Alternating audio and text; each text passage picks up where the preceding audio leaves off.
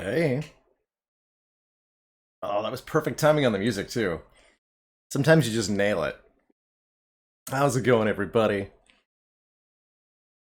Good to see you, Ivy Blade, Malkavian, Chicken Man, Harold, Zizification, Crabman, Trash Walker, Broken Ace, 6'4 Ninja, and everybody else. Hey, hey, hey.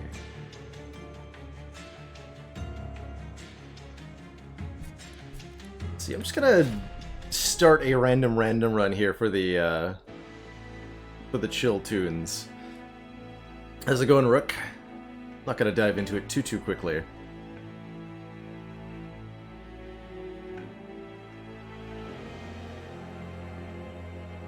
So good to be here. Today is, as a heads up, our last stream for a little bit, as we won't be here tomorrow, and then there's the usual Friday, Saturday off, and then the following Sunday will be off as well. So this will be the last stream until Monday.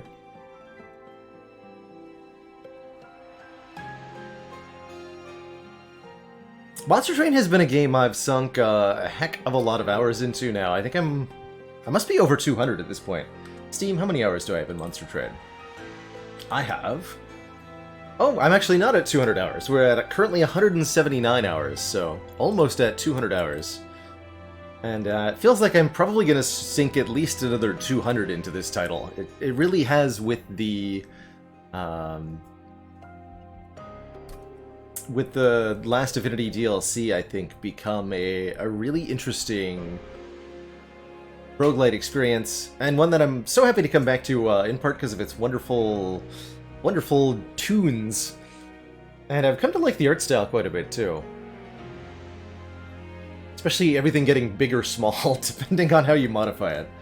It's just endlessly entertaining to me. I mean, we all love the preserved insect in Slay the Spire, because it makes small enemies, but what if your own units can become small? It's a good time.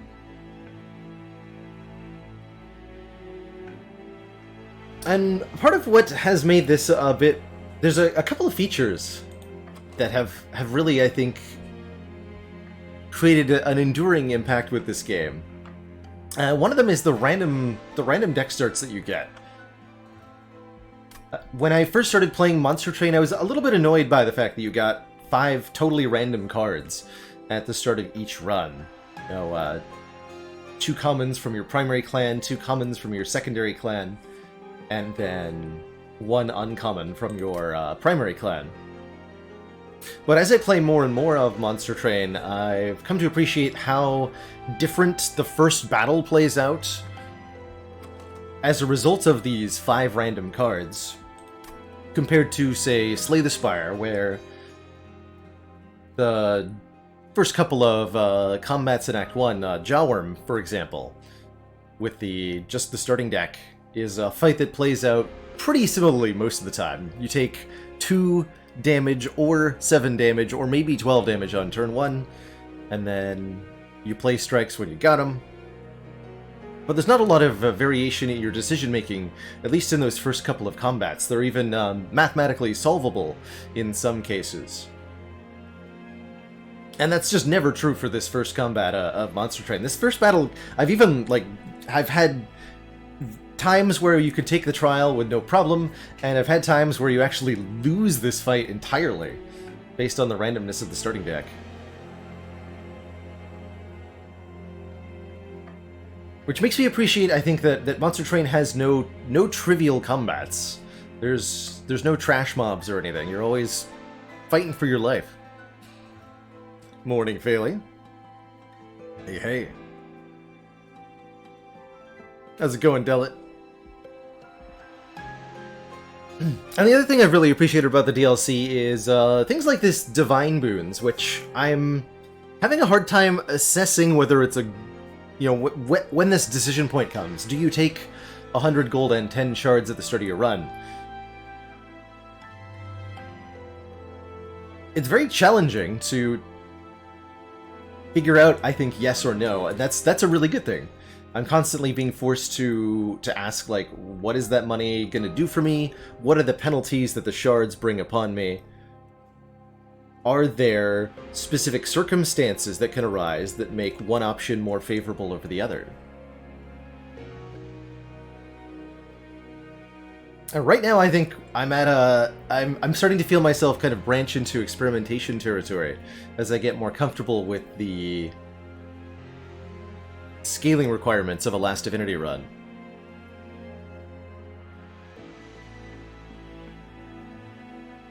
Oh yeah, and definitely we should, I think, indeed first take our champ. So what is our even clan combo here? I haven't actually checked what exactly we're doing. Looks like we've got Wildenton with Stygian, and there is a path for Wildenton that has the incant keyword, I believe, which makes this a particularly interesting clan combo.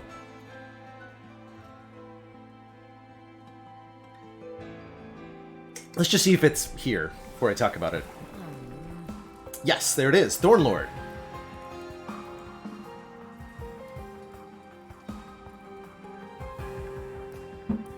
There's a couple instances of stuff like this where one clan has a keyword that features more prominently in another clan.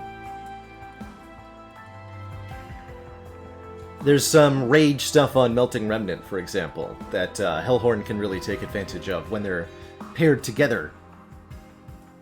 And this version of Wildenton summons 3 sting spells to our hand, which do +3 card draw, so this is +3 cards drawn on turn 2. The stings are 10 damage to the front enemy unit and then draw 1 next turn. And he also buffs his damage when you play a spell, when you activate the incant effect.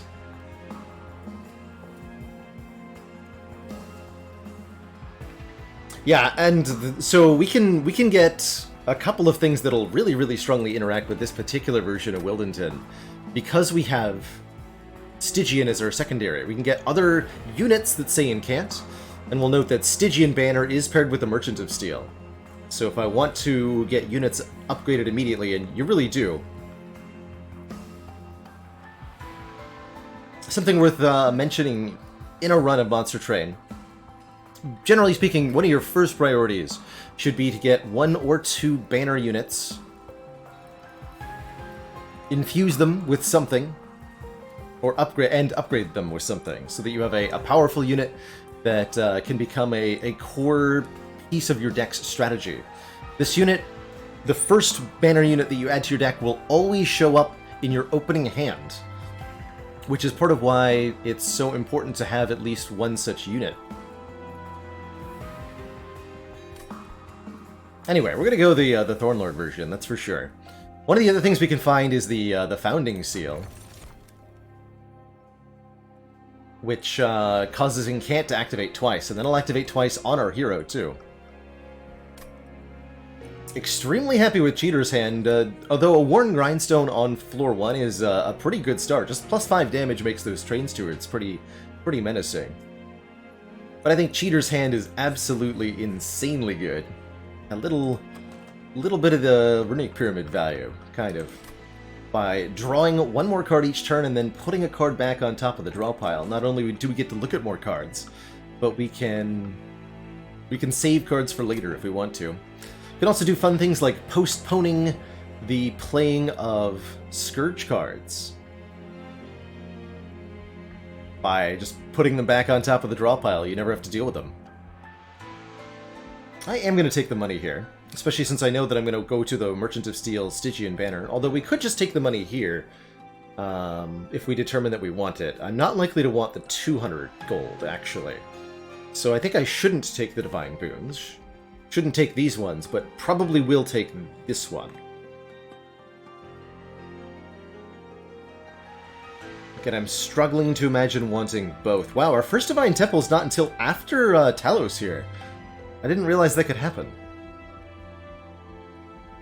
In fact, we only get 3 Divine Temples this entire run, and they're all in a row. Huh. Boons, Horde. Yeah, Temple starts on 4, 5, 6, and then Boone's Horde again. Huh. I wonder what the spawning rules are for those. This definitely implies to me that the number of Divine Temples each run can be variable. I've never really paid attention to it before. But exactly where those are and how many of them, I'm sure has an impact on the run. Avoiding taking those opening 10 shards means that we don't have to worry about any empowered enemies appearing in this first combat, which should make taking the Mark of Invasion for 75 gold a lot more manageable. Although I expect we'll take maybe a little bit of fire damage from this challenge. This spawns these... the ragey ones? Yeah, the rage guys.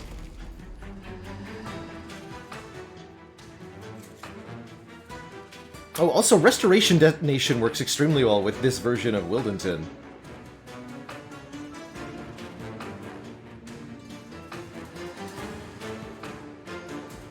Put that on top.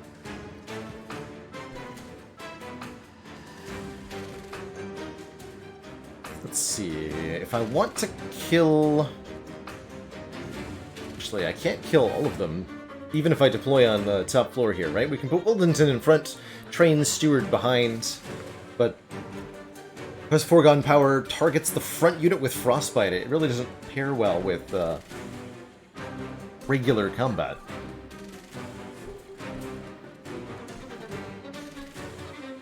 Oh yeah, we're getting 3 stings, actually. Foolish. Never mind, excuse me, we just wipe the top row completely clean. Good reminder. Solid reminder. Well, in that case, where do I want to set up? I almost want to put Wildenton in the middle here, for some reason.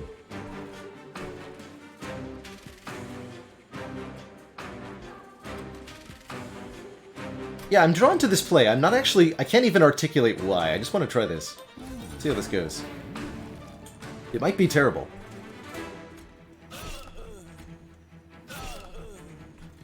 But if it is, it'll be the kind of terrible that is good. Because it learns stuff. Let's see, we're already drawing 9, so this doesn't even actually get any extra draw here. And we'll kill you with Foregone Power.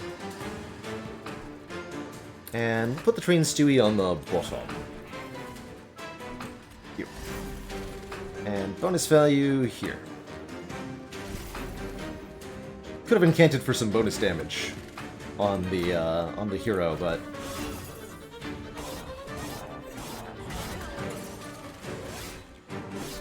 and the Frostbite wouldn't have done anything.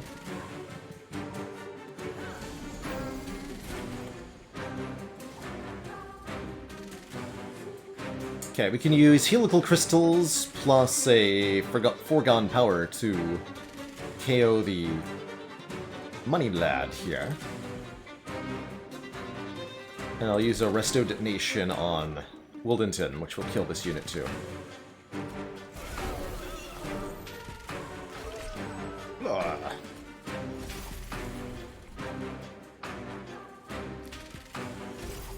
Frostbite you.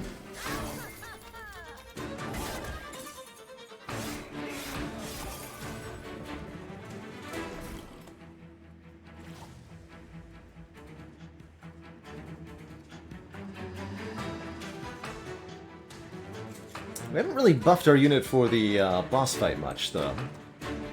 This turn will help.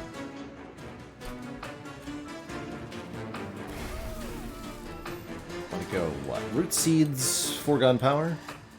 No, that won't change anything. Restoration Detonation, Foregone Power. Yeah, that's better. Because we keep our health high this way.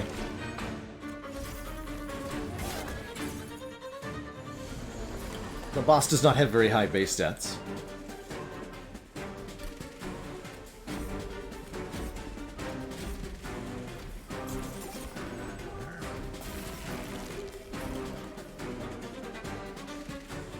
And I'll just deal with that never. How about? Sound good?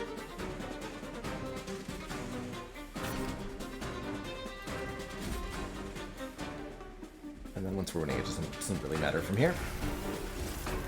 You might as well get the bonus value, right? Cool, nice and clean.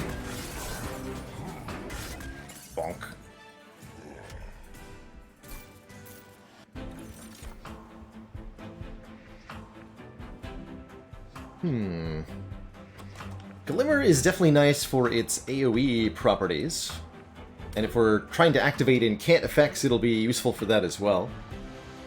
I don't think I want a third restoration detonation.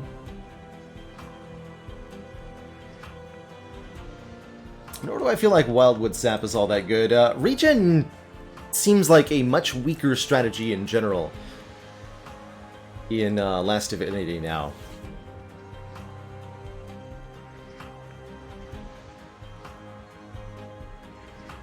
Regen as a strategy is dependent on you achieving a regen value that is higher than the damage output per turn of the boss.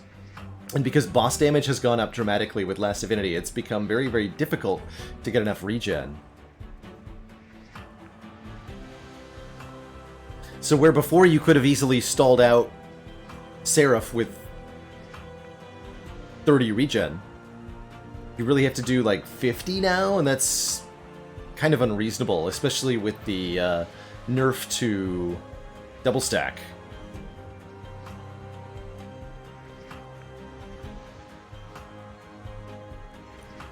Actually, that's probably part of what hit regen hard was the double stack nerf of +1 cost to that. Okay, I like Offering Token here, just for a... doesn't actually interact with anything that we have, but it's a good incant activator. You could say the same of Energy Siphon. Token, though. I'm definitely going Merchant of Steel. I would love to see a banner unit. Again, not having a banner on both choices is kind of interesting here. I might go Awoken Banner of Steel afterwards, too. We'll see what our reward from this battle is. Since we got money first, I think that means we're guaranteed unit draft as the challenge reward, but I'm not actually sure if that's true. Large Stone, and an incant armor upgrade. Spikes are the offerings here. These are the upgrades that are unique to Stygian and Awoken. When it comes to the common upgrades, there's one that's specific to your clan. Your primary and your secondary. And then there's like 3 or 4 generic ones.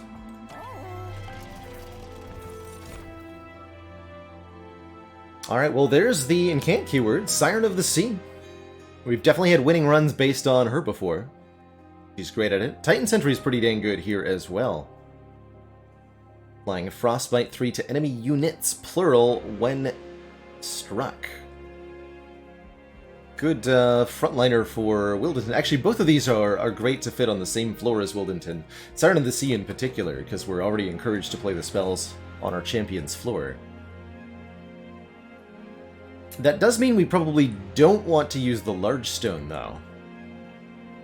Because otherwise we won't be able to fit them into the same floor.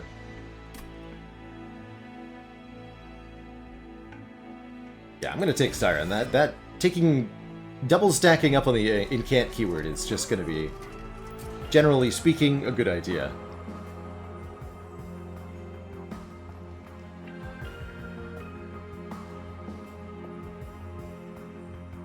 I find Large Stone to be quite powerful. Don't disregard the sheer benefit of those raw stats that it provides. They are very significant.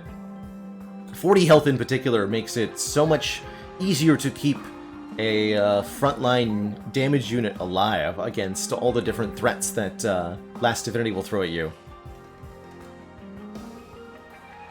And we're gonna reroll these, being offered multi-strike. That's an easy upgrade for me. Thank you. Yes.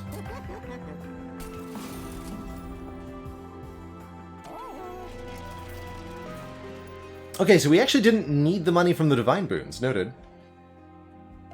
I might take it anyway, just because we're gonna need to have enough shards. And I'm sure I'll appreciate having 100 extra gold later. So I am going to take these. Could use that to purge a card immediately. It does feel a little unnecessary, but I think purging early is something that I haven't been considering often enough. Especially in decks where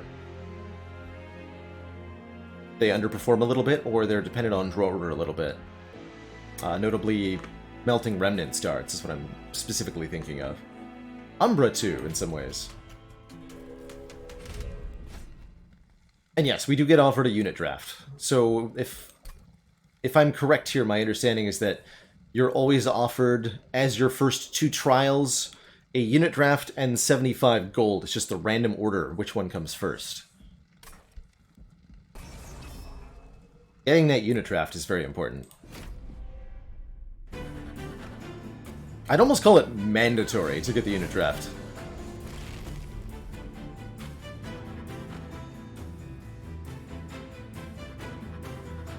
Sure that you'll repent?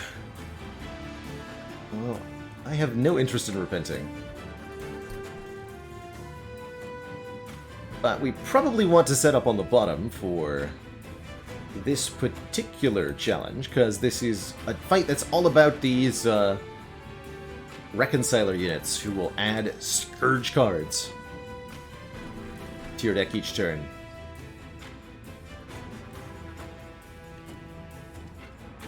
And we're going to put Siren in front, I guess. The problem with that is that we can't take advantage of Restoration Detonation or our healing effects if we're getting armor, but oh well?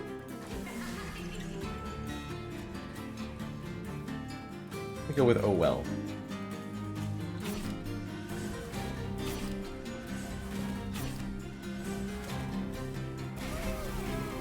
Blam. Siren in front because she is by far the more durable unit.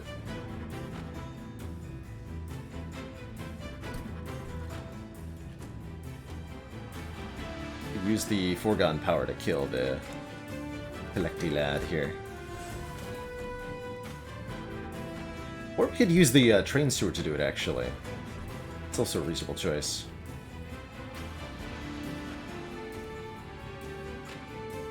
Do I want to helical crystals, or do I want to double root seeds? Boost your damage output significantly. I can actually triple root seeds if I wanted to. Spicy.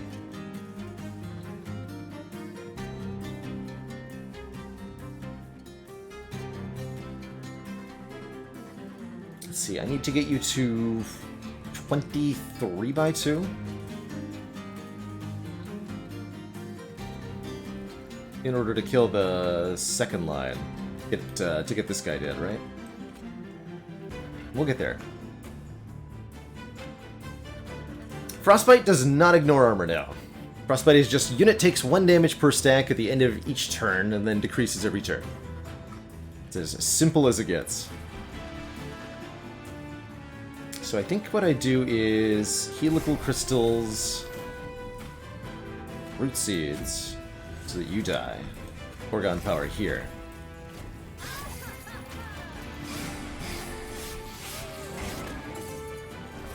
Bonketing.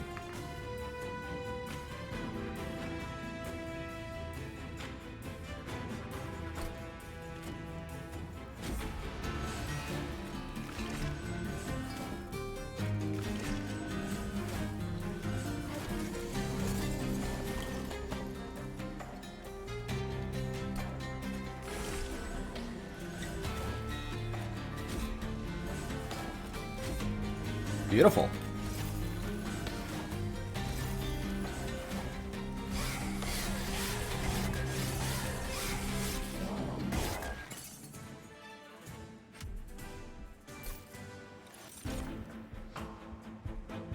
You know, given all the healing I had access to, I maybe wanted to consider not putting the armor and cant upgrade on the Siren of the Sea.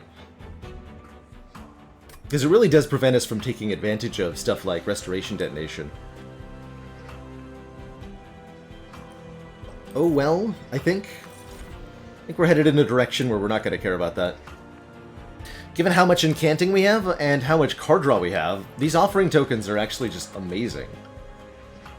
They're essentially taking up no space in the deck. We play them, we draw 1 card, the card we would have seen otherwise, discard it, but activate the incant keyword on everything. Give me more of them, please.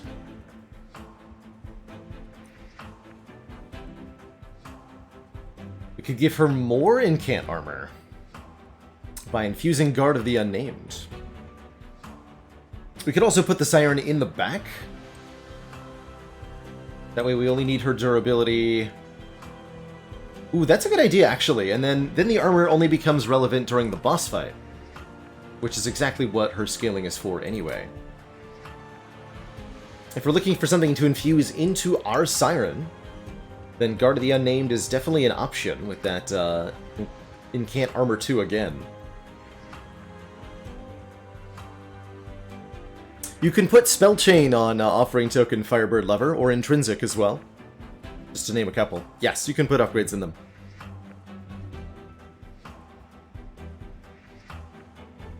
Holdover as well, and that can be very good.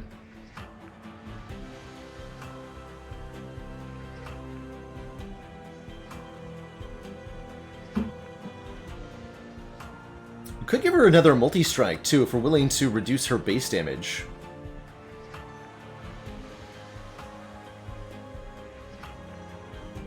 I'm planning on cross-pathing the champ. What's the champ's progression, anyway? I don't know if I've even seen the, So Thornlord goes to Incant 2, and then not sure. I've gone all the way on the sweep version.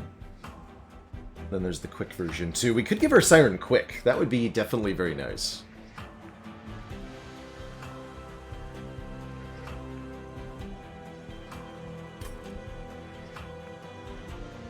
Might be nice just to go all the way with Thornlord to get the journal entry this time. Okay, I'm gonna grab the Guard of the Unnamed here.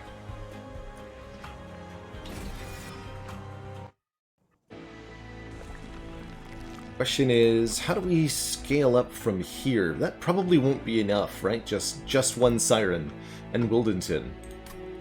We have to do better than that.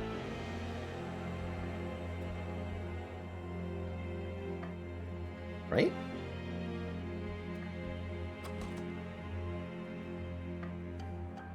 Yeah, we'll need strong spells or something, too. Let's see. Merchant of Magic versus Merchant of Steel. Are there any particular upgrades we would value? Holdover on something like an Offering Token, or maybe even just like a holdover one-cost Root Seeds? Is that insane? That might be insane. But that could be a legit, you know, useful thing. It would solve its own draw cost. And would just be a bunch of free incanting each turn.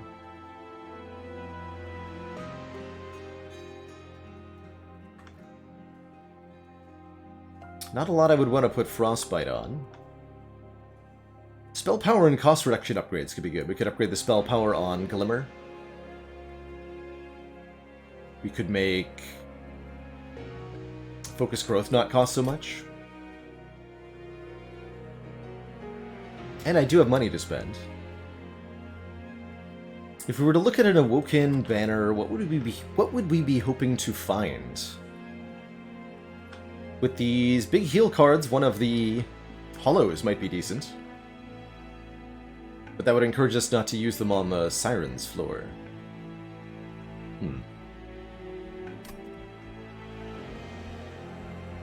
Very interesting. I'm probably going to go Unstable Vortex, Herzl's Horde, and Stygian Banner here. So if I'm going to go Stygian Banner, I probably want to get one more unit online. It's going to have like 3 units in our fight for Telos. It'll be interesting. Okay, I'm going to go this way. We're offered multi-strike again. Interesting. I think I take the unit, then go to the Concealed Caverns, then buy upgrades. Something like that. There's Awoken Hollow. Animus of Speed also notably lacking a victory border here. Maybe this is the run to change that.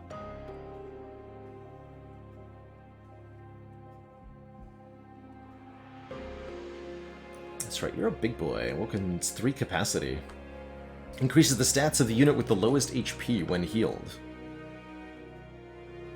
Let's grab an Animus of Speed here, rather. And then Artifact next. There it is, Founding Seal, and can't abilities trigger an additional time. Hell yes. That's exactly what we wanted to see. And we're so happy that it happened early.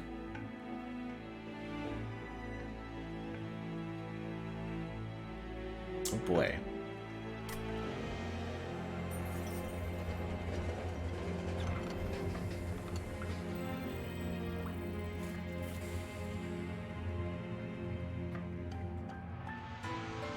You up for a little fine-tuning? Oh, we're also going to be offered Hef here. Get good old Wingmaker.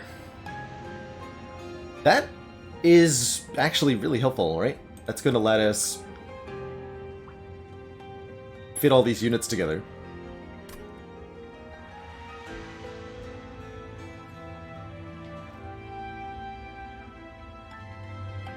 Is this one of those events where the do nothing option actually does do something? Don't remember.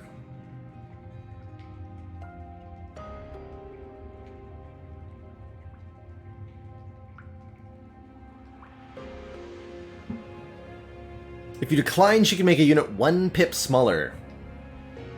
Okay. Yes, that is actually a lot better here. If that's true. Plus 10 attack and minus 1 pip. Why does the game not make that clear to you at any point here? Literally even says do nothing. Alright, well let's do nothing. I've actually not even seen this. We've tried good old Wingmaker. This can make it for a really cool run, and if you kill 5 units with good old Wingmaker, Hef herself will join your train.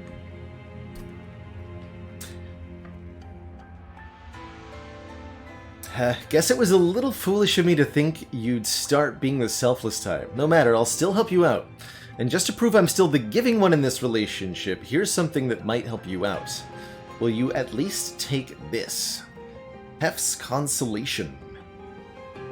Give a unit plus 10 damage, minus 1 Shronkitude. Letting us create a 1 pip Siren of the Sea. That's actually all we needed, genuinely. Was for this unit to be 1 capacity smaller, and now we've got a winning run for sure.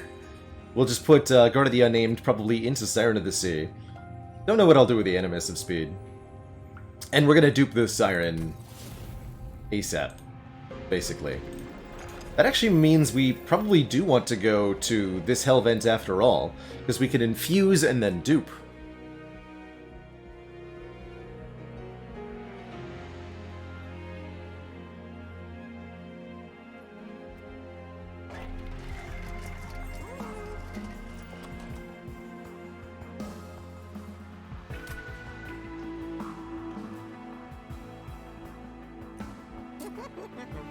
Here, you need some multi-striking and some health.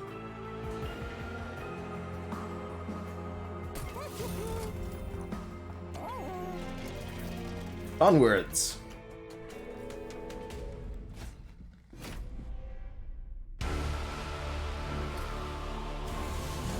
we can sap the sap variation of Talos here, who is, as I understand it, a big jerk.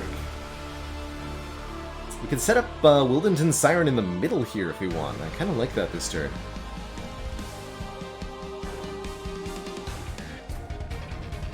I'm gonna do that.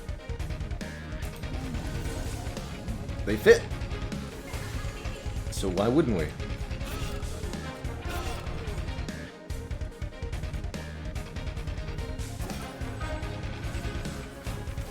Gonna use some of these for incant activations instead of on the units, because I think the stat boosts are genuinely better.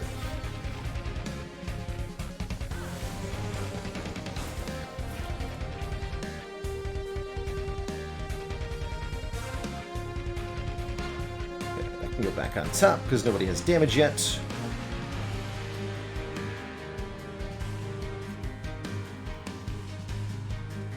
Gonna go on the bottom and strike things before they arrive. The train steward to absorb some damage for you.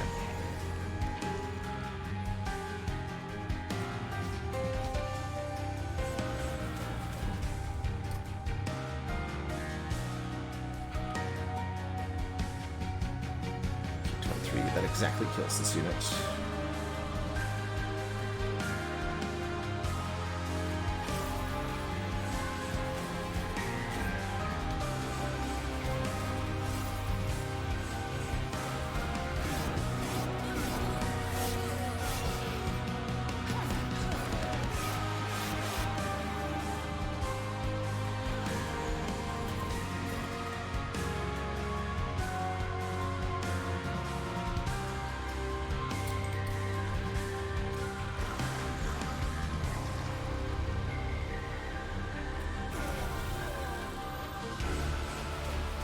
Got him.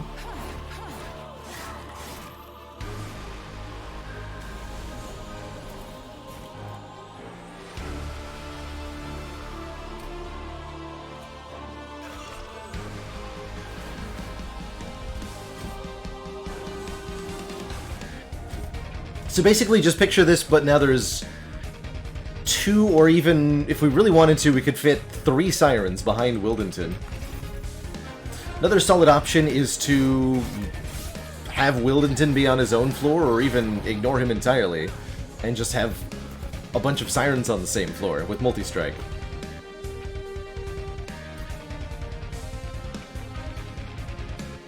Hey, glad you're still here to watch it, Infidel Zombie. At its core, I still enjoy playing this game, and that's what matters the most. Just having a dang fun time here.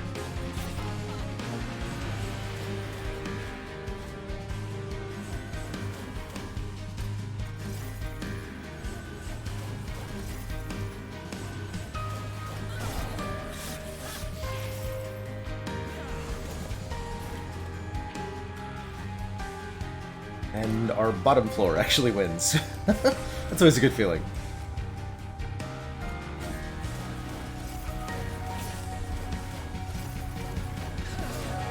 This Founding Seal is so good with all these different units we picked up.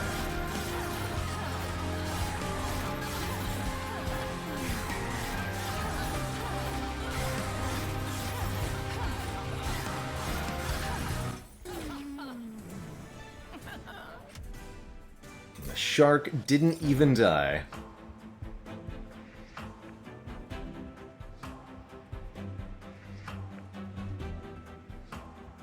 Okay, Quick Tome could be interesting here. I'm already gotta be a little cautious with this behavior, but I'm already in a, like, let's grab some cards to put Divine Stamps on sort of feeling here.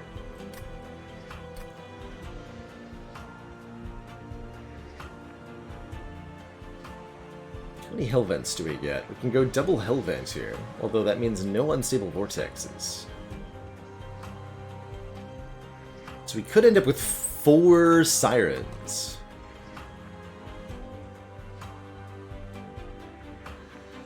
I'm into that. Hey, Murphle. This is in fact not Slay the Spire, but it's a dang good game. Monster Train.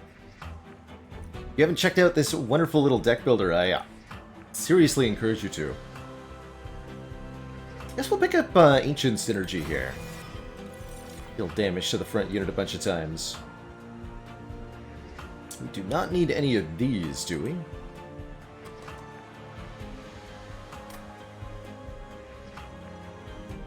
Divinate Cultivate, no. Can't gain Rage could be kind of interesting on the Animus of Speed. I think we're just gonna, like, have the Animus of Speed do their thing. We're fine.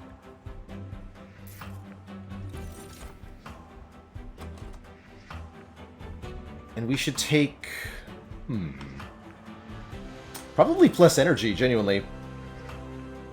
This feels like a good time for Fell's Remorse. We've solved the capacity issue with making a really cheesy unit that we can now duplicate in our Siren of the Sea. We already have massive draw, because so many of our cards say draw more cards next turn, and because of the 3 stings that we get from Wildington. So I think we actually want more Ember to spend. I'm going to take Fell's Remorse here. Which feels strange to me, but I think it's right. And I think it's... Now that we have the Founding Seal, I think we definitely want to I'll sweep, though. Sweep is very tempting. But I want to go all the way into the Thornlord line and see what you actually get for that.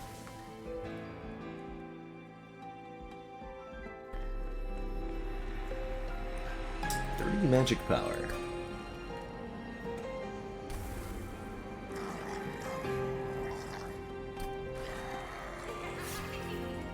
Ha ha hee hee.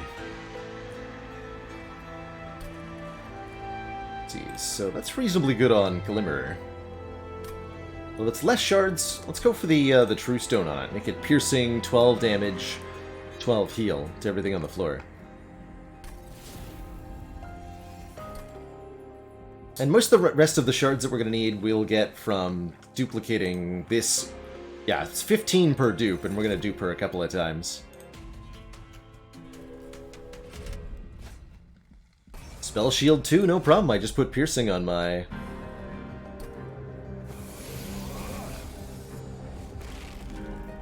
thing.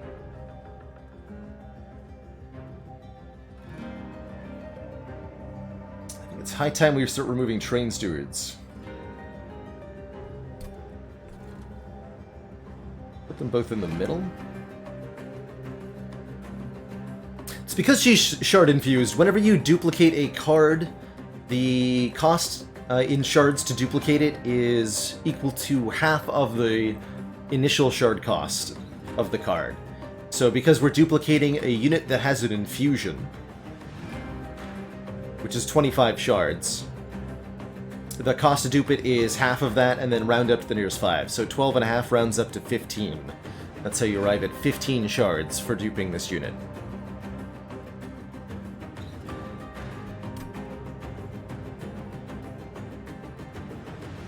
Some of these units look different. You might be noticing the larger shard-enhanced units who've got a bit of a purple sheen to them. And some different stats and buffs on them. Those will appear when you have a lot of packed shards, which is a mechanic introduced with the Last Divinity DLC, as of a couple of months ago. And the same is true for our own units. When we use a unit that's infused, they will... I'm going to do this.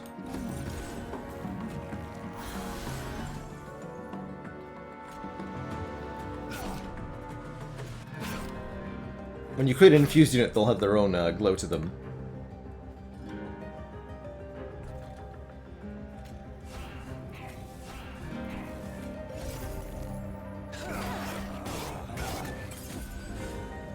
So these big guys have regen. Because they are jerks.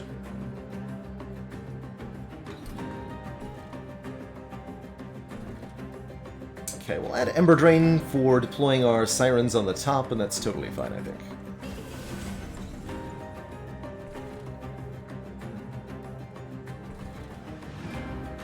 We're guaranteed to see the other Siren next turn.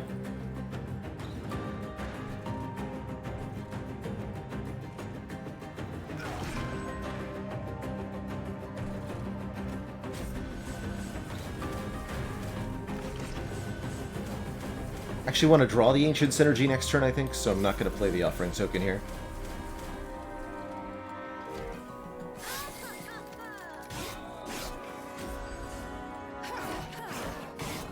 So from here we're going to create essentially a two-line strategy, one with Wildenton and the Animus of Speed, probably on the bottom each run, or each combat, and then all of the Sirens of the Sea will be on their own floor.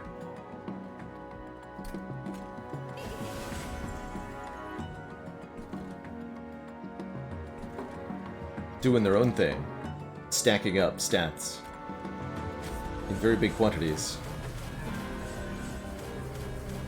Because that happens every time I play a spell. It's gonna be a run. Let's just go ahead and put this on a faster speed here so that these incant procs can take a reasonable amount of our human lifetime. They are entertaining to watch a couple of times, though.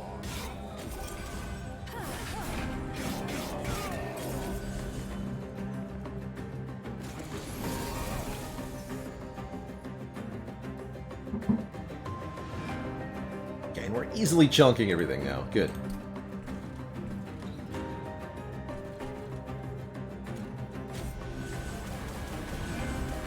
because you actually have to wait until all of that finishes to click on the next card. So this will be on the Ultra Speed, which makes the incants go reasonable. The combats for the rest of the run are going to be a little bit difficult to parse, and I do apologize for that. But maybe it's your preferred speed, in which case, good.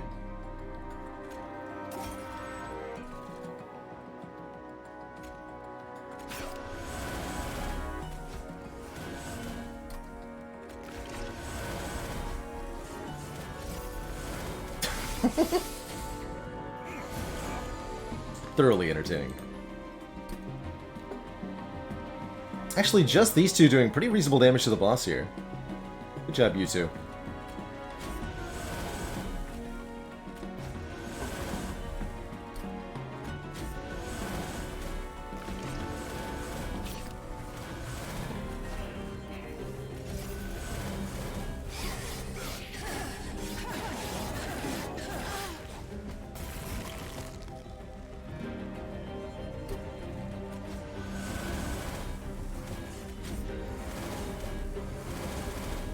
Become bigger, my childs. They have 200 armor each, by the way.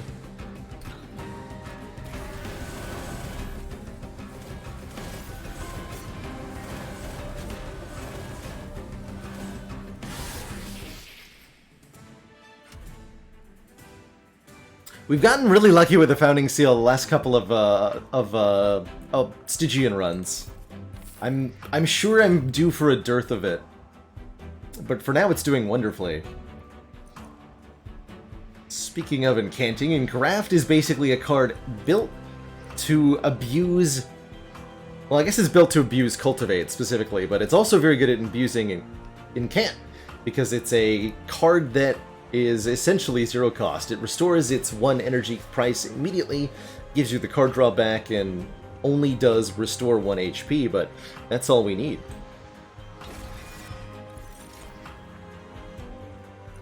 I don't have a Divine Seal on the Glacial Seal. Interesting. That'll fit really nicely behind my Sirens of the Sea, actually. This is great. Welcome to the deck. I'll play you the old-fashioned way.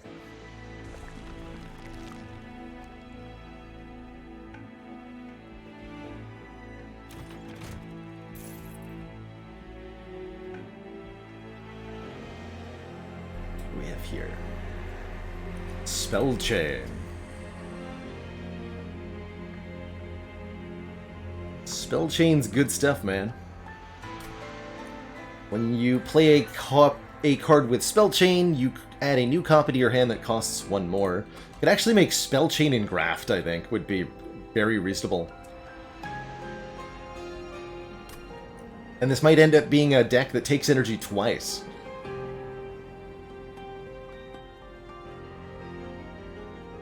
Yeah, Junkmaster, the reason is that I've always used the Glacial Seal as an infusion, since its infusion is basically exactly what the unit does, but it's not a 0/1 that costs 2 when you infuse it.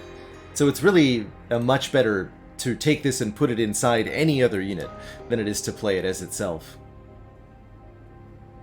It's got a truly horrific stat line otherwise. Hell yeah, let's make Spell Chain Engraft. 90 shards. Something we gotta be a little careful of. It is definitely possible to go too high too quickly. But, well, we might be out of that territory, actually. Oh, man, and... we're offered Railforger's Hammer, History of the World, Frozen Nostalgia here. Good lord.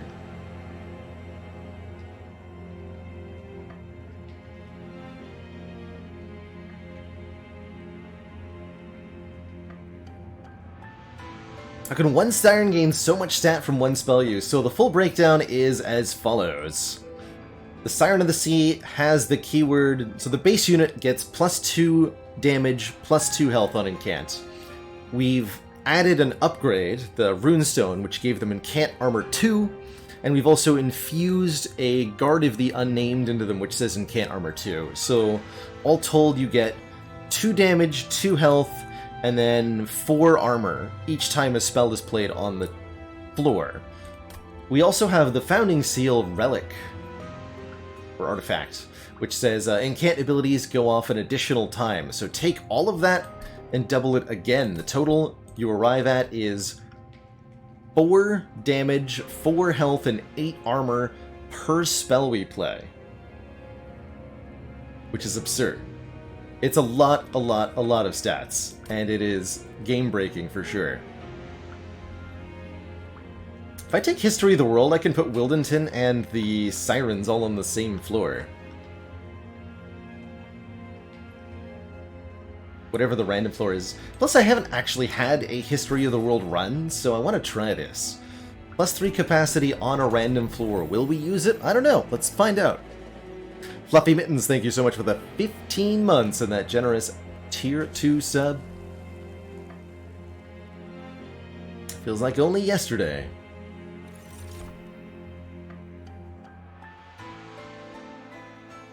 And yet, here we are.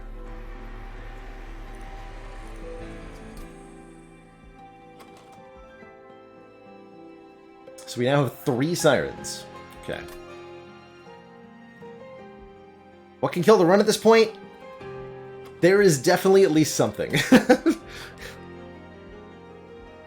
If I look for ways to kill the run, I'm sure I can find them.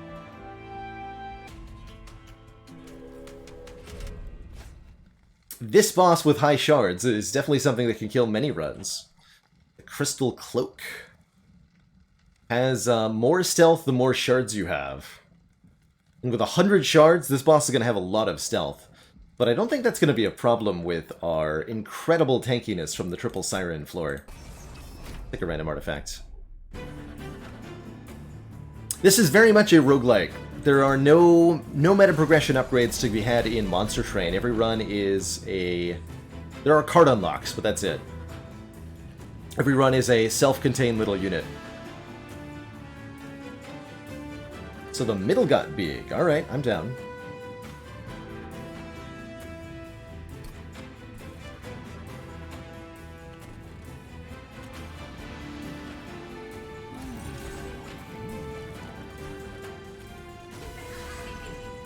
Hee-hee-hoo-hoo. Guy just die. Also, let's kill the second in line here. For stats.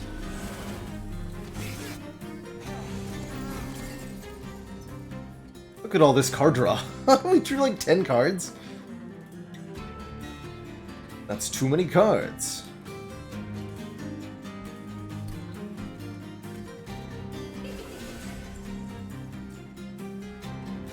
Hee.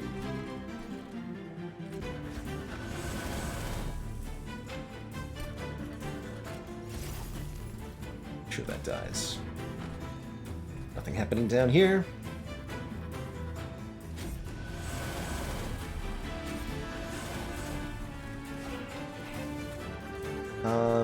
Let's make sure you don't absorb a hit. There's a lot of units on this floor now.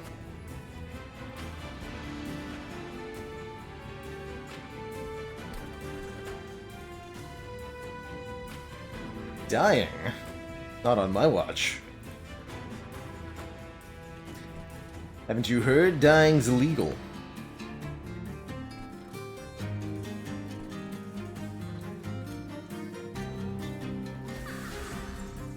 Guess you're gonna go on top.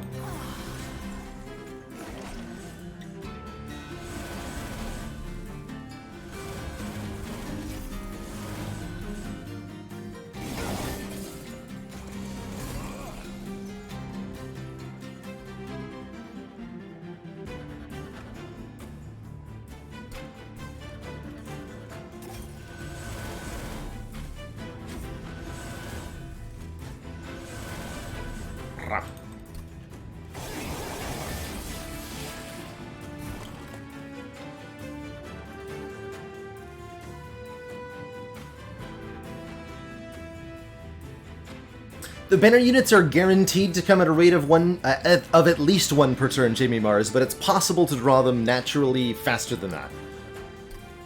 Whether by forcing them to, or simply by a random chance, it's possible to get multiple banner units on turn 1, and I'll try to highlight that happening. As it will happen.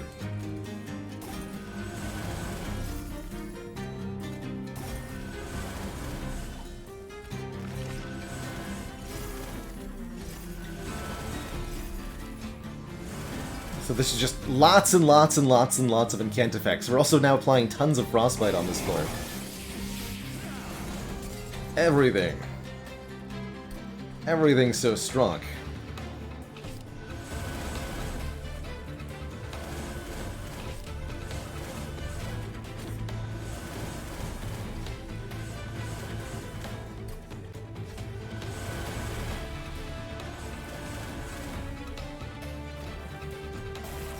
Boss did come in with 10 rounds of stealth. We've lost to this boss before.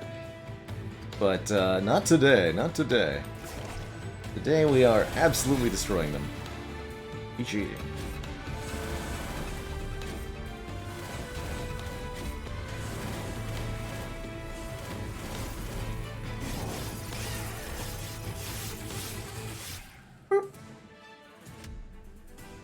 We get the Precious Plating, giving us 40 additional Pyre HP.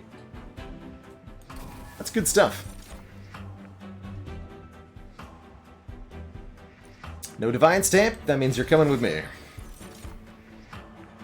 No Divine Stamp, that means you're coming with me.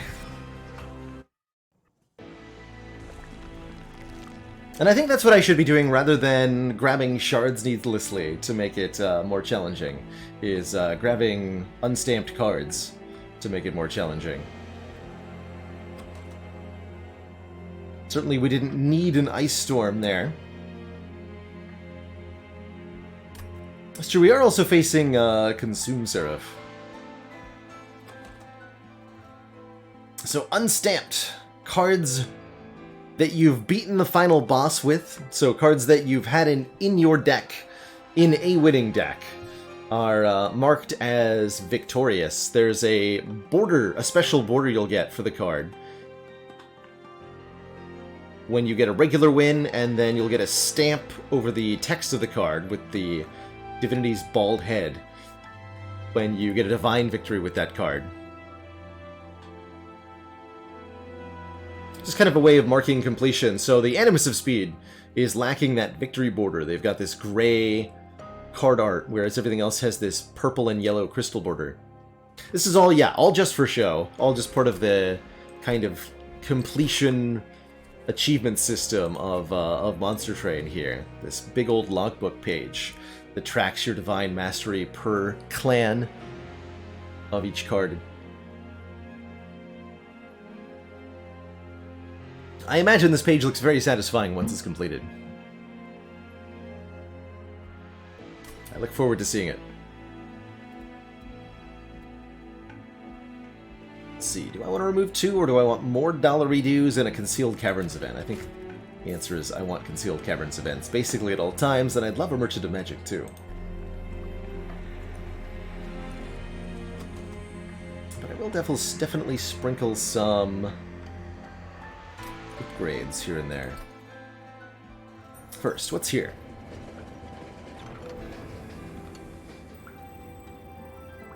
Ooh.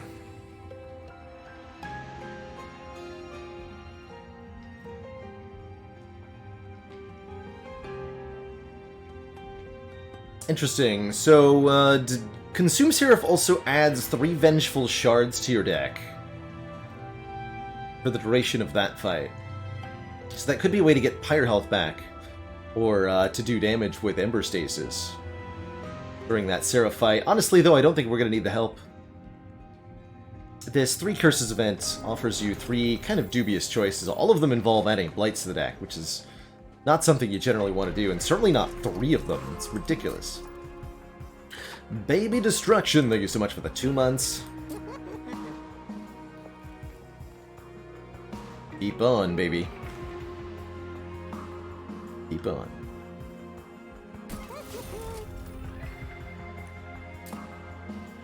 Consume, sure. Let's make Ice Storm at least do some damage. Remove Consume. No. I'm sad about this Merchant of Magic.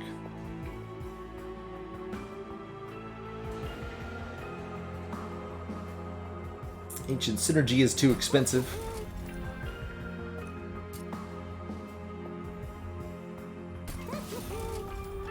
Now, let's buy a couple purges at this point. We definitely want to remove Train Stewards. Even the bad spells are all going to activate and can't, whereas these Stewards are definitely not doing that for us.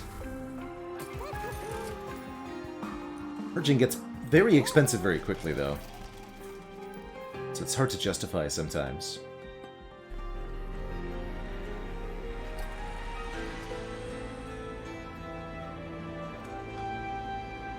Do I make U0 cost? Tempted. Yeah, I think I do.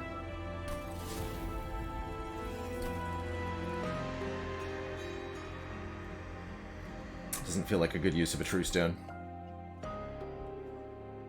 Alright, 120 shards going into Fel. Should be fun. Oh, and this is Rage Fel, too.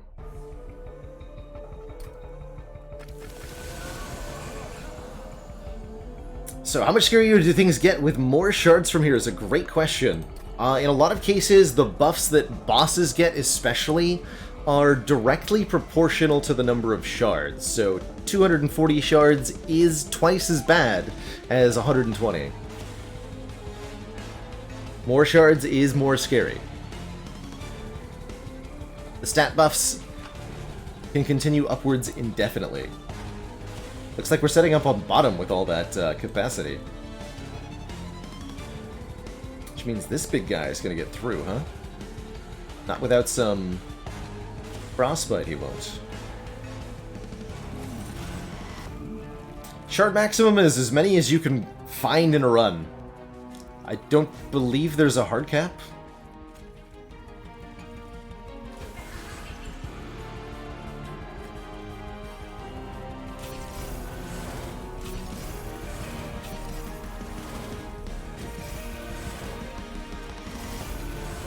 Okay, this guy's a bit of a problem.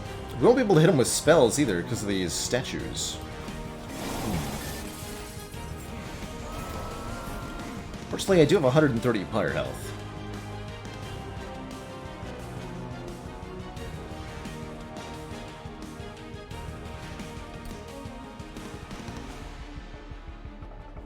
So here, for example, we drew 2 Siren of the Seas and the Animus of Speed all at the same time.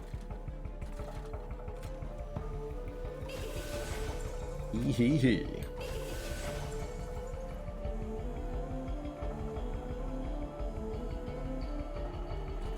Yeah, Ice Storm is definitely going to be a good idea. Up there.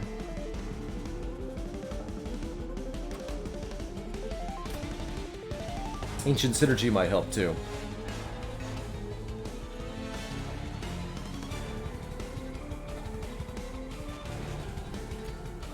And I think I'll deploy the Animus of Speed for assistance.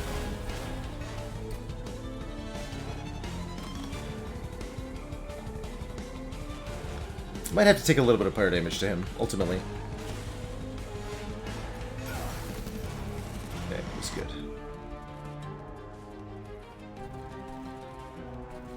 Going up top.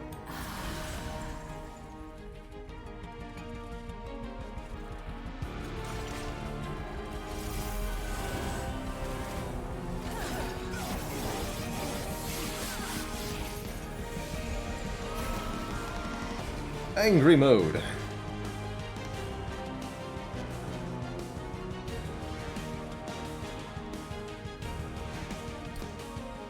Okay, it looks like we can't take him out entirely. No, we can't up here, right? We can hit this twice, so we'll take 25 damage. It's gonna hurt, but it's fine.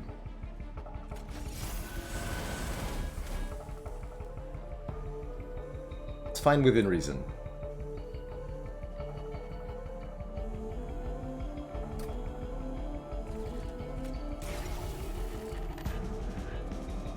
He actually only gets one hit off on the pyre.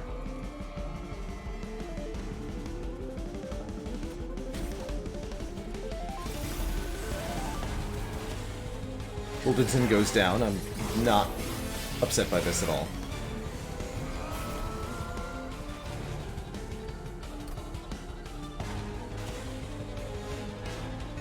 Yeah, this spell has multi-strike 3. So that's 4 attacks per turn. Big yikes.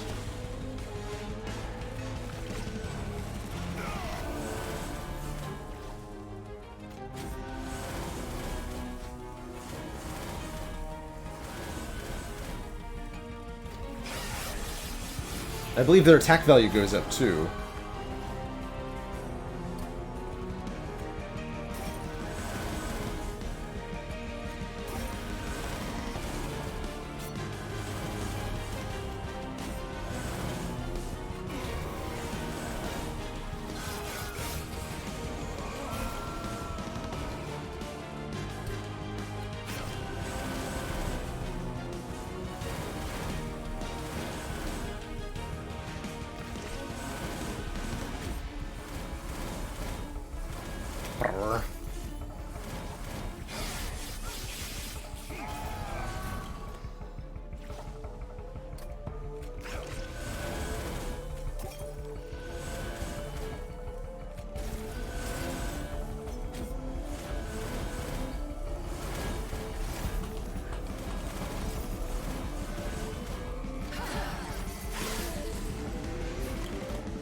I'm not sure what killed our backliner there. Thorns, maybe? So 18 by 4. Holy crap. That's more damage than Seraph does. That is strong.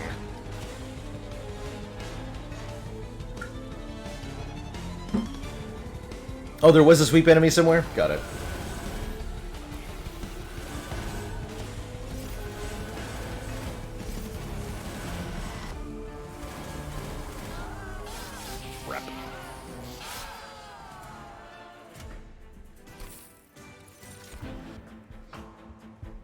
These all have stamps.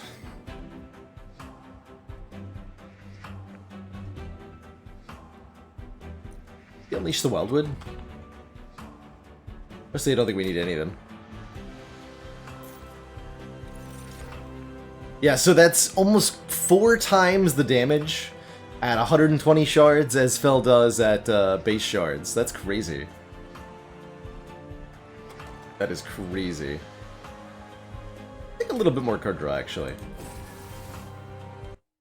I was thinking we might go 5 energy, but I feel like more card draw is going to help. Urzel's Hoard or look at a bunch of artifacts with the Merchant of Trinkets. That sounds even better. Plus, I want to remove 2. Put the remove 2, please. Right. Steward's gone forever. Goodbye. Energy on turn 1. Actually, rather have the energy on turn 2. Chance to apply silence can deactivate problematic enemy abilities. I don't think Boon of the Blacksmith will do much. Let's reroll these. Winged Steel. When you play your 3rd card of the turn, draw 1. That's even more card draw. I love it. Although this will absolutely shut down the cheater's hands. That's okay. We could also play Frozen with Icicle Fracture. Or do both. To ensure that our hand is always full.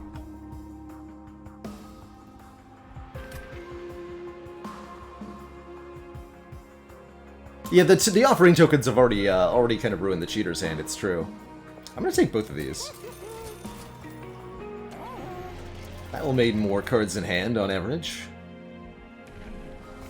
What is Thornlord 3? Incant plus 3. That's it? And 100 HP? That seems so much worse than Predator. Like, what? That's so bad. Tell me now that now that we've actually... We only have to see it to get it into the logbook. I don't actually have to take it. 100 hit points is nice, but there's no way it's as nice as quick here on the entire floor. That's a very useful keyword, ensuring that we strike before the enemy is. And I am going to take that.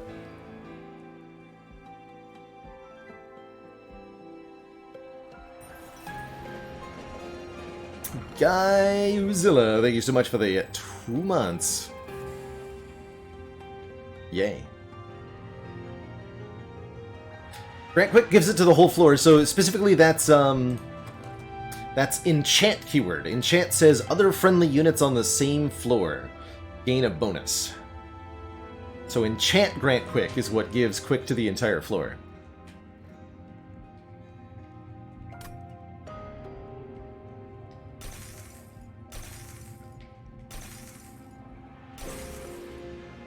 Vine Grass spell with Purge at start of turn. It's gonna mess with my card draw. Let's find out. Jake Argent, thank you so much for the Prime sub. Keep it cozy.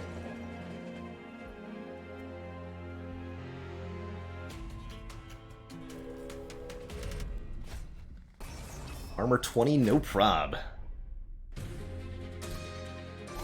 That's our big floor. The middle floor. Middle it is then. Another example of drawing 2 of the Sirens on turn 1 here. Just naturally.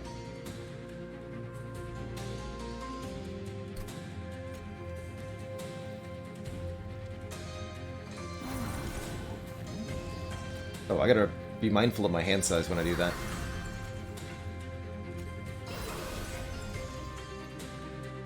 So this front unit has 310 HP, wow. Is ridiculous.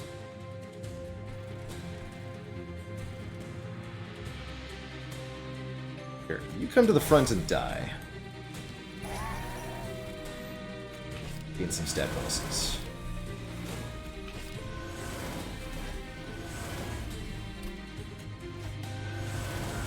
The trial values scale with the ring number that you're on. So you'll see higher armor. If the trial for armor at the start is only armor 10 in ring 2 or 3, but then it goes up to 20 for ring 7. I'm not sure what it is in the middle rings. But that number is based on our floor number. That much I can tell you.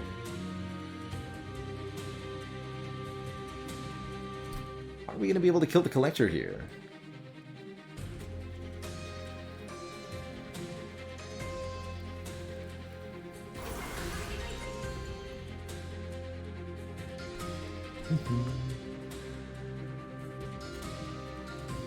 Guess we want to buff the one in the back?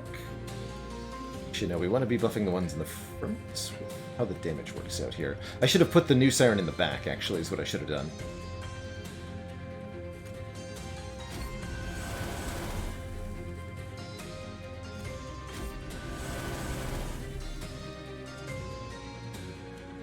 Don't think I'm going to be able to get the Collector.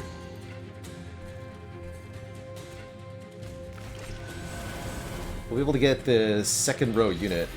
Oop, not if that happens. Oh, that's fine.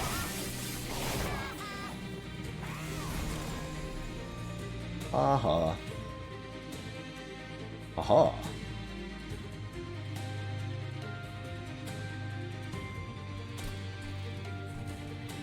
So that's an easy kill with the lever.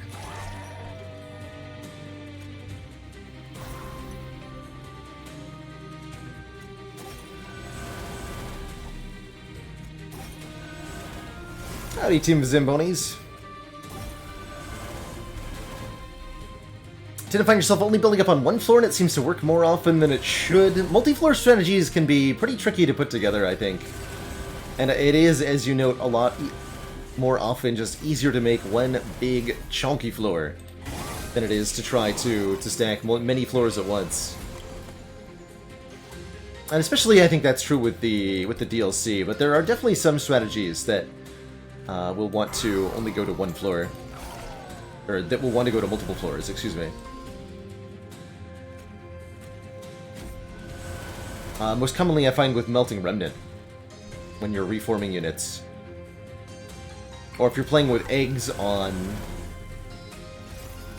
Wormkin, that can also apply.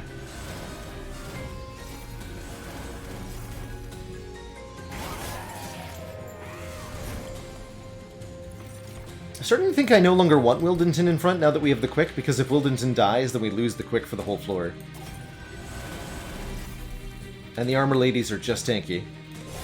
Just fine with how tanky they are.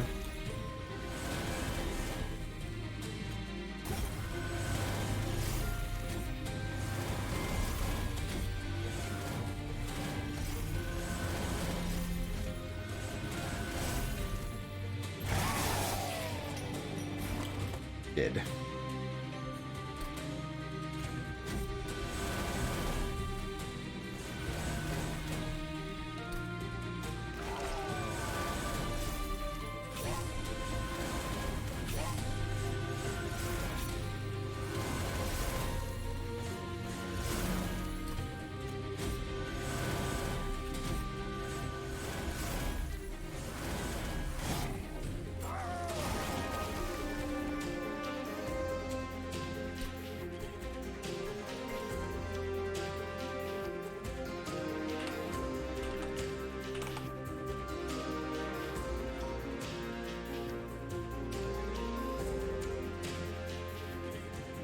Vexa! Who is the Stygian Guard's favorite German philosopher? Immanuel Kant.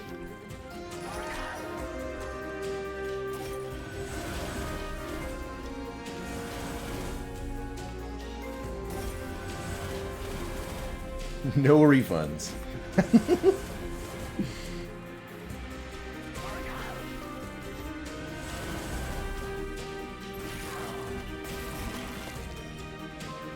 Yes, we can Vine Grasp our own units. Actually, yes, we're totally allowed to do that. Only if we have hand space to create the Vine Grasp, though. If apparently we have 10 cards in hand, and not so much.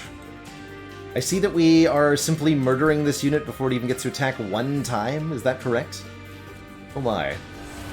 That's an awful lot of damage. Must have lost track when our combined damage output got that high.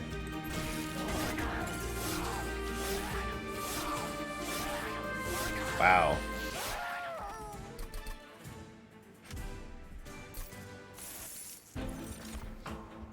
No Divine Stamp on Pyregrow or on Preserved Thorns. Preserved Thorns is legit good, though. Give me that.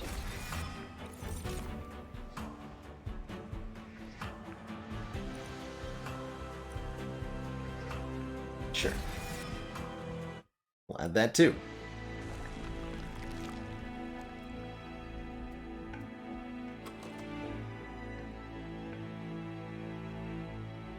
Do I want another Siren? I mean, yes, of course, right? Although I can't legitimately fit them on the same floor. Sounds like a problem for future Baylor.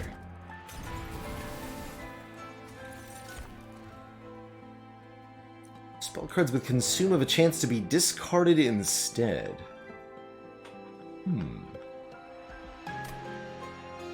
Definitely Jackstrips is useless this late.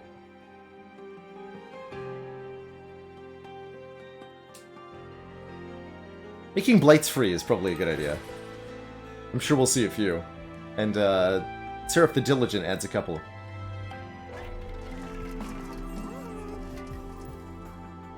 Calls Banners could be good energy generation. Multi-loader is nice just to make the first wave a lot more manageable, which is important because we do have a little bit of a setup issue.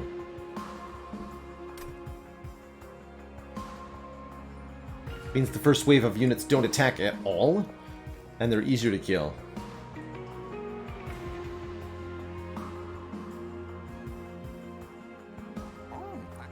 I think Forgotten Name is once per turn. Which is really, like, the tiny amount of magic power it gives just seems so insignificant.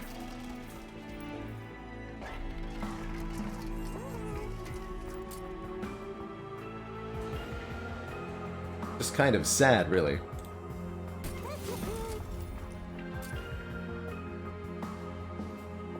Oh, I never thought about putting spell power on Engraft. It's interesting. Okay, never saw a holdover. Oh well. Actually, yeah, probably would have been better to put the cost reduction on the Engrafts. I was waiting for holdover, but I never found holdover. So, no holdover there.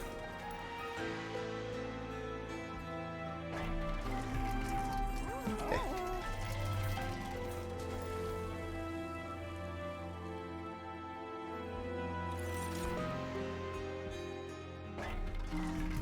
And I decided I wanted this.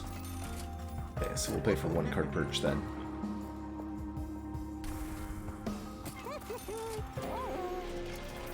Only got to 150 shards. Dang.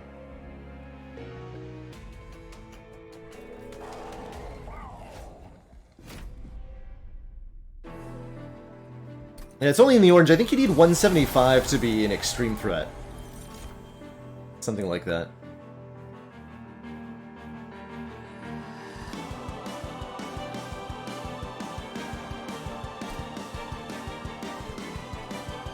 Okay, looks like we're going top. Fine by me.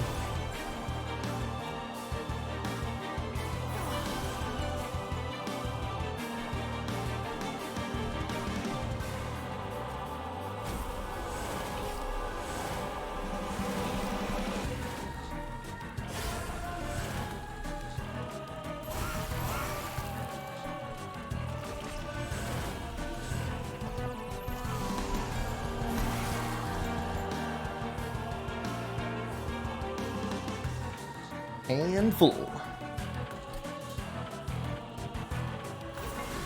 Hee hee ha ha.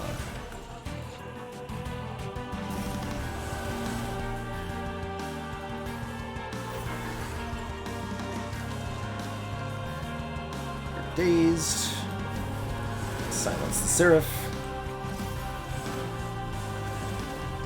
Let the bonketing begin.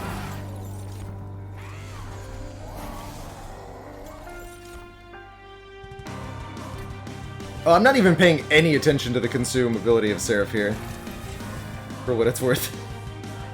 I should probably use it on the Vine Grasps, but my head is somewhere else.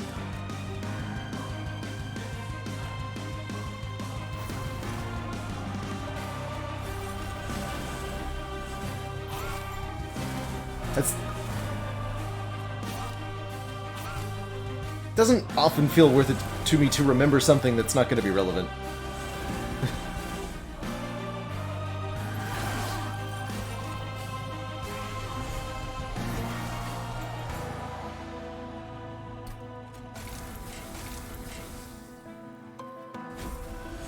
That, at the same time, remembering is very good practice. I think that's why Unceasing Top is so hard to remember. Because most of the time, it doesn't matter. But some of the time, it's very important that you remember.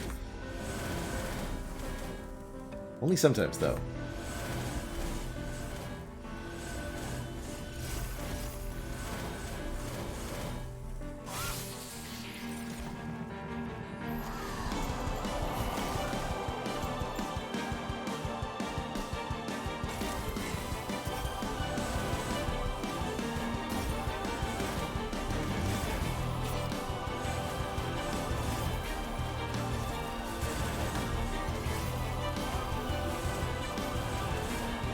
Wee.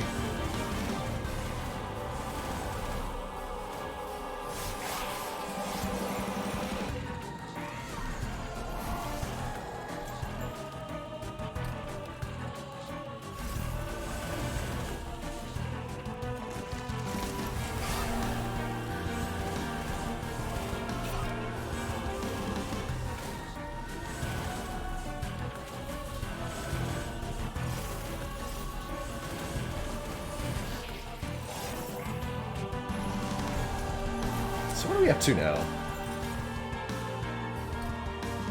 160 with 260 armor. So each of these is about 400 HP. Good stuff.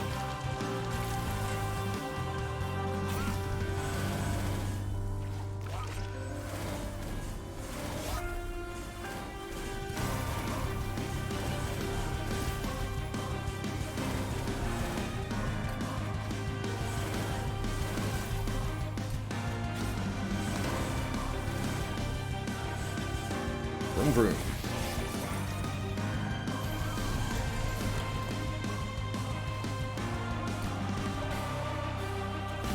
Off with a token here.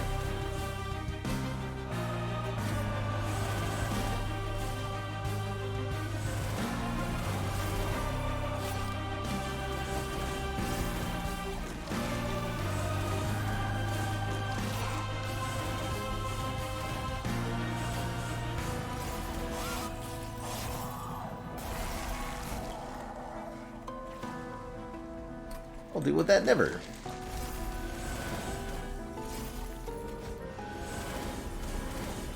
Bye.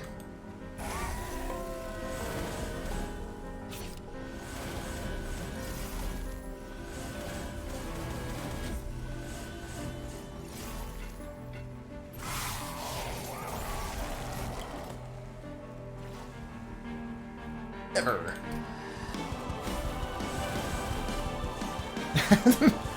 How long would this take on normal speed for one combat, do you think? Here, I'll play one spell at normal speed. So we can time it. Alright. Let's count seconds here. 1, 2, 3, 4, 5, 6, 7, 8, 9, 10, 11, 12, 13, 14, 15, 16, 17, 18 seconds for one card.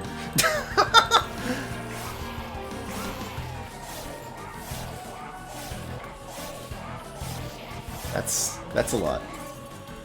Meanwhile, the Seraph combat doesn't take that much longer.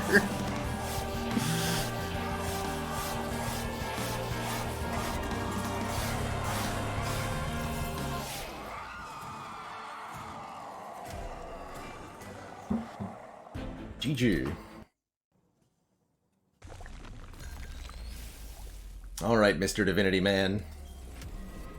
Bring it. Threat level high, but not extreme. Didn't get enough shards.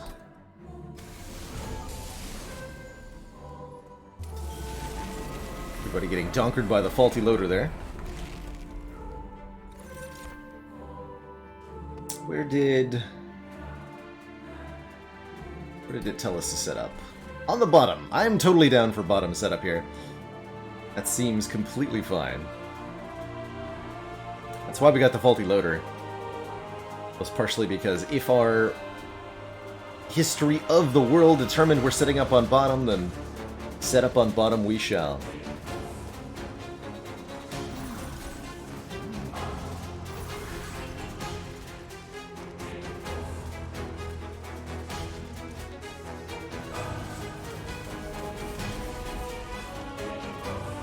Do that too.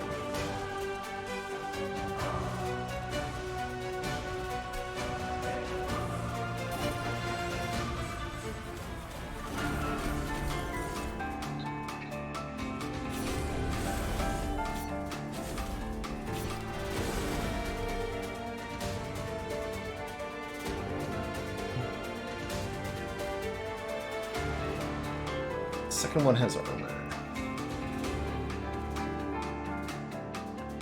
They don't get to attack.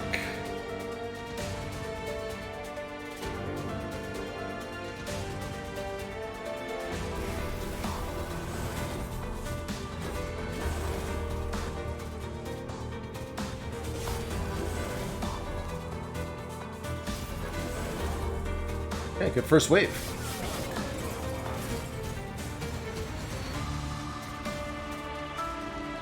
Okay, Siren 2, 3, and 4 are all here.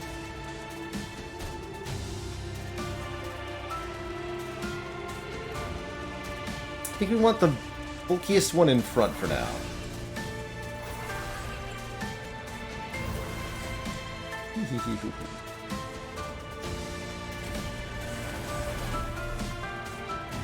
Animus to speed, probably not going to do a lot, but they are going to get a stamp for this, so that's what matters.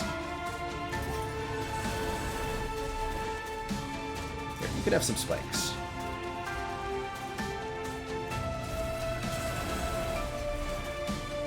Seems relevant since this Shade Wings is not being murdered here. So that was a lot of damage the front siren took.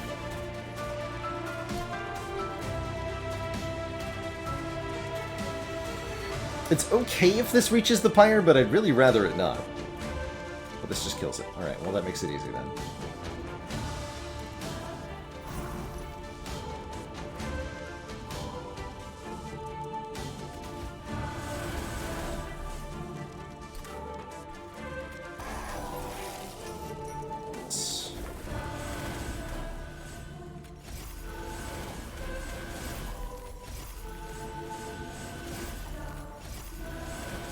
Have some frostbite.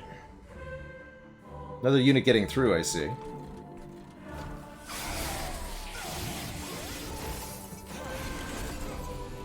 Still need to scale our total raw damage up a little bit more here. Looks like this turn will be very good for that.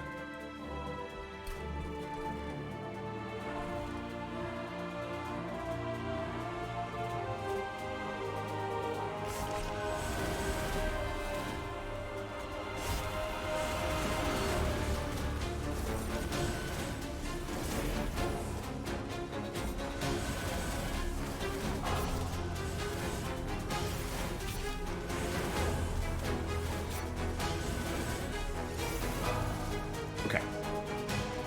Let's make sure both of you die.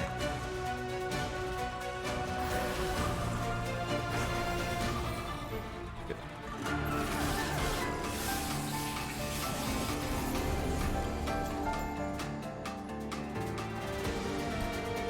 Oh, no you don't. Refuse to let you die up top. My child.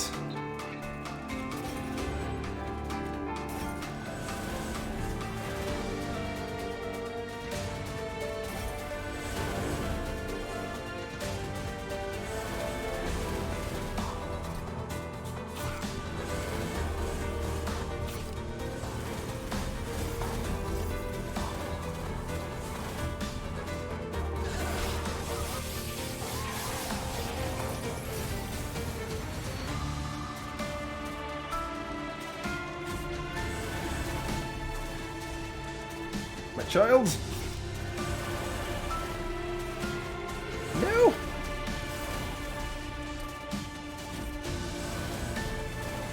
Oh well.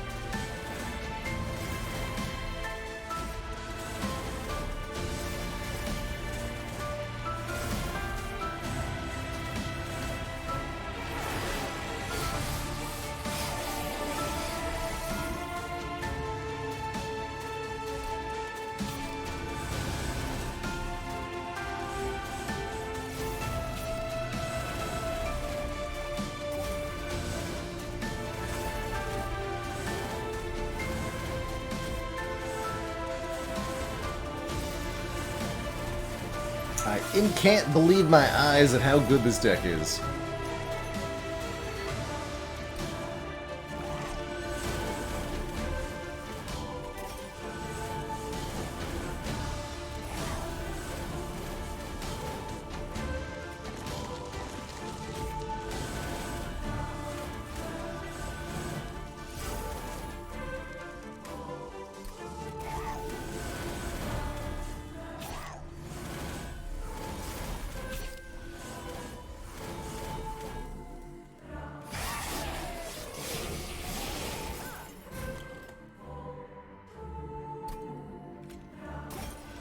More.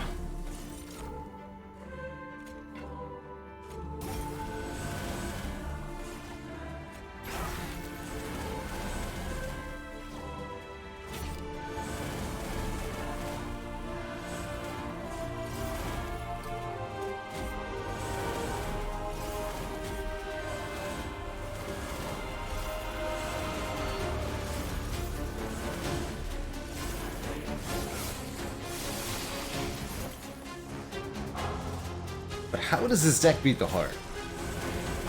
That's the real question.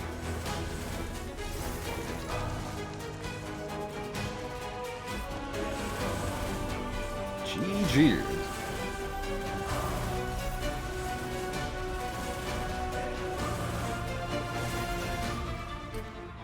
Get him.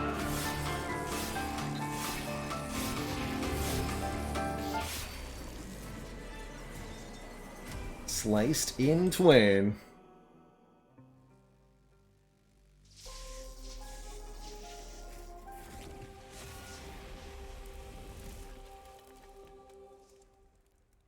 And we got quite a few lovely stamps for that one.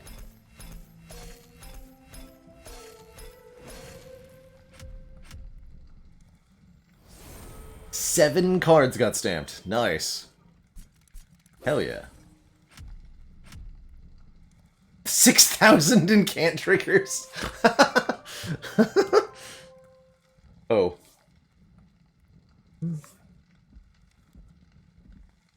Well, that's quite a few. GG. Go get the full stats.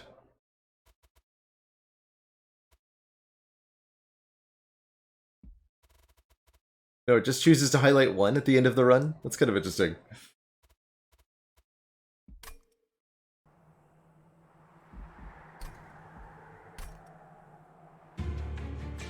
Don't currently have any plans to bring the Monster Train content to the edited YouTube out of my orbit, but that's definitely something to consider in the mid to long term. Especially since I keep enjoying this game so much. It'd be good to branch out.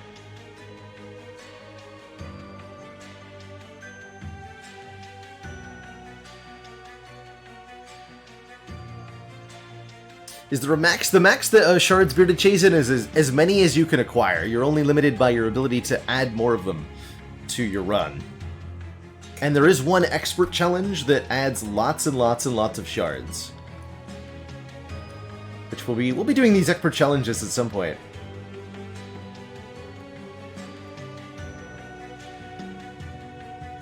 Where is hell? That's right. Hero's Burden gain 15 shards after each battle.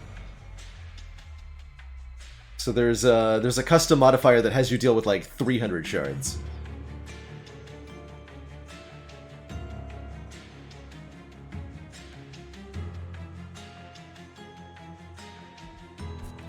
Anyway, let's do another random run. I had a really good time with that last one. We've got Umbra Awoken with Penumbra as our hero. Interesting combo. This is going to be awkward. And we start with a Prism Retrieval. This is our chance to get a stamp on this card. Draw a unit and apply plus 5x damage and minus x cost.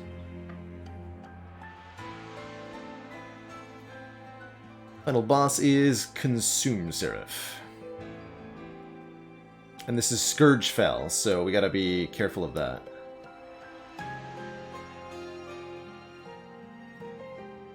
Didn't realize you were actually able to directly mouse over these at the very start.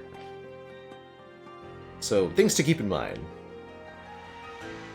Armor Telos, Scourge Fell, Consume Seraph.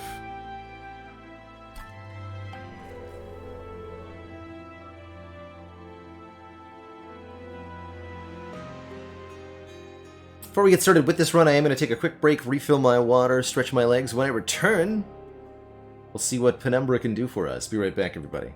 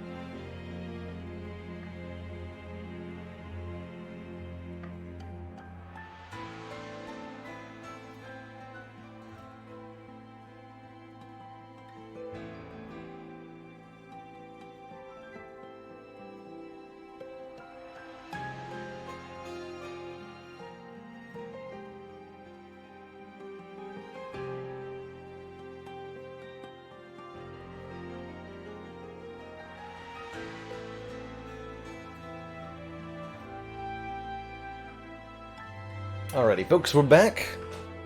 Thanks for that patience. Well, I got my stuff squared away. So we get a double artifact start. Those are always exciting. Who's our champ gonna be? I had a hard time with Gorge champ. I think Architect is my preferred Penumbra variant these days. It's just really hard to use this hero without the capacity reduction that the Architect version offers. I don't think I trust Glutton much. Plus we can always find something else to feed morsels to. Merchant of Steel Umbra banner, perhaps.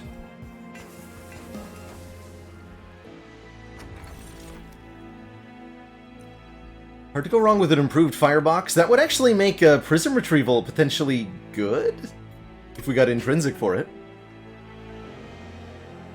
Dangerous words there. Also shouldn't discount Firewall. Just armor 15 each combat lets you take some more ambitious starts. Actually, that'll help ensure that we don't die in the short term, and this is definitely one of those decks that could die in the short term.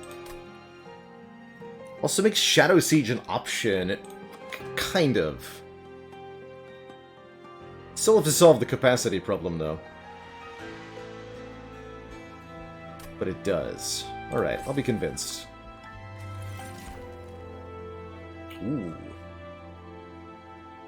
Emblem of the Exiles is pretty cool. Sort of the turn, the front friendly unit on each floor gains 5 max health. Be a cool way to kind of sustain and tankify. We don't have any sting spells, so I don't think Channel Heart's good. Currently only one consume spell, Prism Retrieval, which would make Trader's Quill decent. I'm gonna take this Emblem of the Exiles. 1, it looks really cool. And 2, I like the effect. That does make taking spikes a lot more manageable here.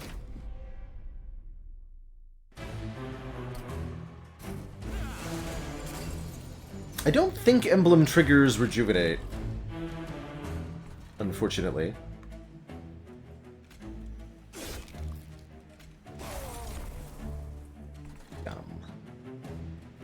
Set up on top here.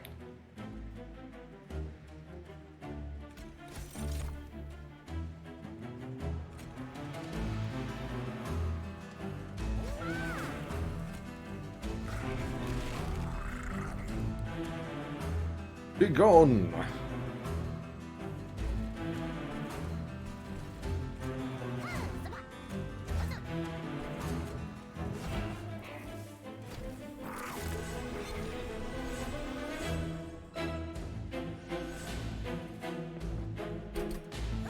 I think I'm usually on 2, right? It's my comfy spot. Get off these backliners.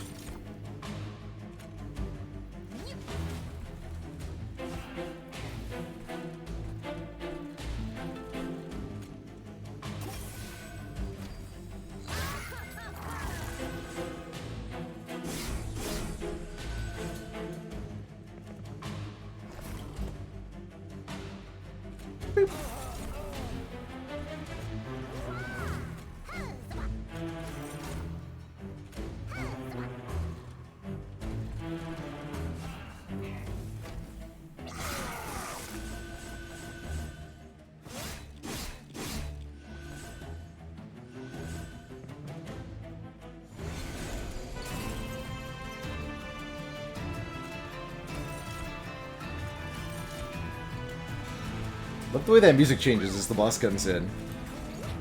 It's so good every time.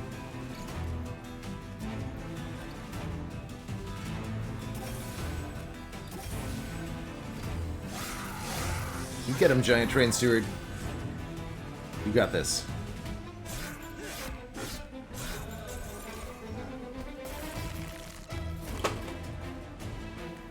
Prism Retrieval is finally here. It will pull a Train Steward for me.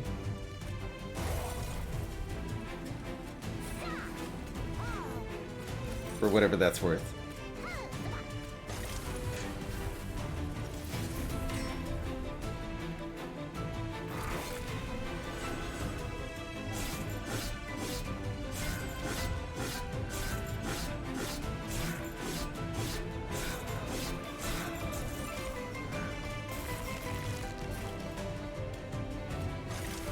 GG.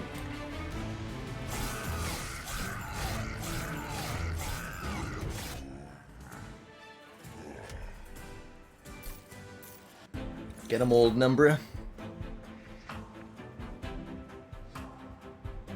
Always tempting to grab a Heralds of Protection when you're offered it. It can help you break your energy game. You can also just play it on morsels to gain Ember. Damage shield from Prismal Dust could be a really good way to tank stuff too.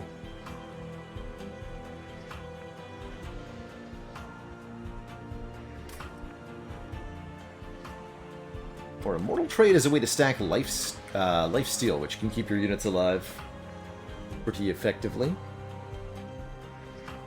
I'm gonna grab this Prismal Dust. I don't know if that's actually correct. Wait, I don't have a Divine Stamp on Sting?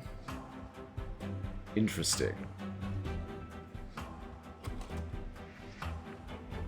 Yeah, and Prismal Dust becomes a good target for improved Firebox, for Intrinsic here with the improved Firebox. Or just something that's good to draw on turn 1, accidentally. Bonus damage with Razor Sharp Edge. Not really inspired by any of this. I'm gonna skip these for money. And I think getting our first unit set up is going to be very important here. So hopefully it's a good one. Offered Large Stone. Alloyed Construct. Or Morsel Maker.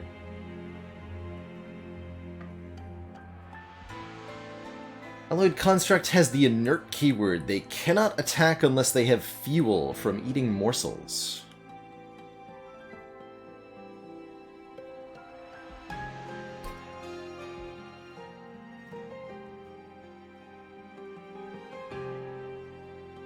One of my favorite things to do with them is to put them into themselves. Because their infusion gives multi-strike 1 and gorge gain fuel, as well as the inert keyword, but they already have the inert keyword. So an alloyed construct infused into itself is an extremely powerful multi-striker. And it would have, what, Large Stone? So it'd be... But would we be able to fit them? Barely, with morsels on the Penumbra floor. Or they don't have to be on the Penumbra floor. That's the other option.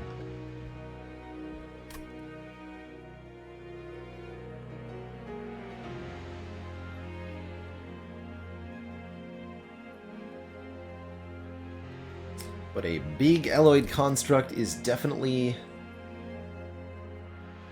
good.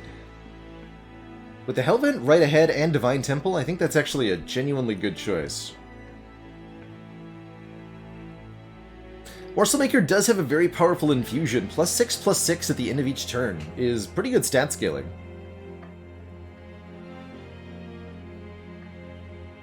And sometimes that's all you need. Especially if you were able to scale your multi-strike somehow.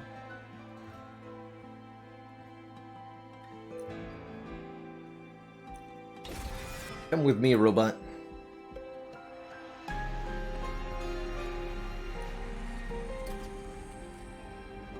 Ooh, Value Stone Prismal Dust. Thing. And I'd like to purge these restores, so I think I will pay shards for that. Gotta make sure I don't die to this fight, but that seems really unlikely, especially if I go Large Stone here.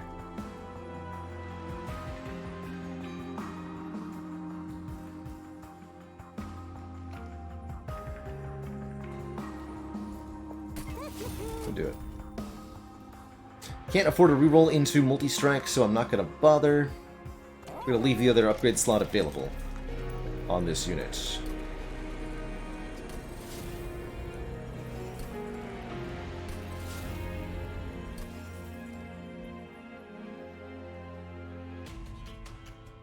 We'll take the unit draft. Armor 10 might be a bit of a problem. It's going to make our Antumbra assaults useless.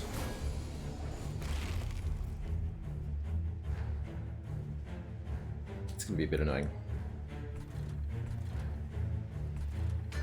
Definitely going to get a lot of Sinner's Burdens this fight.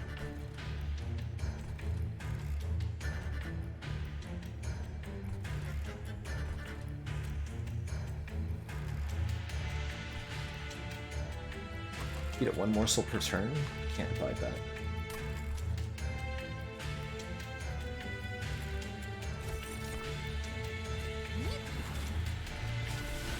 Something like this.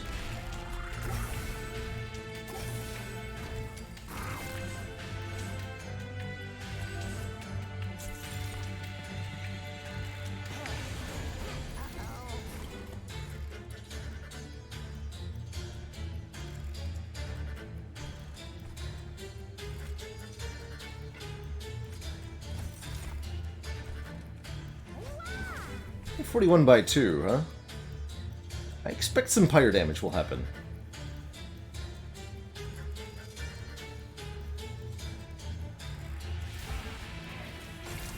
Yeah, we can untumber our own morsels. I believe that works just fine.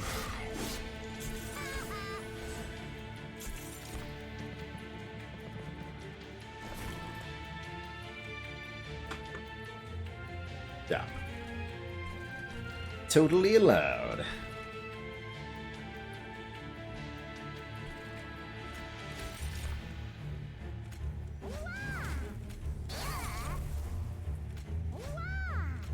Oh shoot, sweep. Sweep? No! Well, you have 6 health, so you'll survive. I'm gonna damage shield the morsel so it survives. Alright. Be eaten, my child.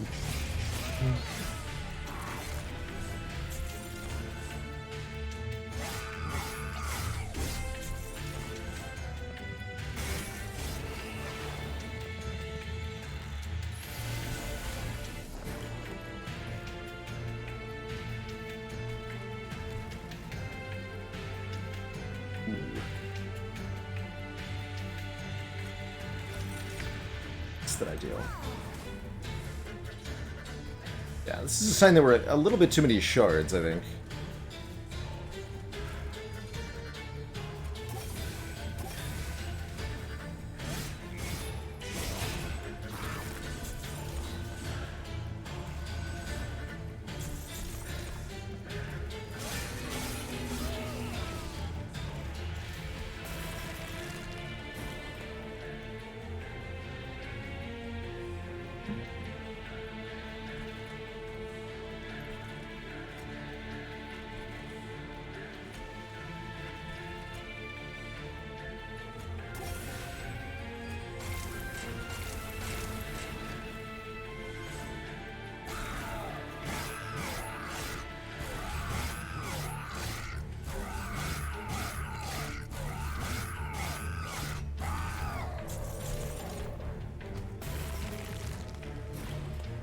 That 5 max health is coming from the Emblem of the Exiles, which is 5 HP to each unit at the...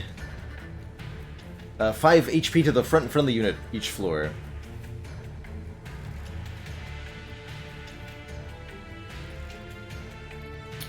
Okay. So, problem here. We have no fuel and the boss has sweep.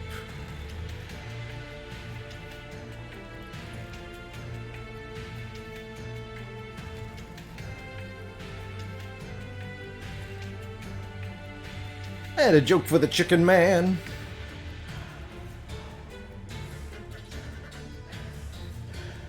If you get messy while you're eating at lunchtime, do you have to clean up your own chicken man spill? The armor 10 protecting the reconcilers really made this a bit of a challenge for us.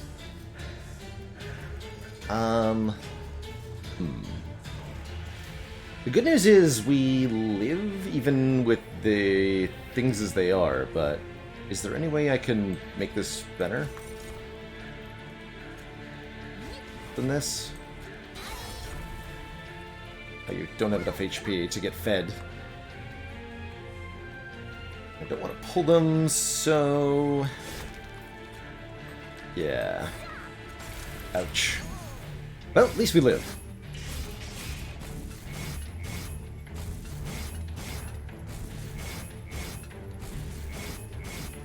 This shouldn't happen again, though. Better not. We'll die.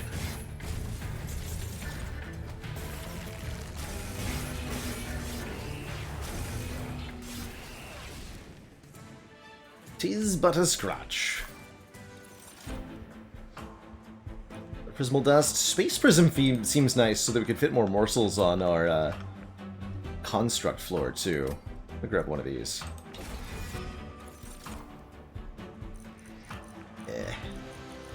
Healing.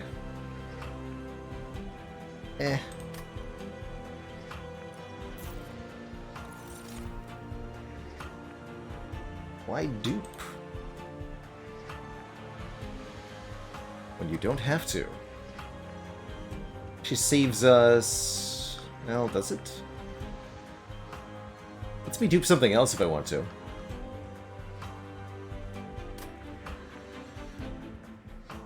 Or we could grab a Shattered Shell, maybe, for a sweep unit.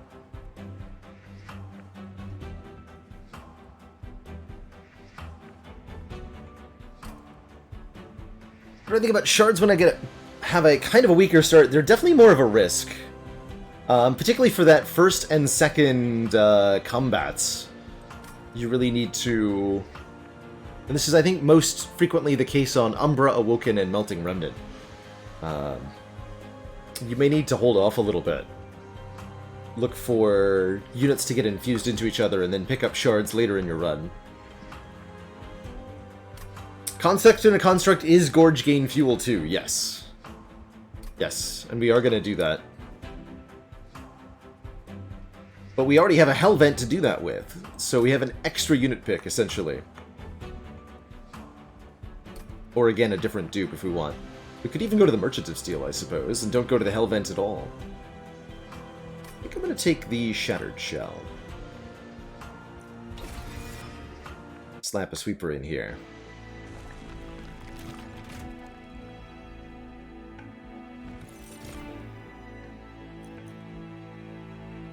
Offered another one. Crucible Warden seems like a relatively hard unit to use these days.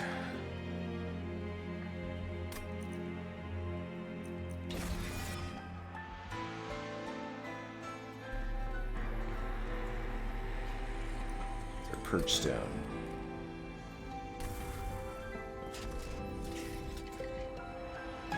So this becomes 40 by 3, and now Gorge gain fuel 2. And twice as much fuel makes it much easier to keep fueled.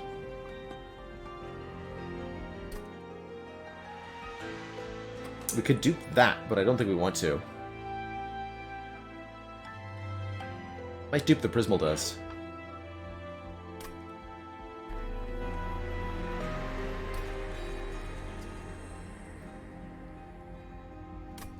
$65 shards already, we might want to slow down a bit.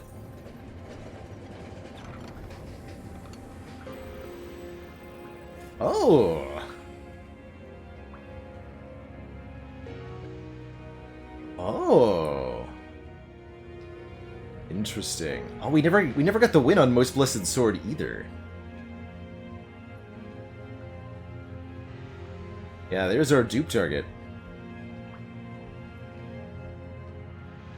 A non-boss unit. By 2x damage shield. We had a really good Holiest Shield with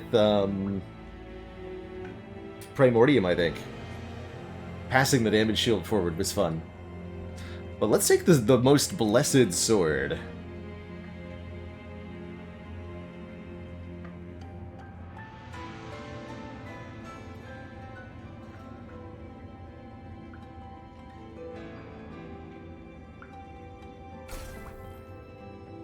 Never felt the weight of the Winged's weapon before, but this sword is as light as a wing feather and sharper than rail's steel. You can only imagine the number of Hellborn that have been dealt pain by this sword, and a number of Winged that will soon be repaid the same.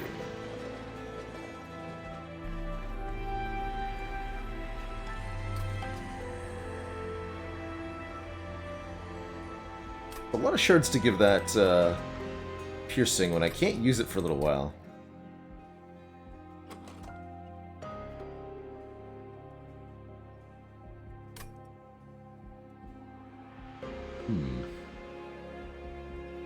It's already piercing, right? Yeah.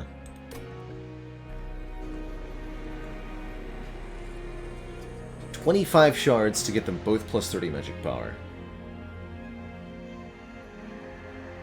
But I can't use them yet. No, I'm gonna not take those shards yet. We're just gonna dupe the sword. Unupgraded sword.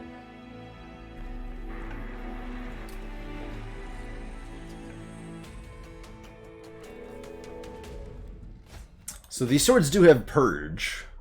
They'll permanently leave the deck if we play them. But if we can hold on to them for a little while, that will change.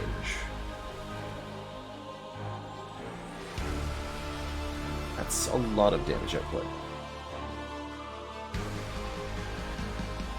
130 armor already because of pack shards, huh? 2 armor per shard.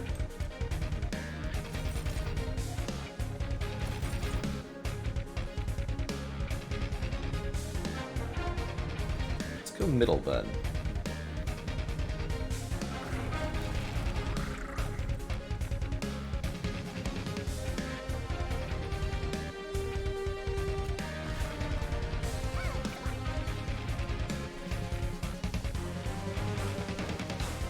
Top would give him armor. Let's keep my morsel.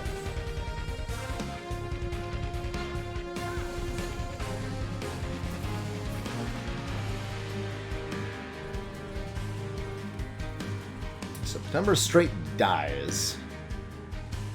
But they would anyway.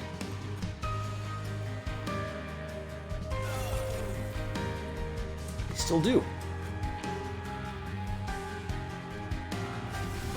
Get spooky. Also, I was supposed to put the morsel down first.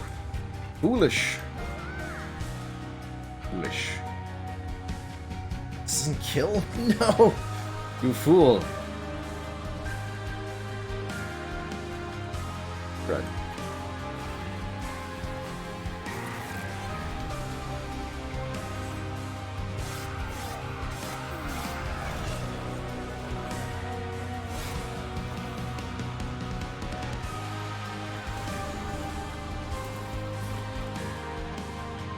So note that we have fed the construct only 2 morsels, but it has fuel for. We would like to kill you to prevent fuel from being wasted here.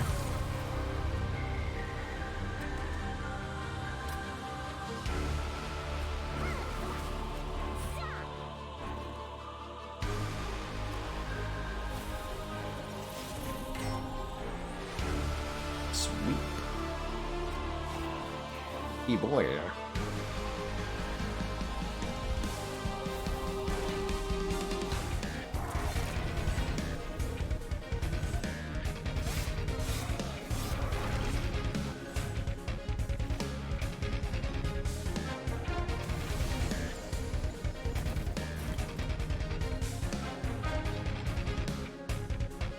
Oh yeah, it's just a turn counter. Noted.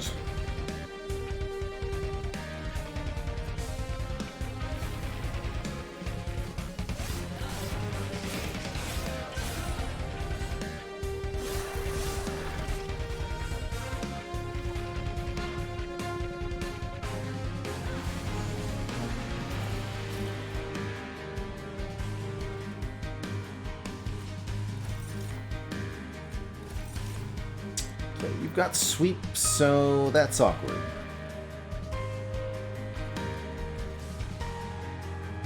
Dang it.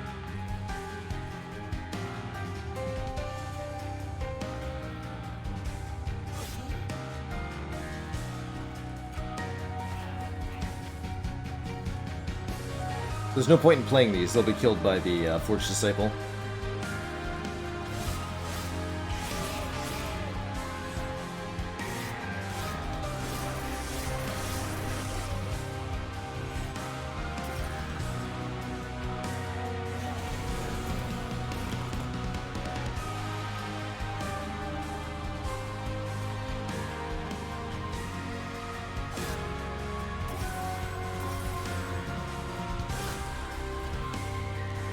Yeah, fuel does go down. Noted. Yeah, we'll hopefully be able to draw those morsels again before bad things happen.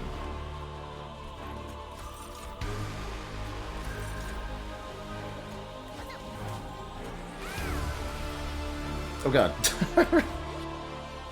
Wait a minute. That didn't seem quite right.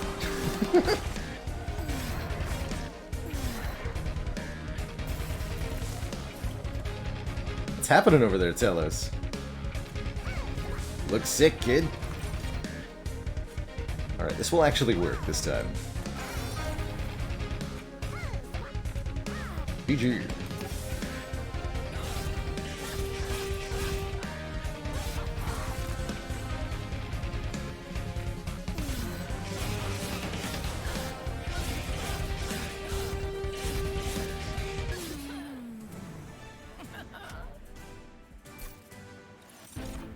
GG. The other draw unit card, Channel Song. No. Shroud Mitosis seems great here, letting us create copies of a morsel unit. Although Channel Song seems a lot better than Prism Retrieval. Look at them comparatively. Plus 20, and minus and 0 cost for 1, or to get even vaguely the same effect on Prism Retrieval, you have to pay 4 energy, and then even then you don't get that plus HP of the Channel Song. What gives Prism Retrieval?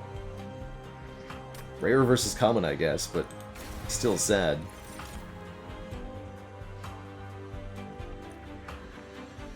When you summon a morsel unit on this floor, make a copy. That sounds kind of nice.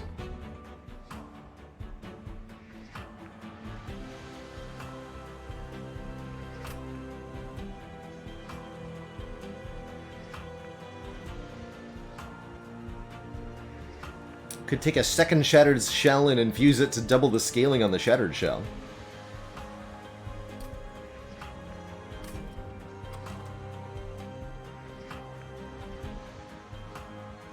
Of course, I can't keep the Shattered Shell alive, is the current problem.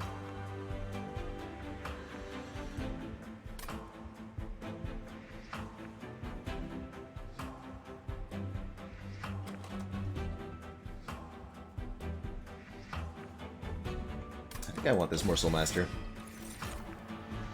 And I think I'm going to need more capacity to make morsels work here. And probably plus draw is next. Magic Awoken unit. Beams. Am I going to infuse Shattered Shell into Morsel Master, or am I just going to be sad about the Shattered Shell? Not sure yet. It's really tempting to get removed too. But what about Merchant of Magic? Holdover Shroud Mitosis. Think about that.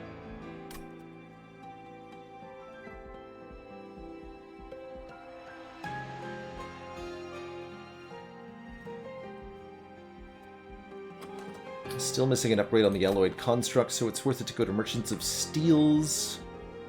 So maybe we'll go to this Unstable Vortex. Go to neither. Maybe just like don't get a Merchant of Magic ever? This deck seems like it would like a Merchant of Magic for a couple of reasons.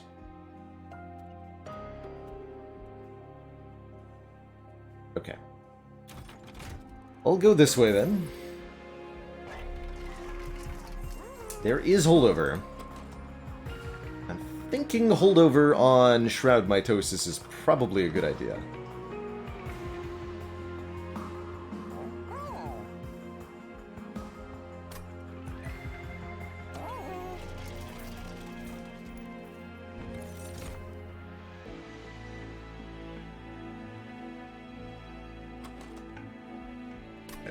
Either of these. Animus of Will could be an interesting unit to try to boost the stats on.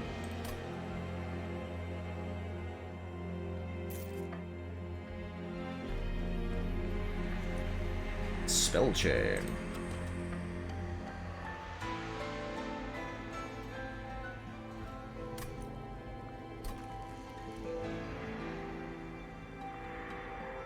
I like the idea of making a piercing Entumbra Assault. But Spell Chain Prismal Dust. It actually only just makes one more damage shield. Wait a minute. That's not good at all. I think we'd rather have Architect 2 than Monstrous. Monstrous takes extra capacity. It's really hard to justify.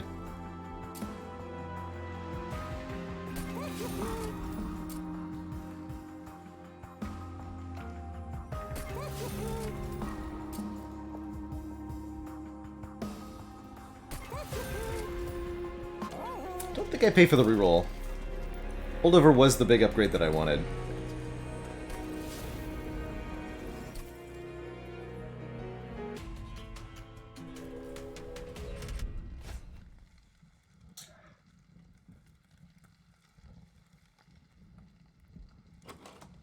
I don't think I can take Heaven's Seal here. We still don't have our Blessed Sword online. We're facing the Clipped Guardians, and I have enough shards that we're likely to encounter one of the big Clipped Guardians, which have 180 health. And if I can't wear that down over multiple floors, it's going to make it all the way to the Pyre with full HP, and will kill me. I think I can't take this challenge.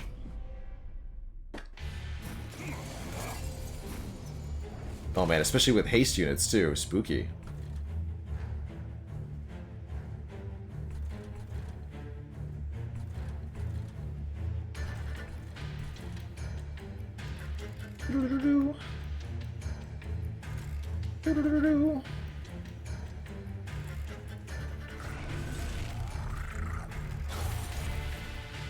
The card with Purge is not going to be Purge forever, is what's going on there.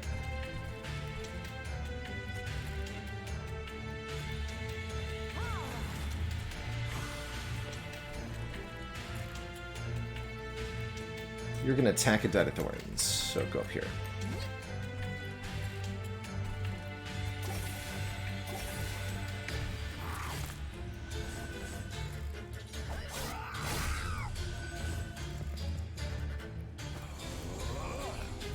Yeah, and there's that 180 health guy that I was talking about, who will absolutely murder us. He might murder us anyway, because I can't give fuel to Alloyed Construct before he arrives. Because we have these restores in our hand, so I think we're actually about to die.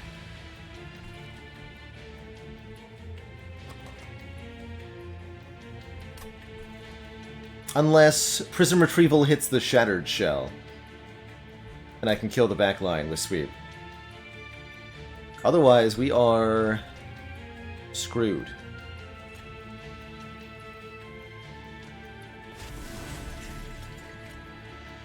Oh, I can't even hold over the... Oh, man. Right. This has to target a morsel.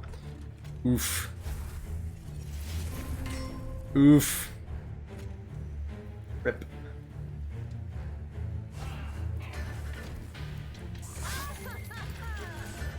And they all go to the same floor, too.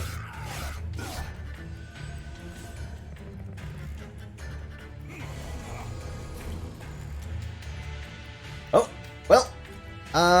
That saves me, so goodbye, Most Blessed Sword. I'll take it. Still no morsels, though, so that's a bit of a problem.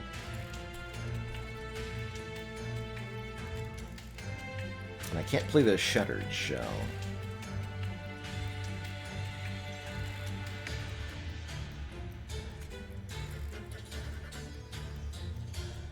If I play this for only one, then we deal how much? You have 30 plus 30 left. You have 90 left. Take a lot of fire damage, but we get to play down here. Let's see. No, I'm just gonna do this. Oh, that's right, you're not even attacking, because you have no fuel. That's still a problem.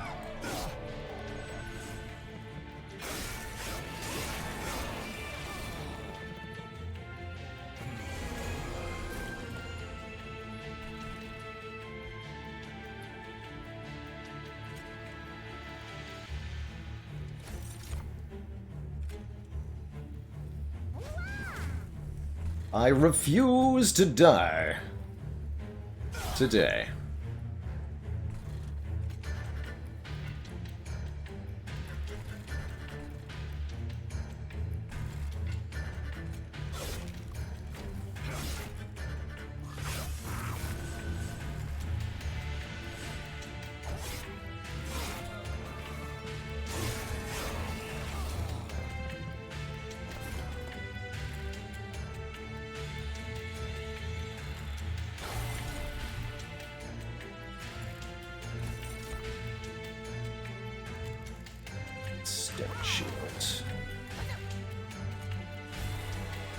Ooh, that snuck through too? Ouch.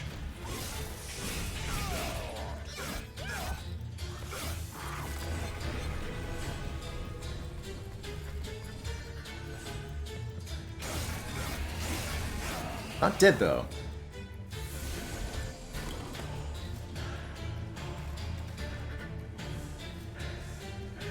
This boss, I actually want the haste to happen, because this boss gets stronger every time combat ends.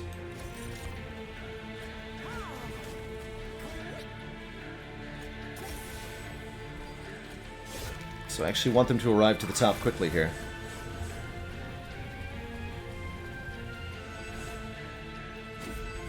So do they win the fight? That's the better question. Ah, nice. Still alive.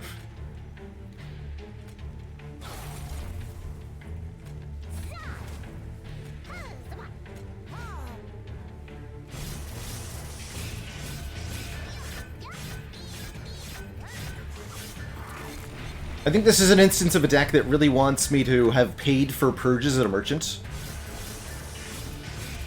That's what I should have done at the Merchant of Magic. Is remove some of those restore cards. That's what this fight is telling me. That's good to know. Morsel Generation. Hard draw is Morsel Generation. I'll take those. And I wanted to go Merchant of Steel and remove 2. Although that means no Healy heals.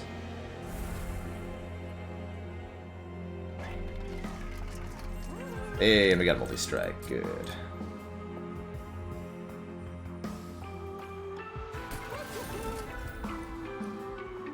So Shattered Shell feels like it wants maybe just some base stat upgrades. Nothing fancy here, just give it stats so that it can live and kill.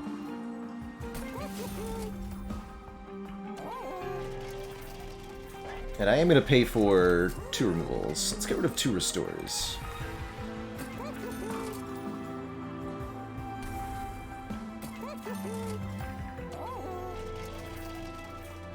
Okay, feeling better about this one now.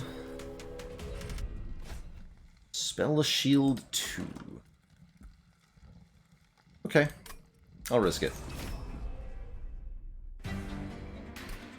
Hard to take any challenge at 8 Pyre health, but we'll see. And Tumber Assault has piercing, after all.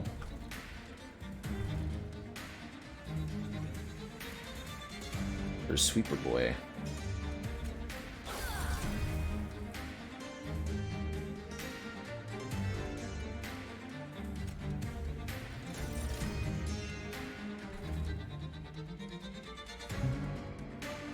Actually, because of Rebel Morsel, I'm just going to put the Ember Drain on you.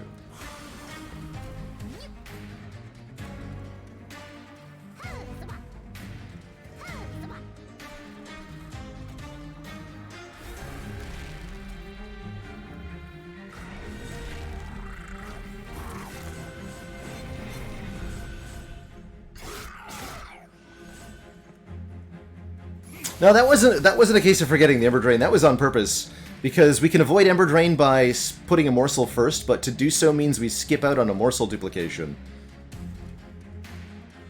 So it works out that you want to... And the morsel we were duplicating gives us bonus embers, so we have 4 ember despite the Ember Drain because of that.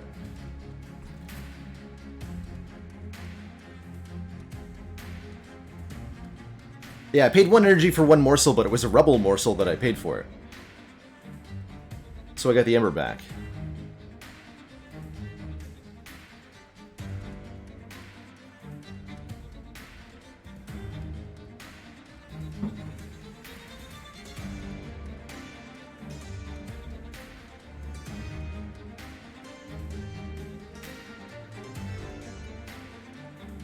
Do I Shattered Shell on the middle floor is my question.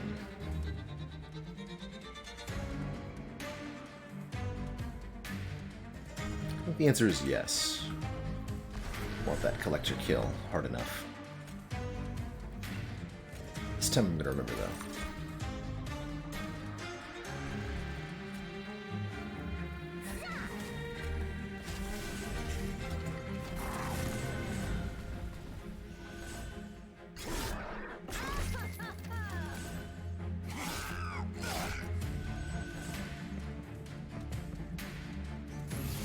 And actually having one unit on each of the floors is maximum Emblem of the Exiles value, I suppose.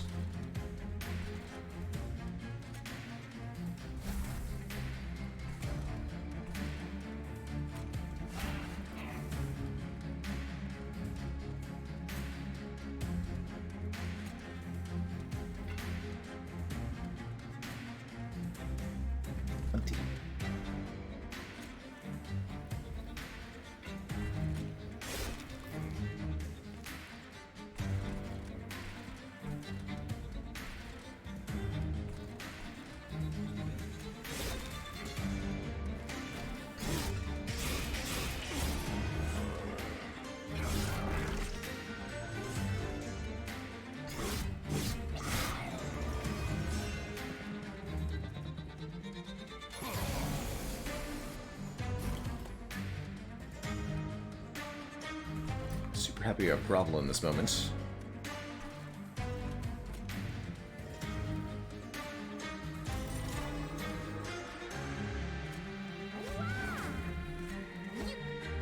More copies.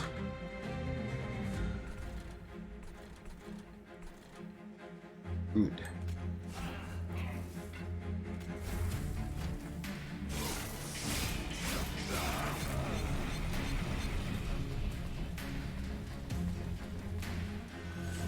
The big man.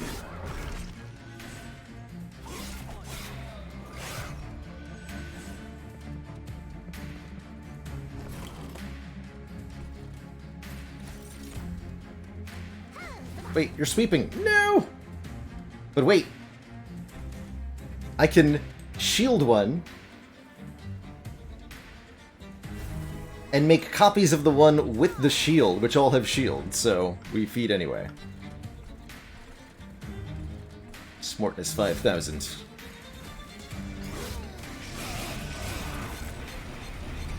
Delicious. There is a way to field morsels on your turn. Yes, Fire Drawn. There's a card called Feast, I think, that does that, and there's also a unit that immediately eats morsels that are spawned. Gorge, rather. That's the name of it. Gorge.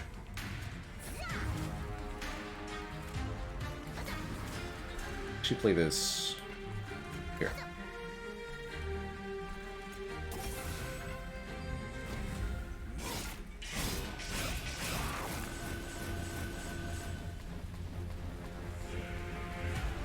Delicious.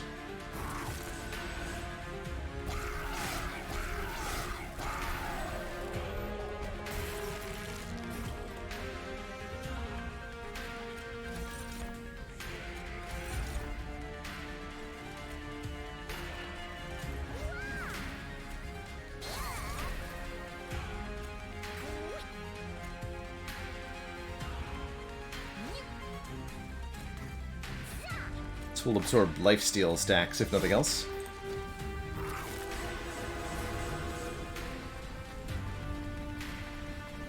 $37 fuel on the construct here.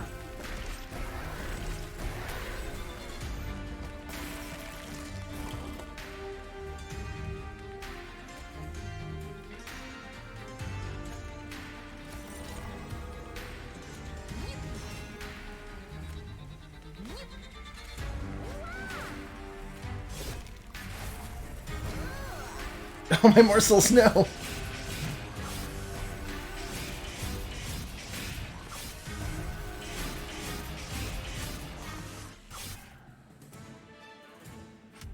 GG. Okay, we made it through without taking any damage there. More ways to get morsels. Sacrifice kills a friendly unit to play it. Can use a different morsel for this. Or Gem Trove.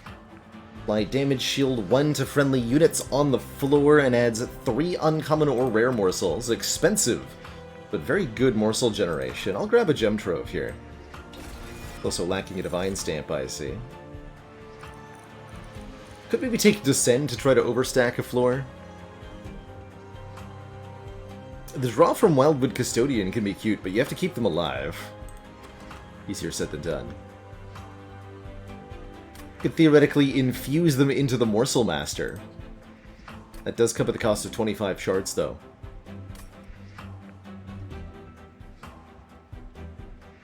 And yeah, if we overstack, it becomes very difficult to feed morsels to anything, so I don't think I want to try that.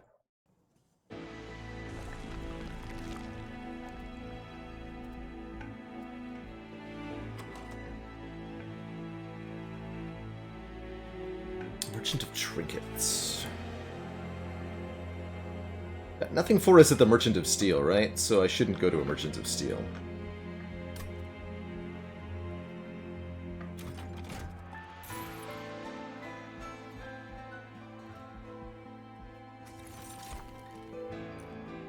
Hell's Banners is crazy unit generation, because morsels are energy. Or morsels are units, excuse me. So this will generate tons of Ember for us all the time. We are also fighting a Scourgefell, I believe. So Sinner's Salve being here to help is good, but I think the Hell's Banners will be better than that, probably.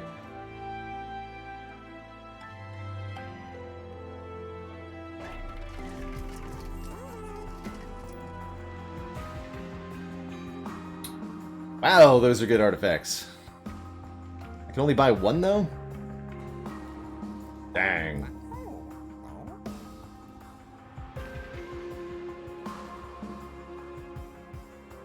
All very good.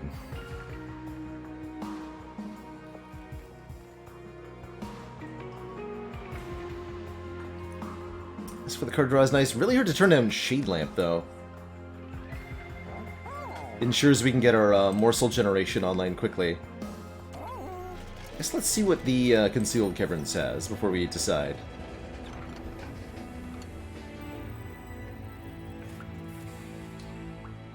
Purge a card, gain a card. From the Chaos Portal. Alright, well I'll purge a Restore.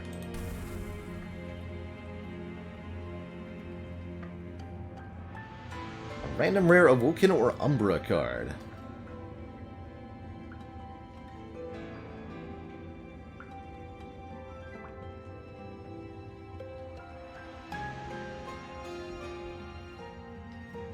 Probably Umbra, I imagine. Another Shroud Mitosis. Feels unnecessary with one on holdover already.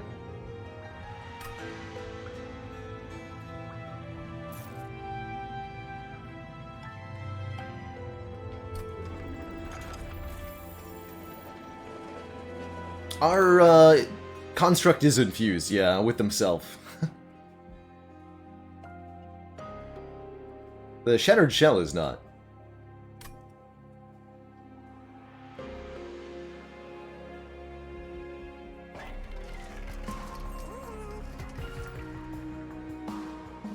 So either we take a draw one when we play a Morsel, which I think helps a lot with Hell's Banners. Really important that we can play 2 units. Although I think the Morsel Master will make that mostly irrelevant.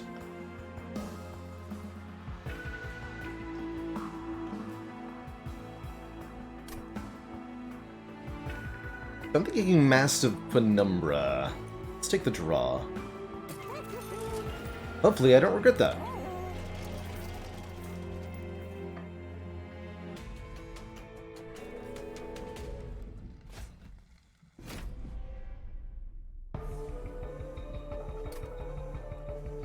And we're gonna need the Ember for this fight, too. Be my sweepy boy on floor 1. Lack of morsels. Deeply concerning.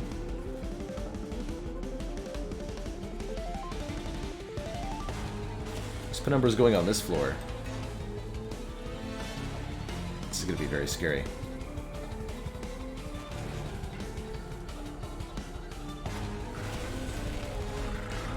So, like, try this. It's an interesting idea. Okay, let's try that.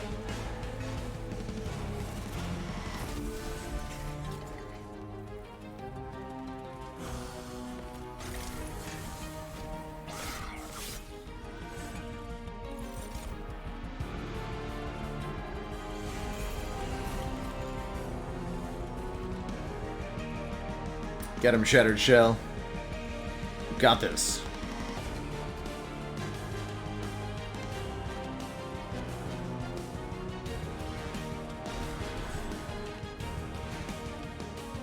This is 3, so I would be able to play Gem Trove if I'm willing to lose 3 Pyre health. Ooh.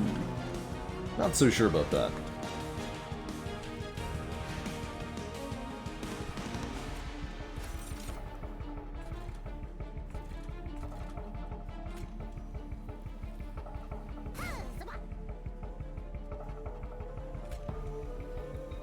Capacity, 2 capacity, both the same, basically.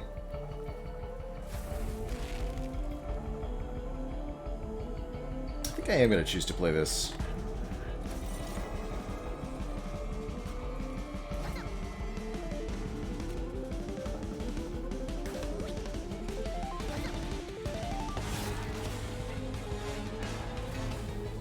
Ouch.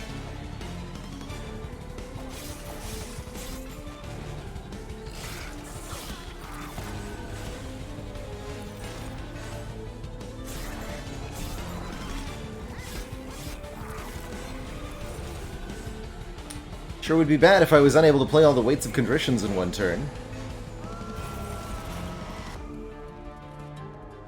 Oh, we're fine. Okay.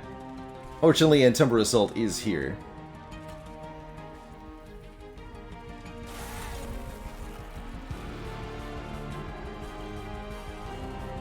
Does this count as 2? Yes. Good.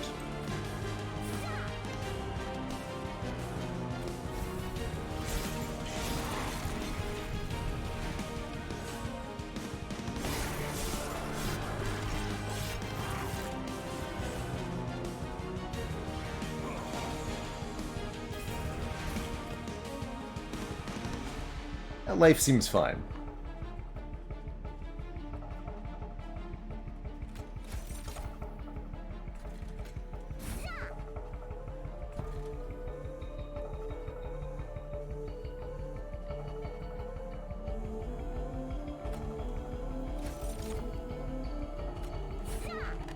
Just survive for a while.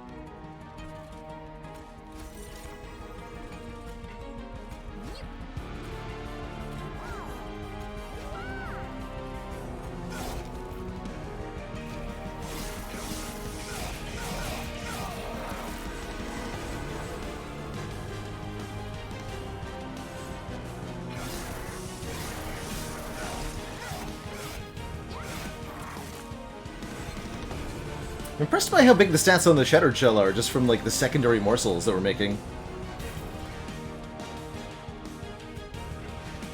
Seems a lot more consistent now. In general.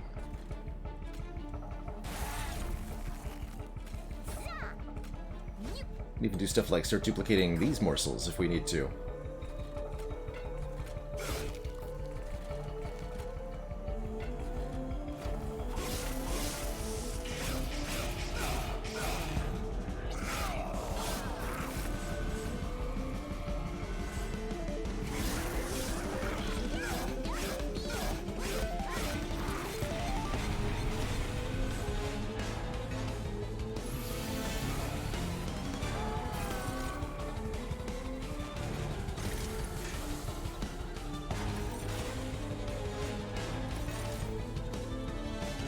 More junk.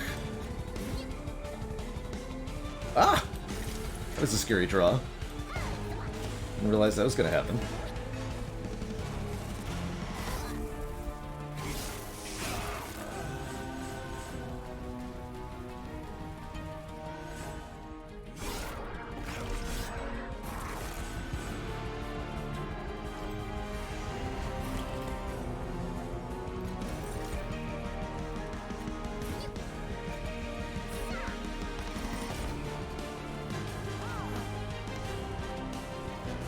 GG, Phil.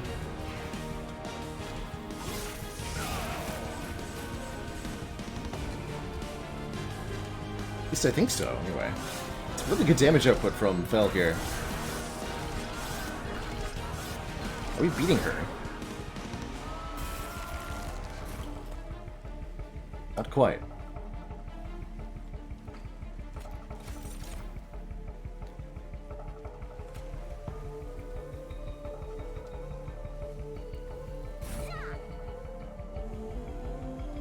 Super close, though. I'll be able to play the new units, so let's make more of those.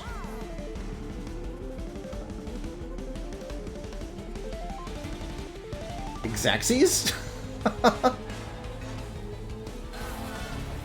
Xaxes.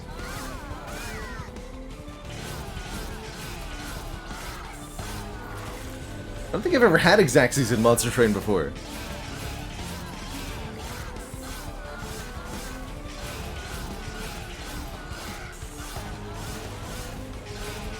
It's a little bit concerning that we almost didn't beat her, though.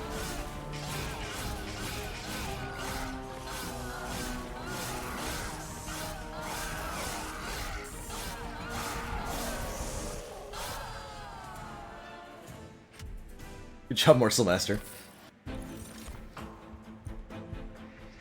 Okay, we are not going to take things for the stamp here.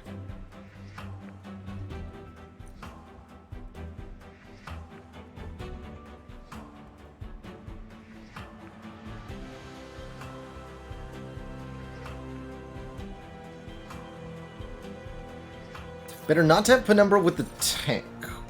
Now, why do you say that? Because Penumbra is a zero capacity unit. They are 3 cost, give +3, so they're not affecting our morsel generation.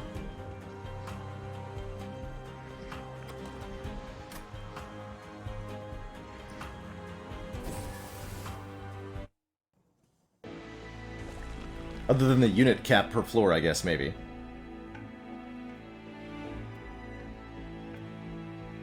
That is vaguely relevant. We go double alloyed construct, now that we have sufficient morsel generation.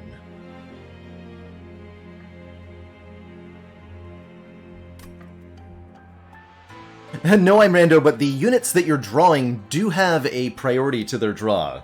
And that's what you're observing in action, is that cards like Channel Song or like Prism Retrieval are ineffective because, specifically, units that you get from reward banners are guaranteed to show up early in your combats.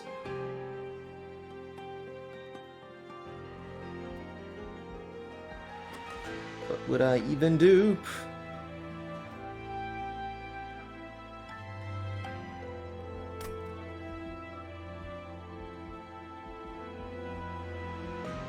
Merchant event. Okay, we'll dupe on the final floor then. It'd make the next floor kind of scary.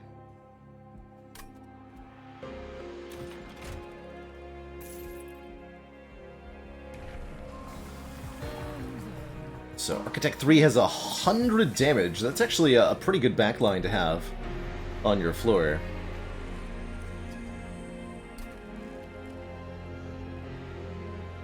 Probably gonna -2 cost the Gem Trove.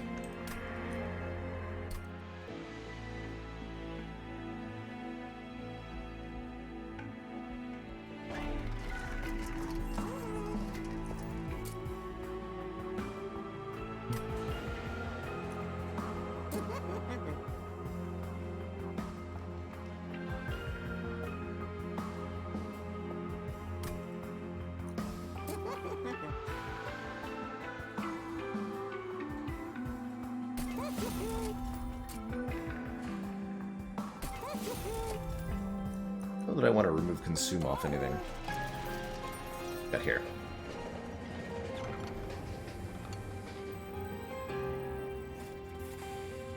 Yeah, we've seen this event a lot lately, and I am very happy with the Rail Forger's Hammer giving us +1 more capacity on each floor for a little bit more morsel stacking. We'd also get more magic power in exchange for less capacity, but we cannot afford less capacity.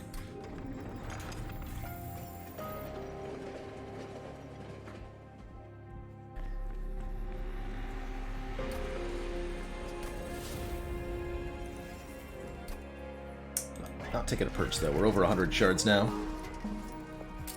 It's about where we want to be. And it needs permafrost. Mitosis does. This permafrost and timber assault's nice to make sure that we line that up properly, like. We should have removed Consume from Prismal Dust.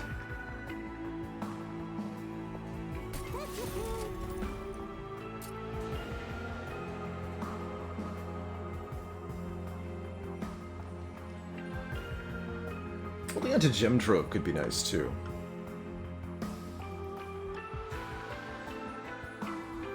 Okay. Slap some upgrades in there. Okay, not Heaven Seal. Plus 8 damage. That is kind of scary, but I think I can live with that. Hopefully. Right? Hopefully. I want those 400 bucks.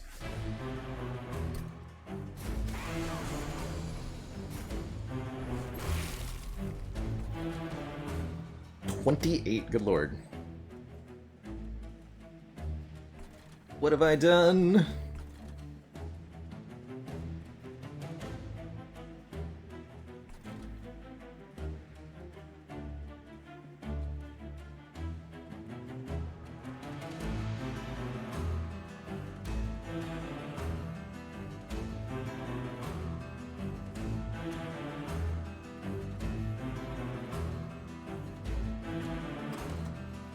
Maybe casually taking that trial wasn't a good idea, but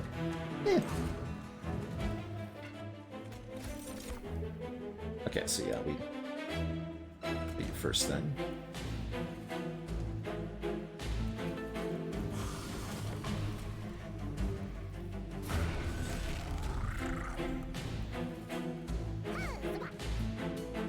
Oh!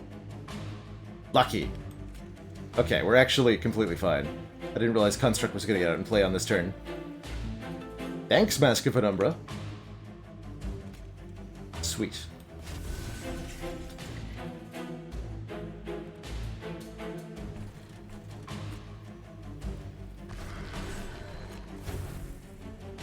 Just going to keep the Gem Trove in hand, because I might need to apply Damage Shield to some morsels on this upcoming turn here.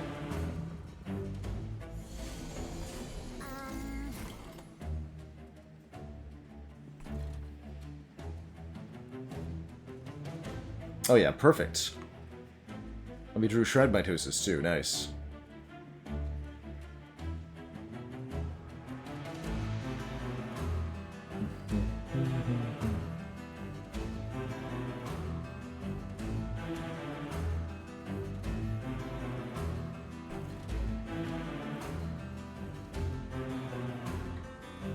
So let me fit 3 morsels up top.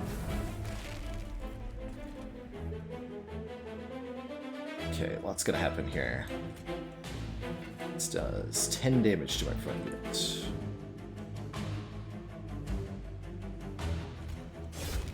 Just gonna let that happen. Perfect.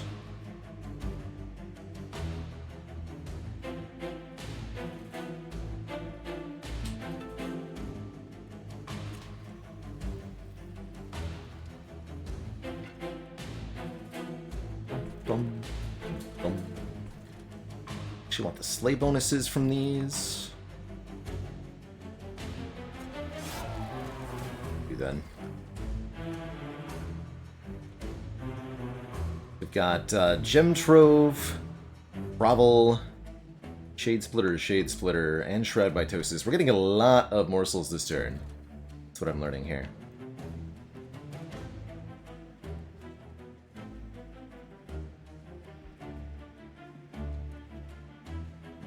Shade Splitter first. 6 HP.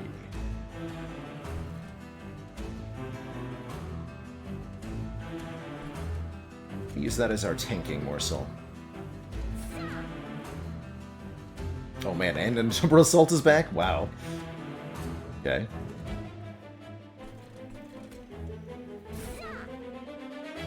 So, gonna shield you. spicy morsels up top.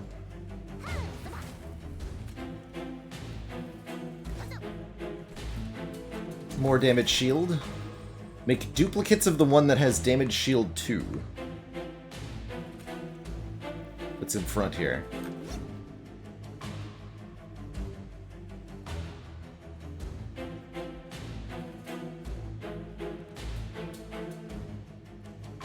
We're actually going to run out of space for more morsels. Wow. This is already at the limit. More morsels, 3 units. Huh. So many morsels, you wish you hadn't made so many morsels.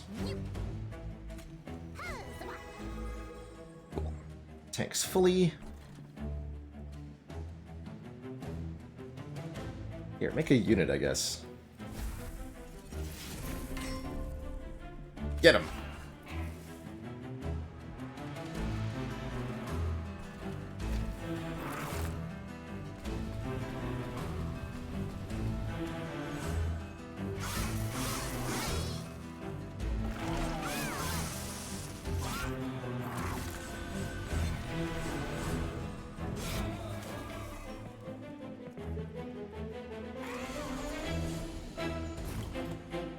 Okay, that turn started out spicy, but I'm glad we thought it through, because we're fine now.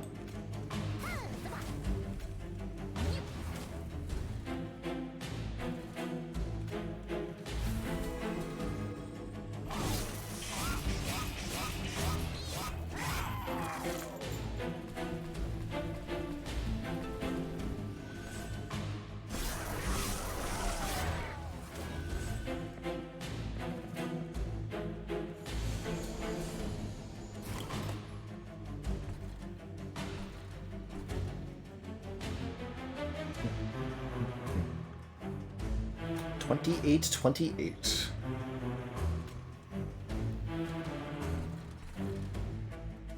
Chonky.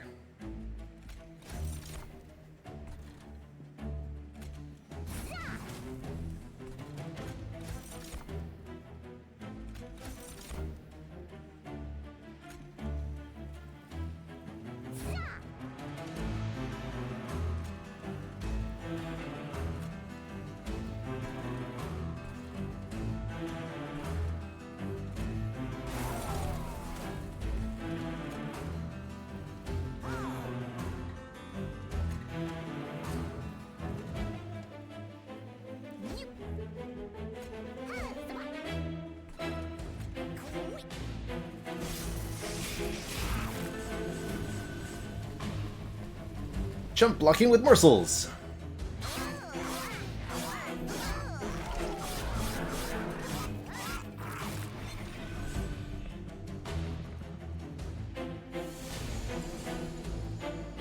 $33 by 2? My god, that's scary.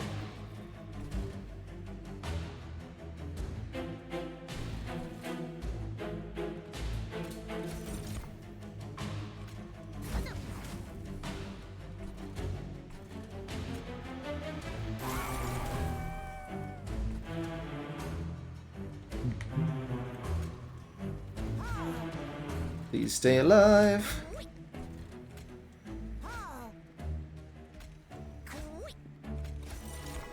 Let's do that in the wrong order. Just one morsel down there. It's fine.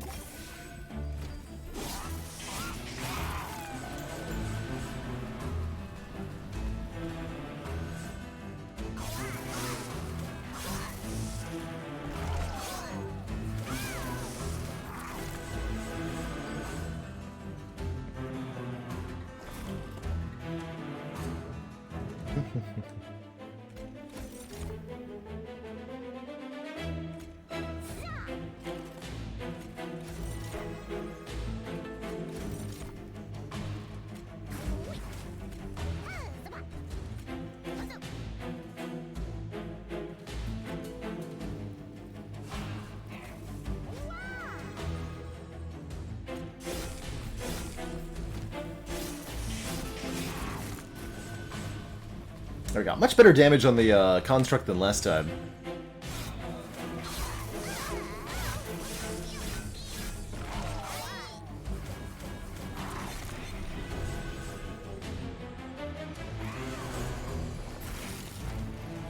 Big boys here.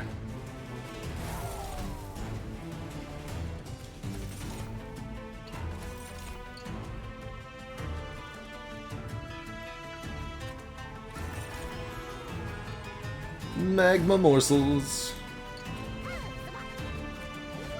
In great quantity.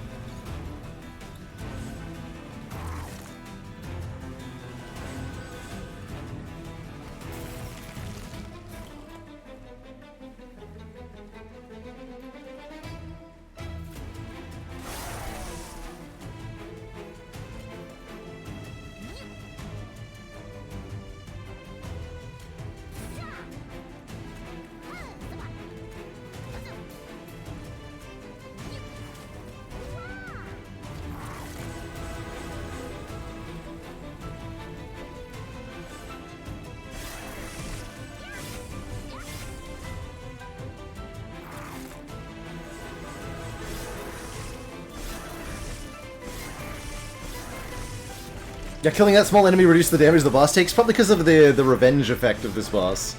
Every time they get hit, they increase their damage output.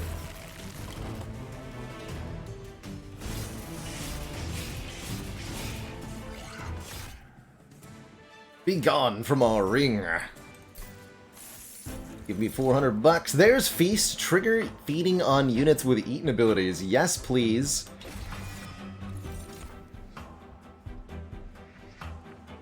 Thank you. Ensnare could be helpful, too. Applied Rooted 1 to an enemy. That can help with the midi-bosses. Good for Consume Seraph, too.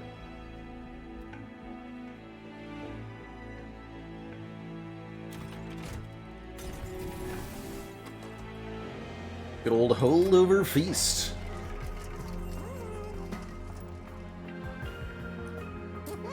Yeah, I think this is a good thing to remove Consume on. What else is here? Spell Chain, yes. We can Spell Chain Feast, but I don't think that's that helpful necessarily.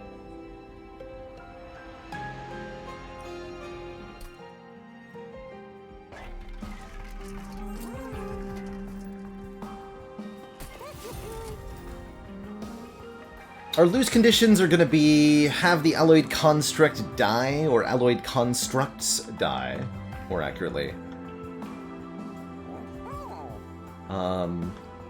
Be unable to deal with all the damage coming through, being able to unable to deal enough damage, so losing Shattered Shell might result in that too.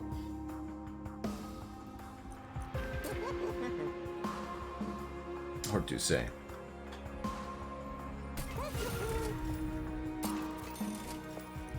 Double stack. Oh, I could have had double stack Prismal Dust. It's fine.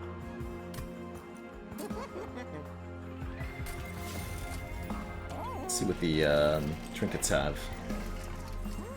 Bonus damage per spikes. Abandoned Antumbra. Start of turn, add a morsel unit to hand. I mean, probably, right? That means we're never lacking morsel generation entirely?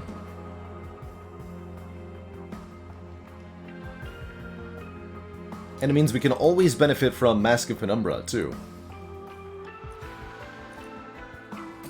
I'll buy that. And I think that's definitely enough morsel generation that I get to dupe this.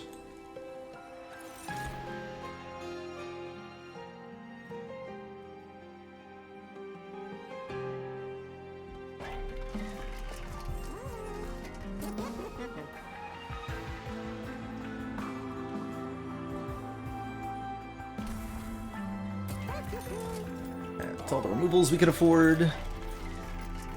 Might as well... I mean, actually might as well upgrade the grovels. Because I can. Alright.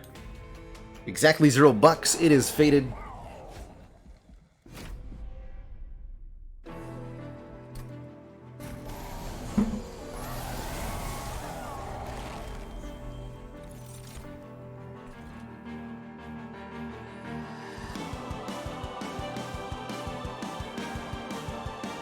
With these stinky lads coming in, I like putting Shattered Shell on the bottom. Wondering about Penumbra on bottom, too.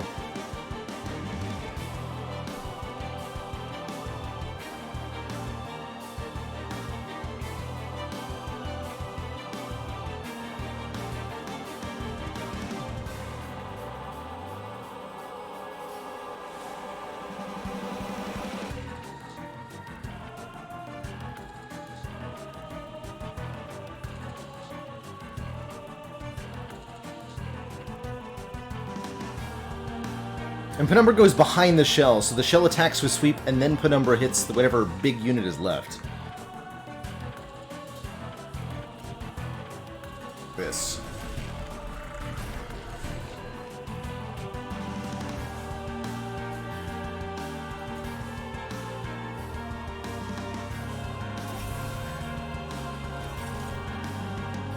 Let's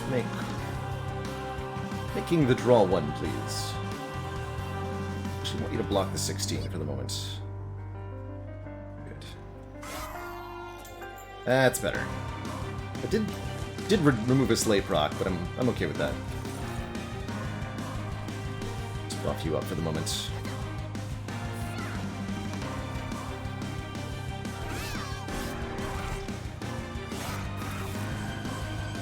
A little bit of a tepid start there. Yeah, we have to get a construct up on top floor now, immediately.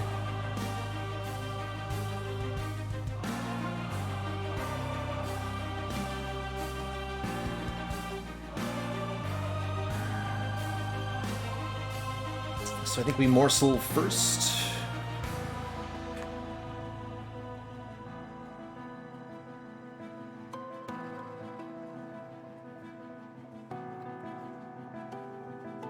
Morsel here. And Temper Assault, which will generate more. Okay. Cross one. Oh, good. Okay. Kill you and you. Feeling good. Perfect.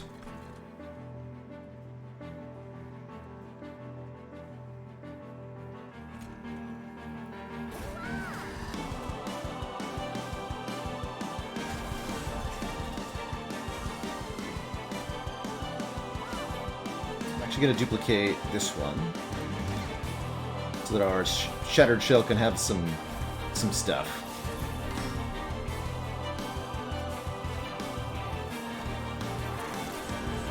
Okay, feeling good now about this fight.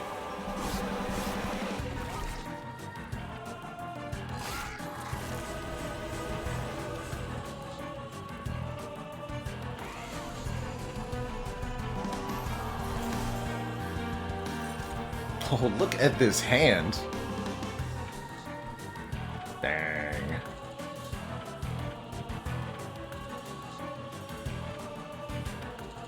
Wow.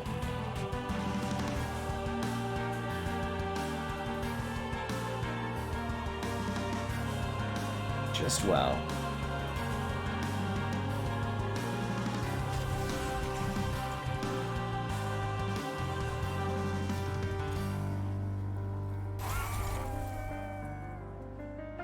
Morsel.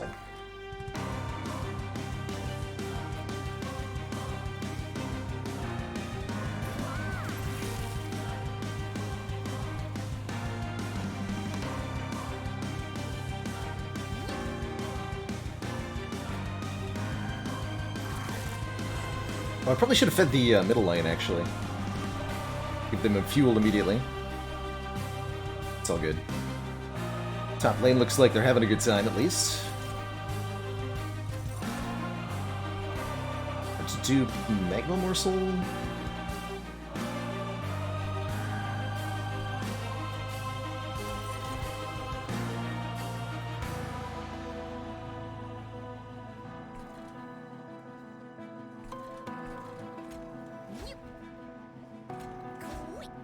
This is fine.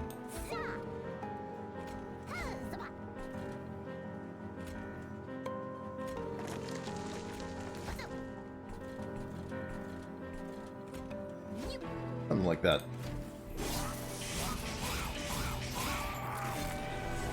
Fuel is a status effect that these constructs need to have in order to be able to attack, and they get fuel whenever they eat a morsel.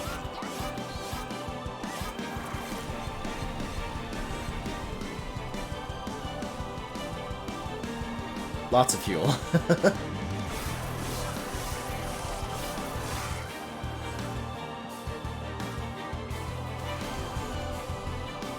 Oh, that's right, that Prismal Dust doesn't consume.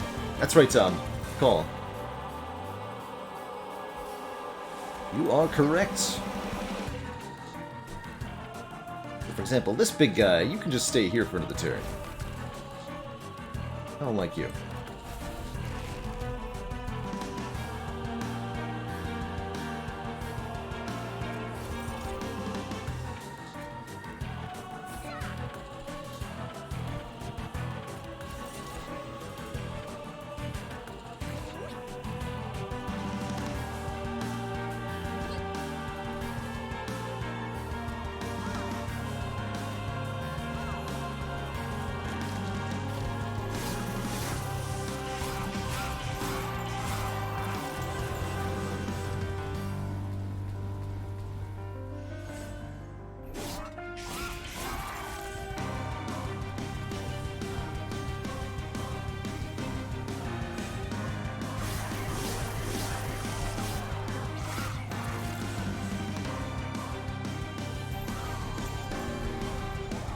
Beefy lads.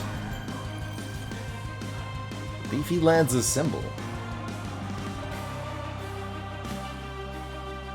Okay, let's consume Shade Splitter.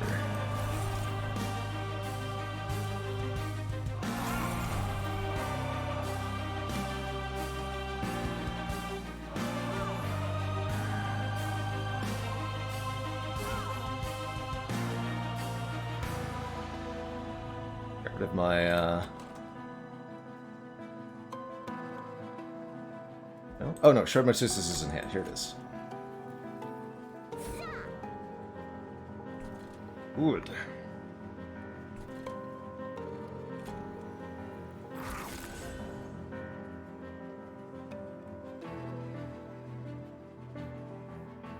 Okay, the sweepening will happen.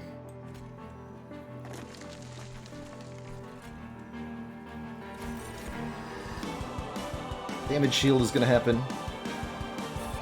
Here and here. And here. Got enough fuel.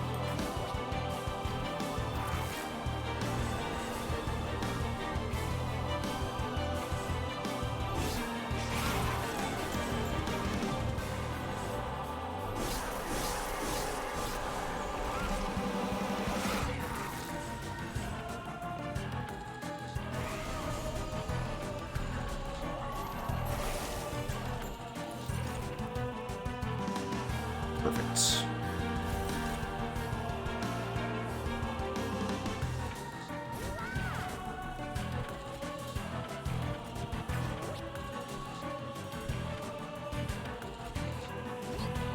Those Magnum morsels.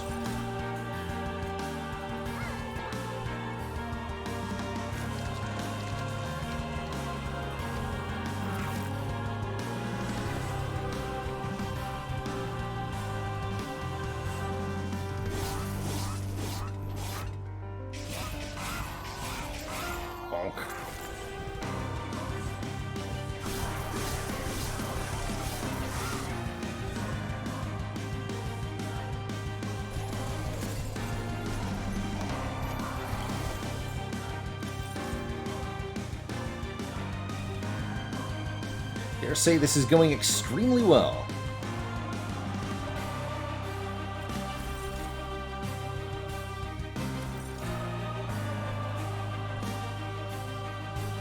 Hey you, please do more damage.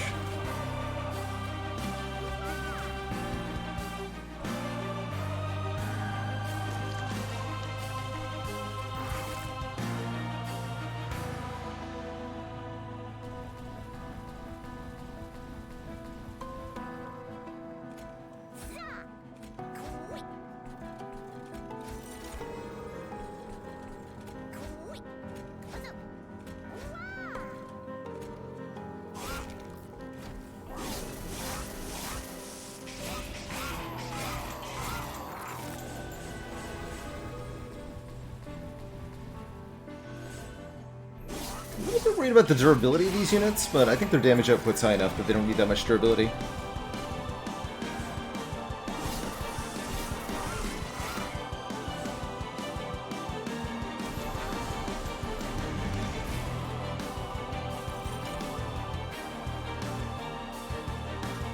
$17 times 3. Oof. Let's make sure you've got lots of damage shield then.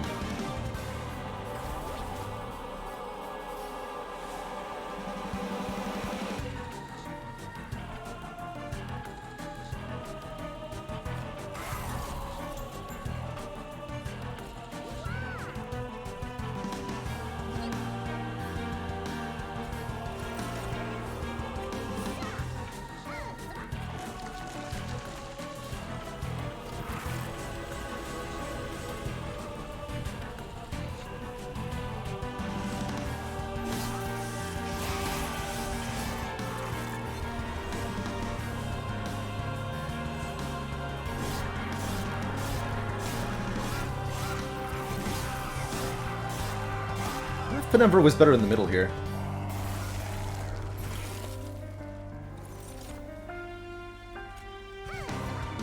Alright, how tanky can we make you?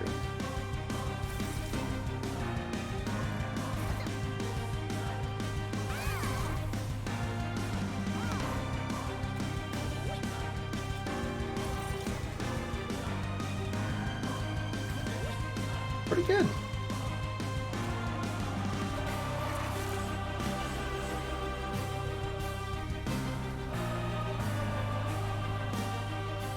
Wait, that actually lowered the damage? What?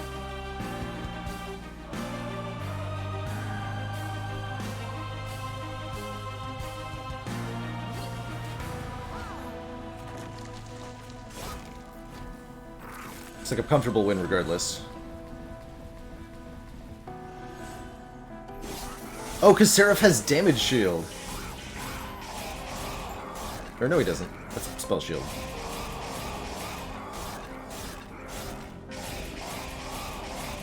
But I think I get to survive for one more turn because the morsels were in front or something. Either way, GG. Smell you later, Seraph.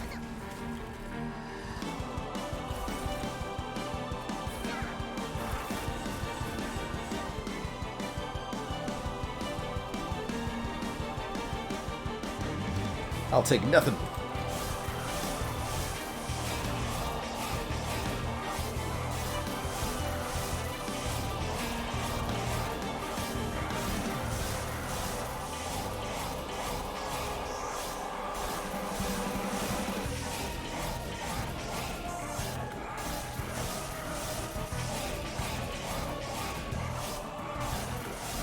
Alright, so the real test is going to be how do we do in this last divinity fight here? Where we have to deal with many, many difficult waves of very dangerous enemies.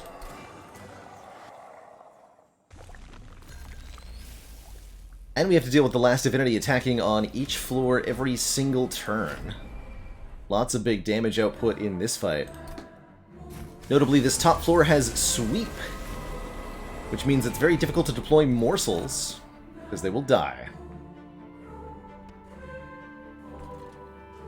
So I think that means setting up Alloyed Construct Penumbra in the middle, at least to start here.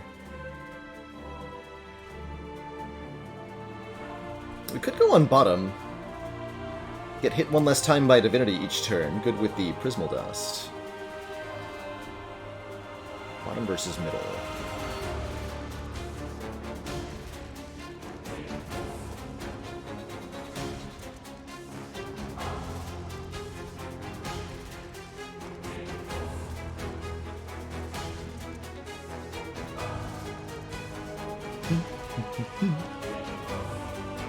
Let's see what this is. Damage shield. Good. Okay.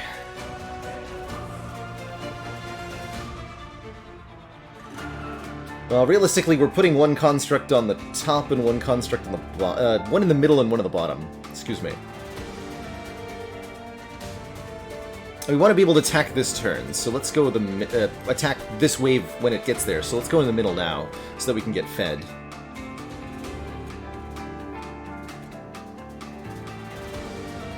feels right.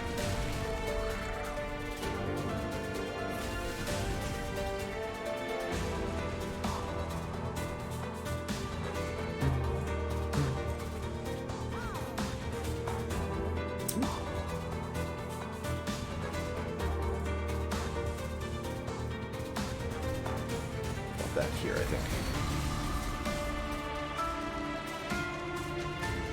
We get to apply 12 damage shield with Prismal Dust, too. That's good.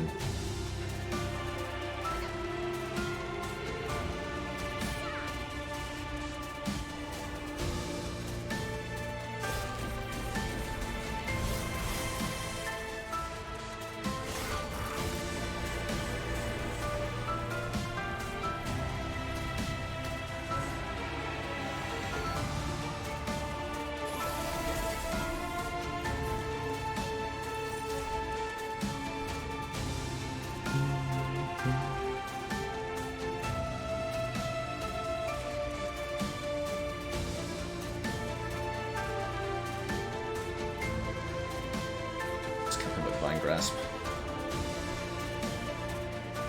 So immediately we start to see some really nasty units like this 15x3 Shade Wings. It's tough stuff, man. 4 morsels down.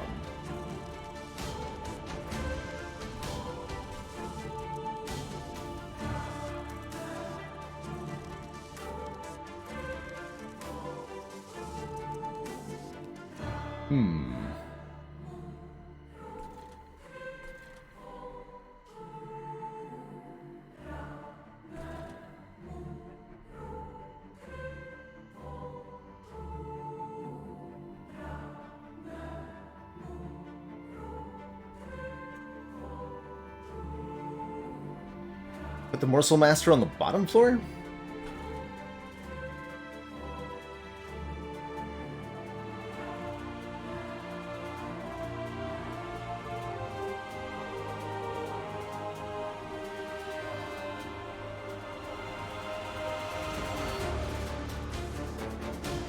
I think so. And we'll chump block with morsels this turn. Oh, we got the spikes though. That's still fine. So here's how we do that. We Morsel Master. We put down a morsel. Not that one though. Okay, you're a good thing to tank with. Oh! Nice! Again saved by the Surprise Alloyed Construct. Love it.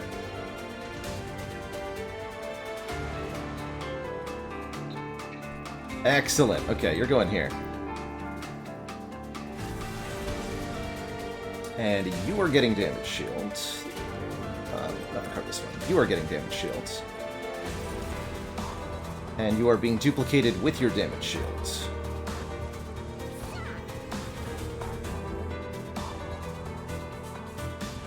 Good.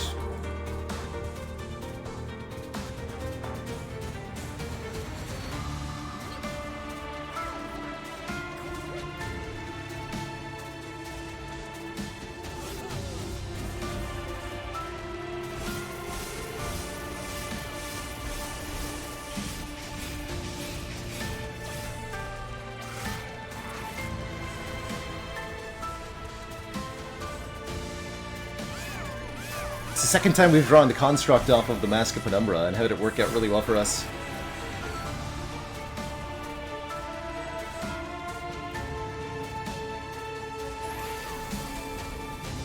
Beefy boys arrive, though. Are you dying? Or are you just both dying? That makes sense.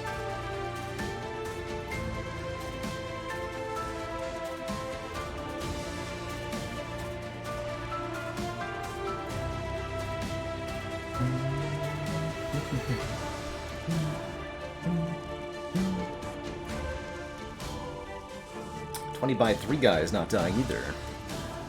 Okay, we gotta get our sweeper down, basically. In front? They're not gonna survive.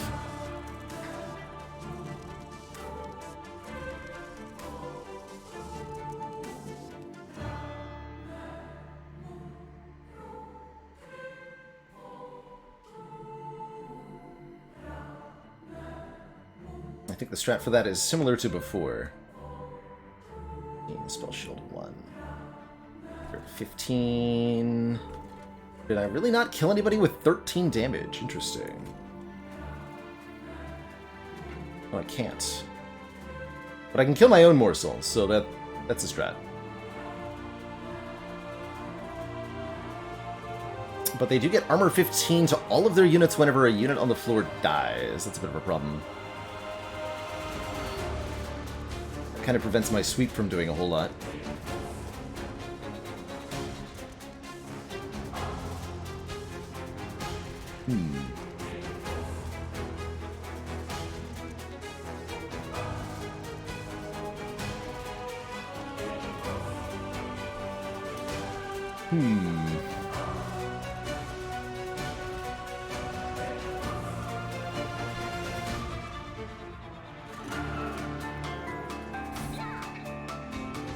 Ooh, that helps, I think.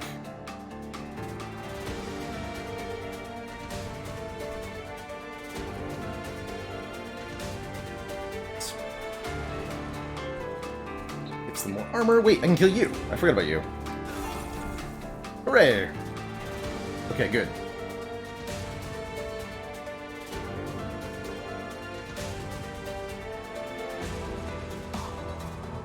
So me eaten is not the same as dying, right?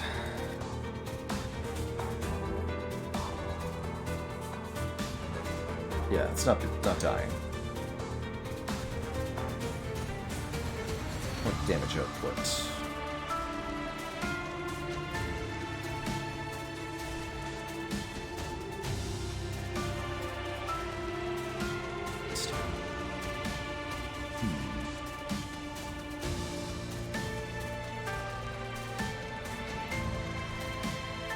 Tough to know. Trying to figure out when I play the gem trove here, as I'm probably going to be duplicating a dazed morsel, or a shielded morsel. Excuse me, not a dazed morsel. Oh, these guys get so beefy. Much concern.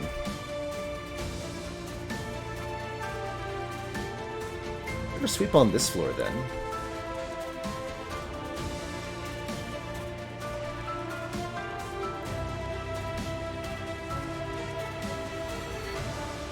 Not enough to kill, though, is the problem.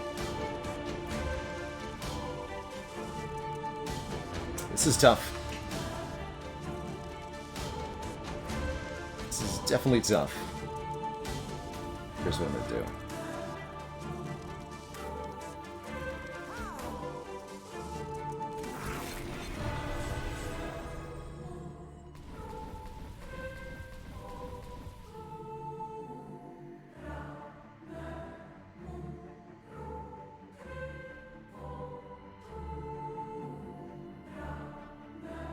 The Shattered Shell behind. It's actually kind of reasonable here.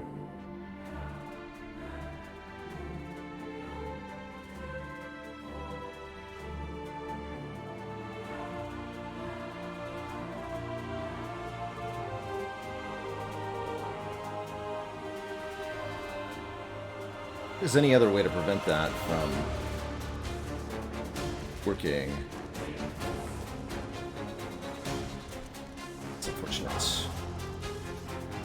Also do this.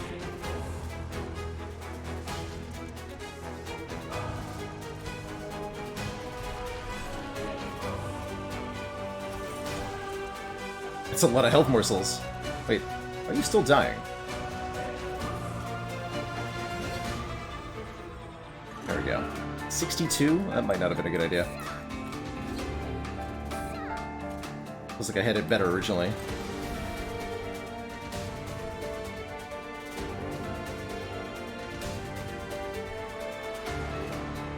That's gonna be bad. Yikes.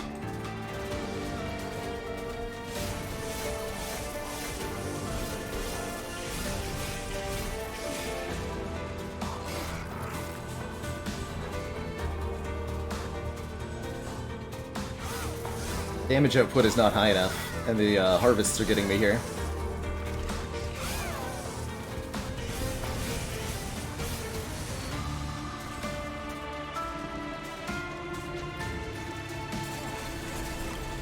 Okay, you have arrived.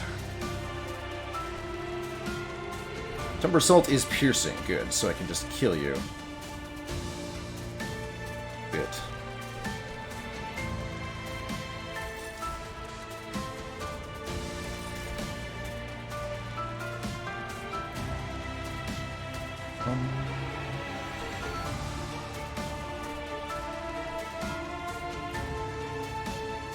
You're also currently dying. Okay, hold on. There's a lot happening here.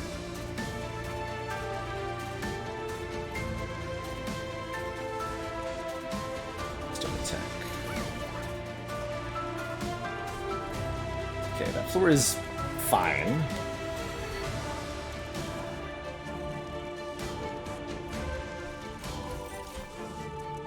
Damage shield is good. It's a 20x3 that's really getting me here. Lack of quick is a serious problem.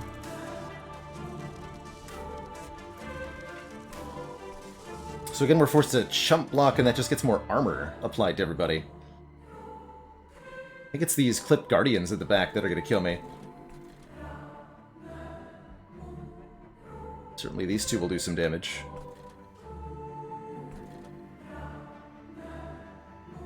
Gotten pretty bad rolls on morsels, too. I haven't been able to buff my damage at all here.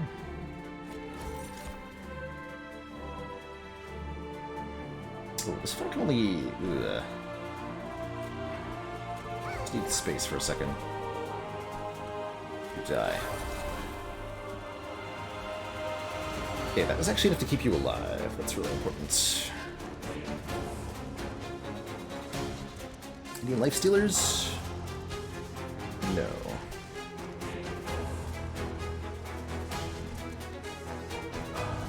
Okay.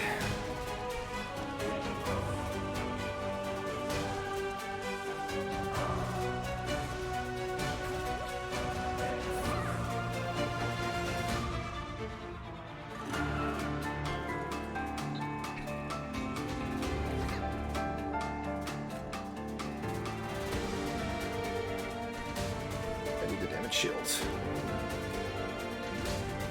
It's no more damage, though.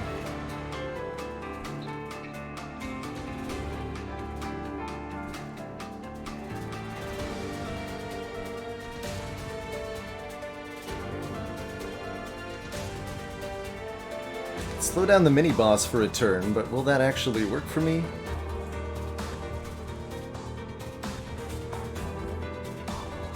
Still not sure what to do about these two. They are gonna kill me, huh?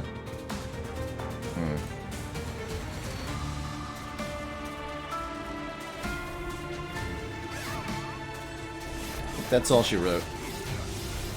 We'll see, though.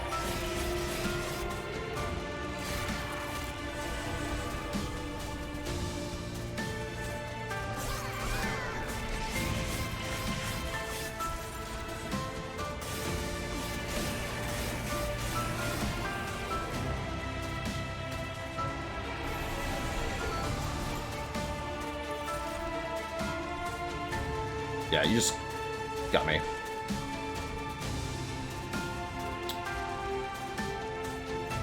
Dang. GG. Not gonna look for a way out of a situation that doesn't exist.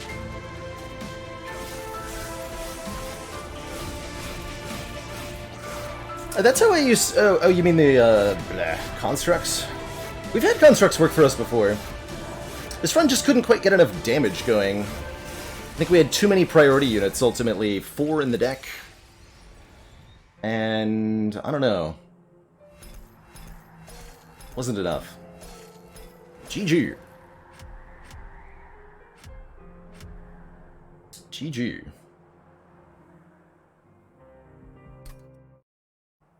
Alright, that feels like a good time to switch games as well. I'm gonna take a quick break here, refill my legs, stretch my water, and when I return, we'll play some Slay. Be right back, everybody. Don't go nowhere.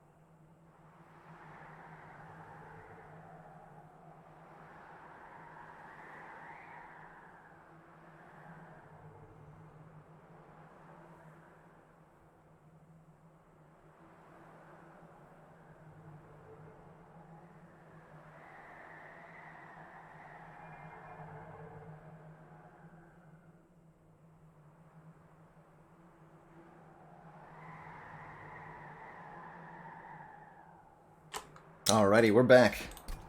And ready to slay some spires.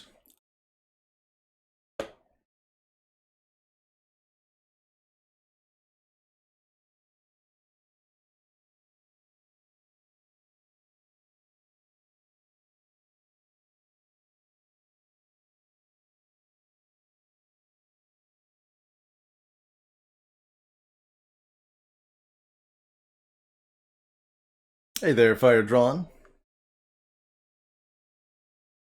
Stays the chair.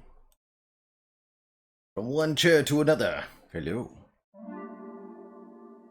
You're just in time, Hurry McDur, for some building demolishing.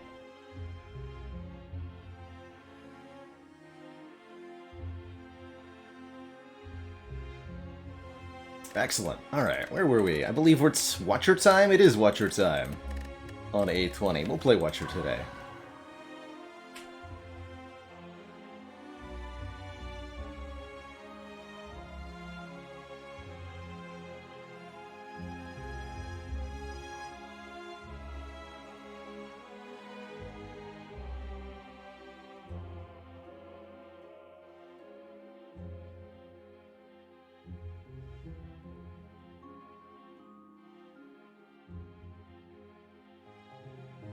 Banish that building.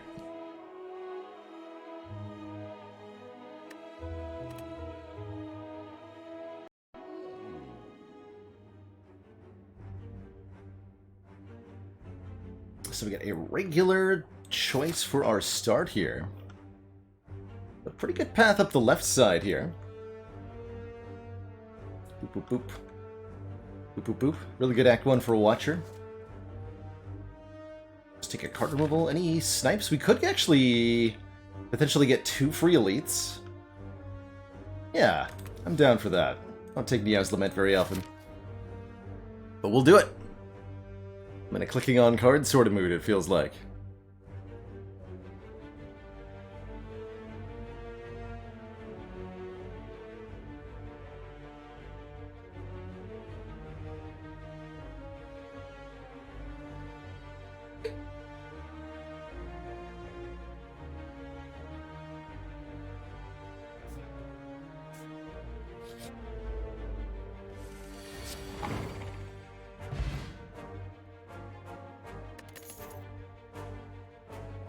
Floor 1's signature move. Now there's an interesting option.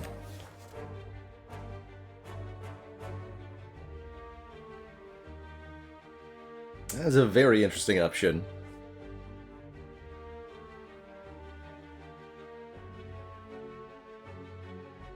Hard to get it to play with the starting deck. You might have to remove a card or two.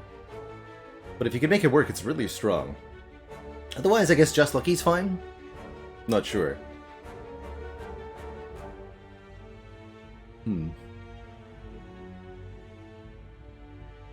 Skyfish says, an embarrassing amount of your successful runs have Nia's Lament as the first relic. Nothing wrong with that. Might mean that you're losing your Act 1s on the subsequent runs a little often, but Nia's Lament is a completely valid and powerful start.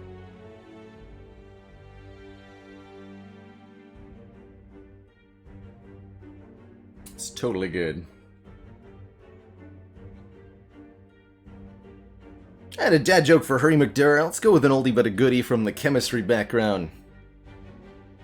2 atoms are sitting next to one another in a bar. One says to the other, "Oh my god, I think I've lost an electron."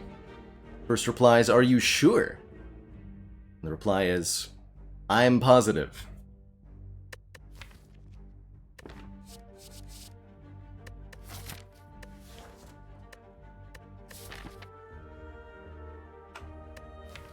Yeah, we're fighting Guardian. I'm gonna try making signature move work here. Lose some max HP for the Golden Idol. We will definitely aggressively remove strikes. Feels weird. Could get Warped Tongue. Ends up getting a random card every turn. Comes at the cost of a removal, though. Let's get our Eruption upgraded, so we can play it alongside our signature move.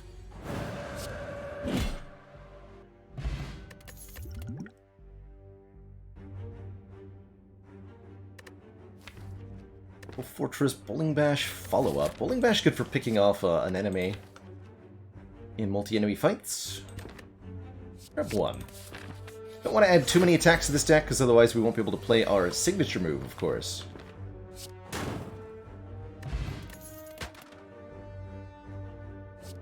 Could make pressure points into a thing, but I don't think so. At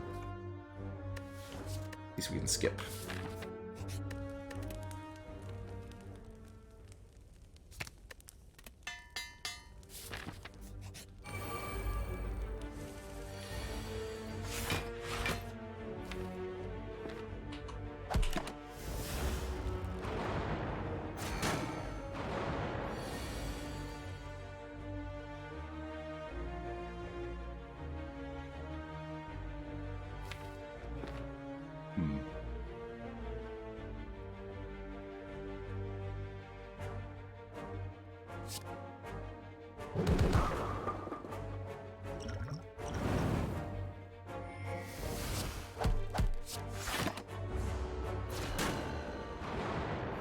I think only one that way.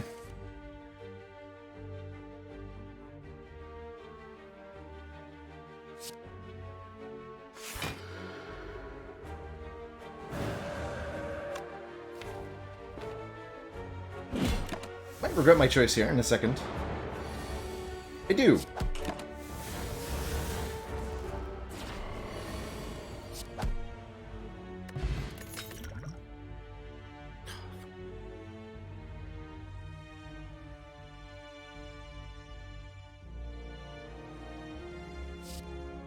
Alpha? Surely not. No.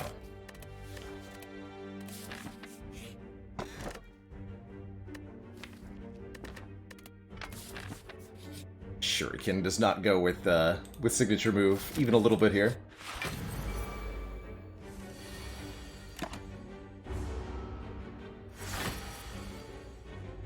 Wake up!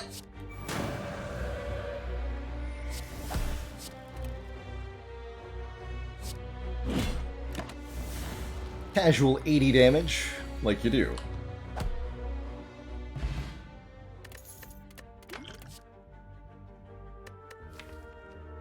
Strengths. Tempting. Gotta keep the number of attacks relatively low, though. Love that vigilance upgrade for +4 block.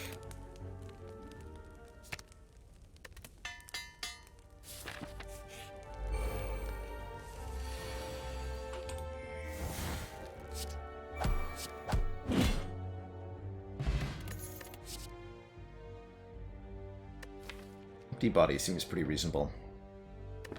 Empty mind might be better. Not being offered an empty mind, though.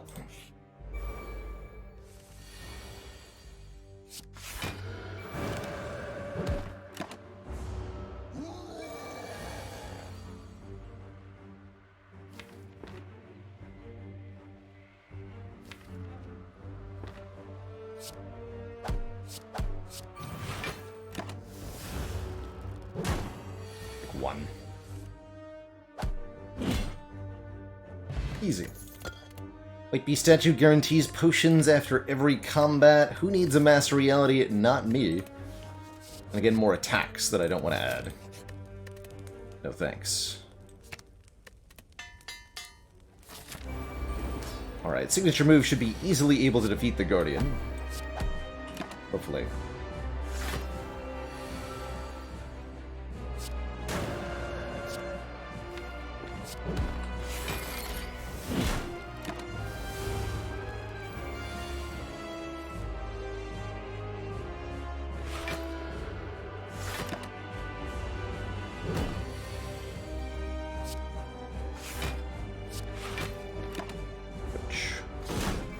We're basically immune to this multi-attack thanks to Tori.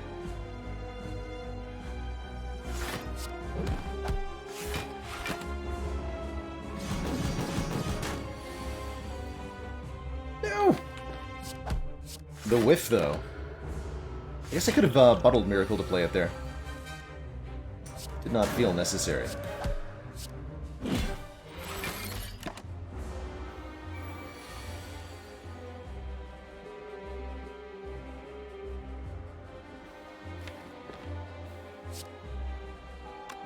Take 12? Actually take less if I just defend. Fair enough.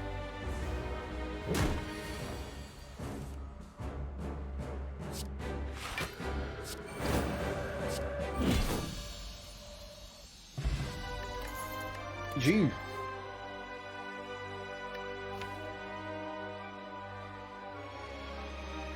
Conjure Blade is interesting with signature move. Master Reality upgrades cards created during combat, or Devotion gives us mantra each turn. Honestly, I don't think we want any of this. No thanks.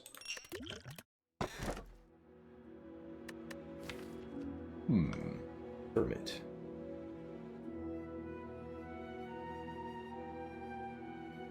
Interesting. German's not necessarily good.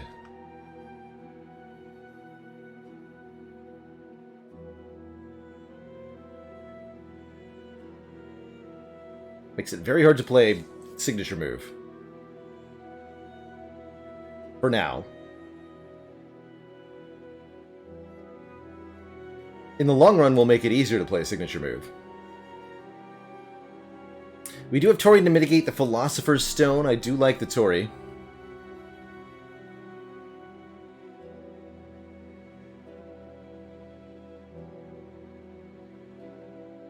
Sure, with just 3 removals, which might be an act and a half, or even 2 full acts to achieve, we can play it every time.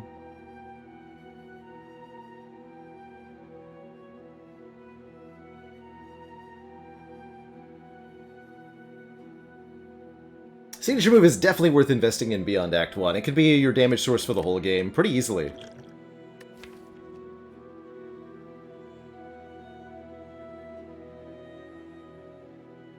We haven't taken anything else anyway, right? I'm like oddly trusting in this pyramid. I'm gonna try it. I think this is good. I do need to go to 2 shops like right away though. So we'll hopefully be able to get that to happen. Oh, hey, look at that. Nice.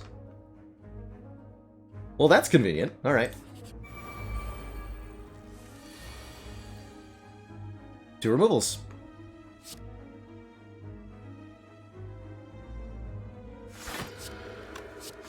It's just that easy.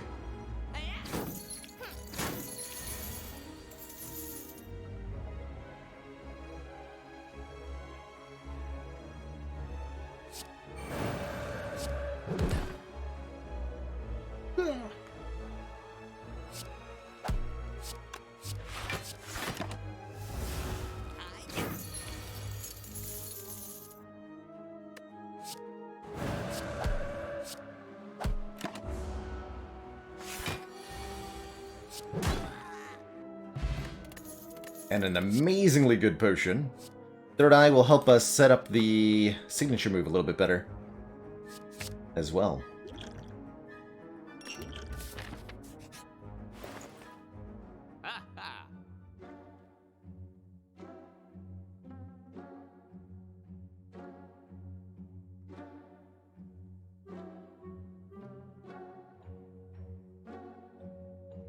Two removals, huh?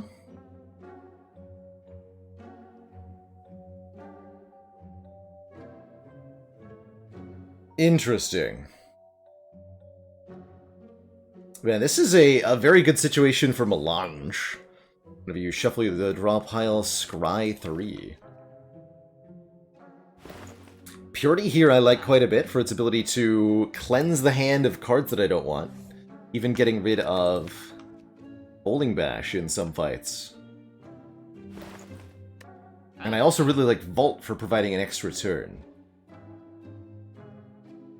Especially with Pyramid.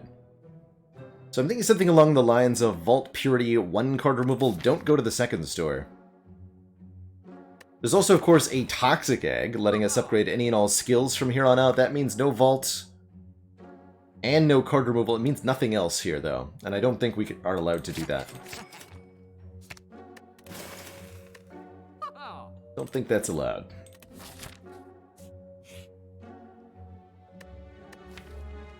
Pyramid Apparitions. Well, had we taken the Toxic Egg, this would be an easy pick. Actually not sure that I do want that. No, I don't think I want to. Not today.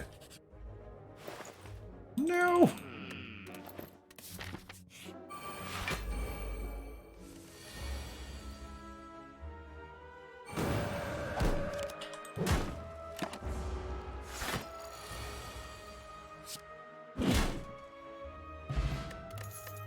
Not bad. Cut Through Fate's a bit awkward with a signature move. Much prefer the third eye.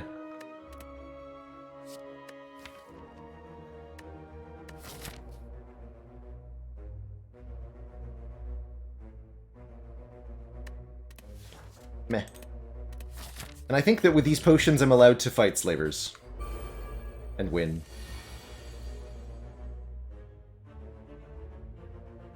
Ooh, am I though? Hmm.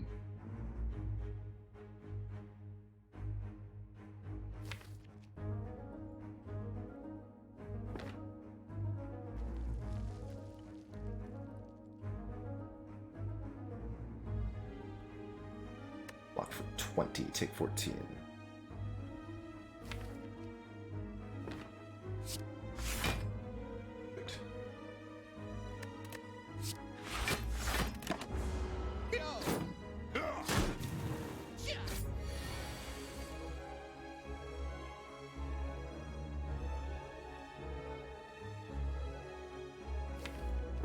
Oh, this actually seems fine, right? Let's take one.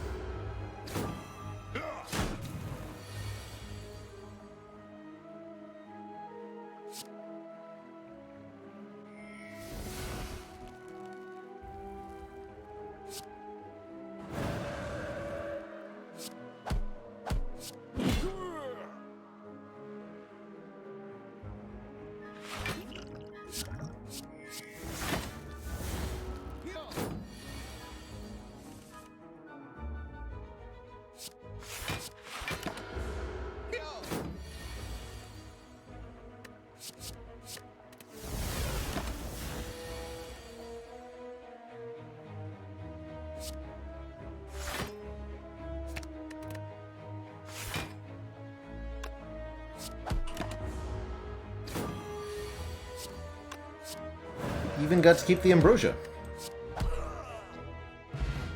Picking up the strike dummy, making our 2 strikes do 3 more damage each. Muddled Miracle comes back. Study actually could be okay in a deck like this,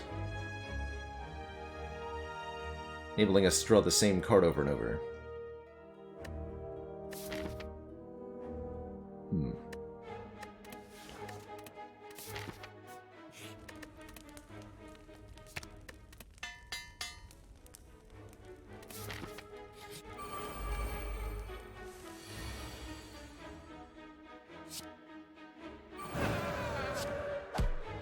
Thank you, Strike Dummy.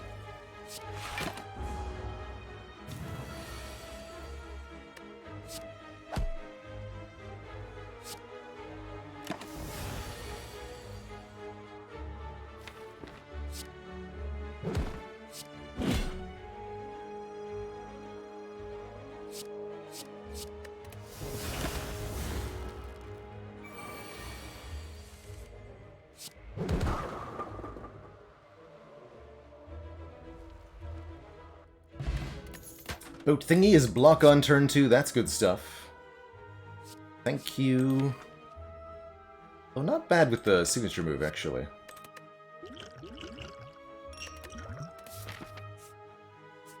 Take another event. Duality. Whenever you play an attack, gain 1 temporary dexterity. Okay, that could have been a good reason to take a weave.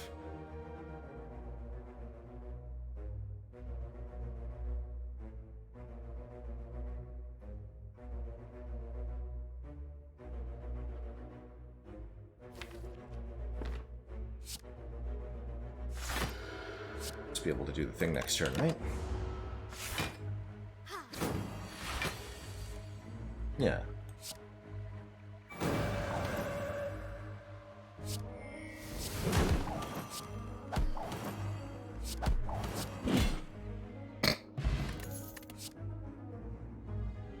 Okay, this is a good attack card. It's a 0-cost attack. on the turn that we create it. It is not an attack until we actually play it, so it works with signature move even though it's a damage card. And we're allowed to skip, too. In case it gives us something we don't want, or can't use.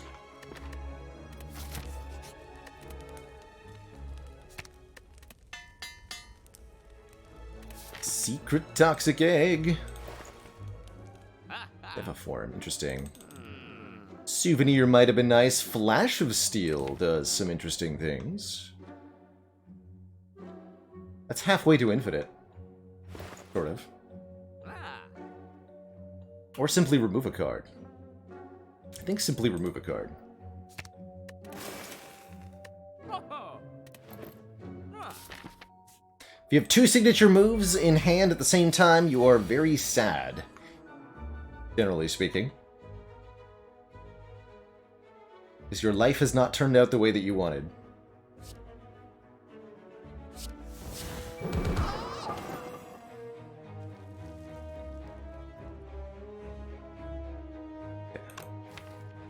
Could liquid memorize that, but it does not actually benefit me.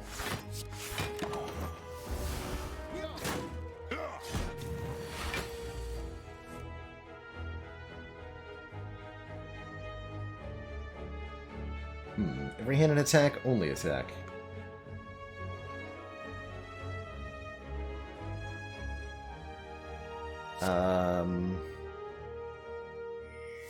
Like this?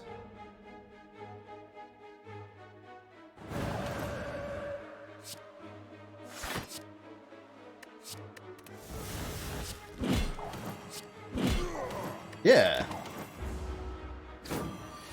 Good job, Flash. Pantograph is a nice heal at the start of boss fights, and upgraded Cut-Through Fate's a little hard to say no to. Actually, wait, I think Alpha's genuinely good now. Alright. I'm in.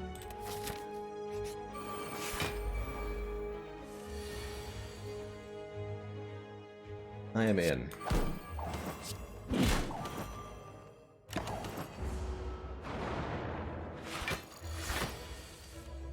It's most of the interaction between Alpha and Vault that is particularly good.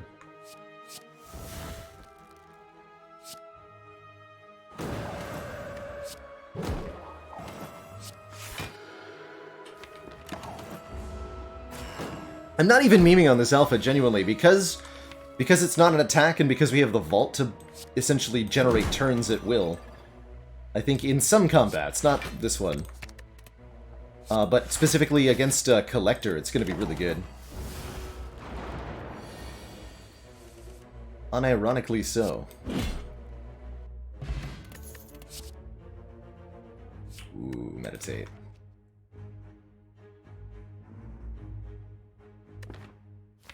Yeah.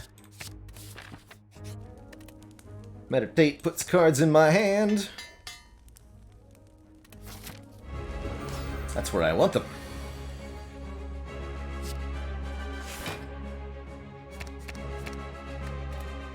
For example, I'm just gonna vault right now.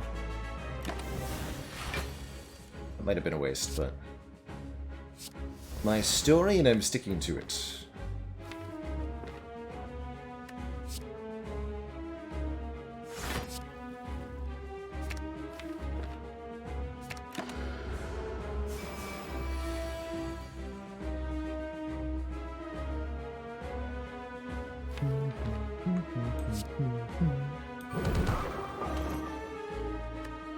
Oodles. May you perish.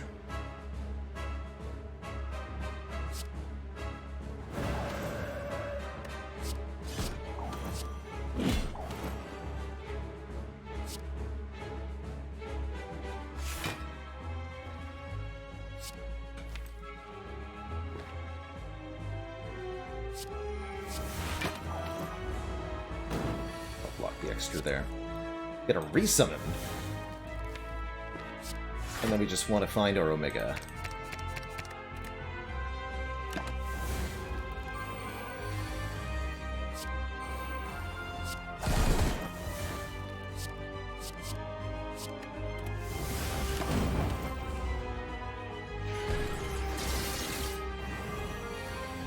Nice resummon, nerd.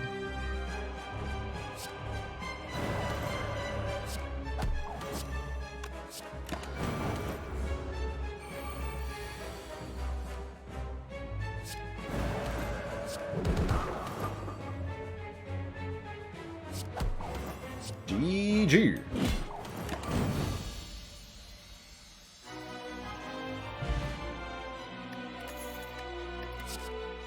Cleaned their clock.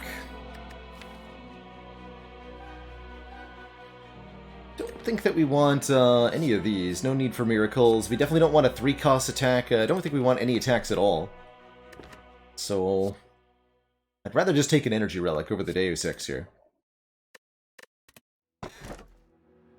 Take an energy relic we shall. The Fusion Hammer prevents us from upgrading, or the Brink Dome prevents us from seeing enemy intents. I guess we could also take Sacred Bark with White Beast statue, doubling the effective potions, but this feels like a pretty comfy Fusion Hammer, honestly. All the important stuff is already upgraded. And we still have to recall. Unupgraded cards are Strike, Defend, Defend, Defend, Purity, Alpha. And I don't want to upgrade Alpha, because that just makes it innate. So let's take a Fusion Hammer, quite happily, and proceed onwards to the Spire. I am racing through this run, 25 minutes, huh? It's cool by me.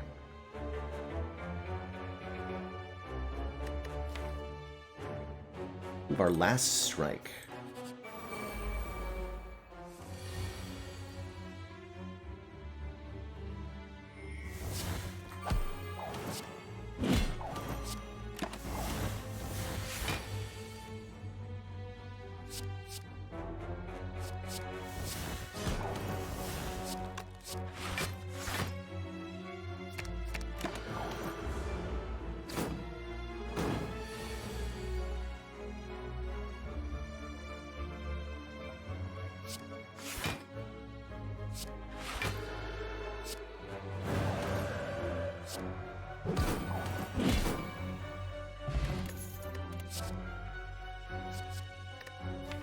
Mantra.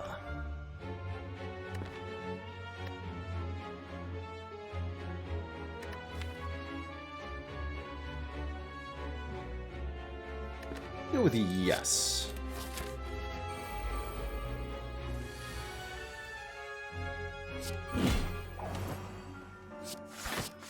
Yes to Mantra for now.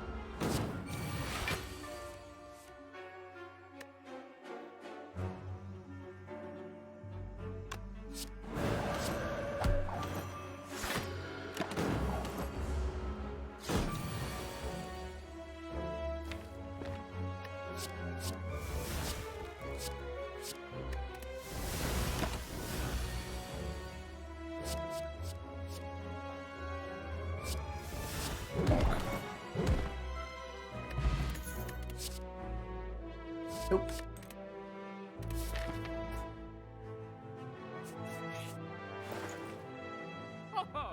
Ooh, Scrawl. Scrawl might be better than a card removal, drawing cards until our hand is full. Speeding us up quite a bit, making it easier to get Alpha, Beta, Omega down. Yeah, I'll take that.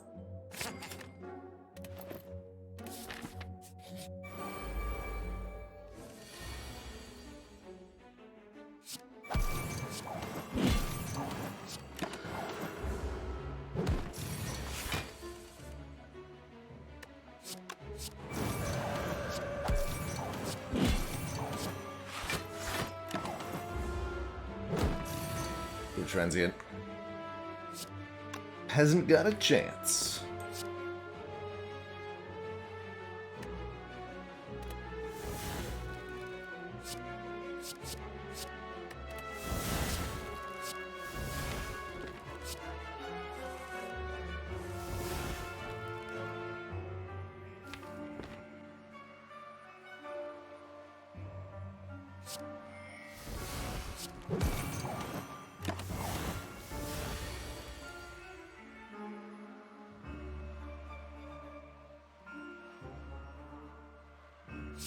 Can I make this work?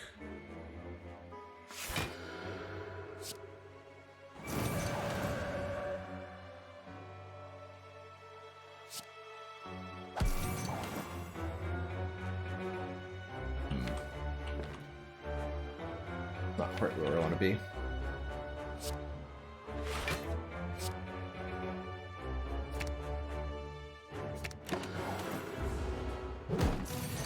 Want to go like Eruption Signature Move Beta? Here we go.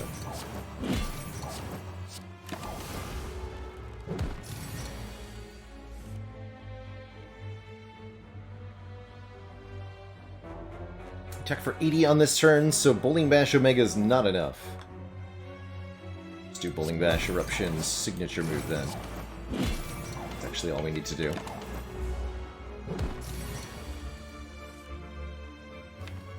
Then that happens.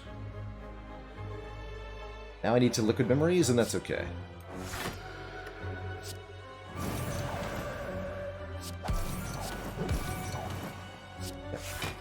Discard that, put it back into my hand, and play it.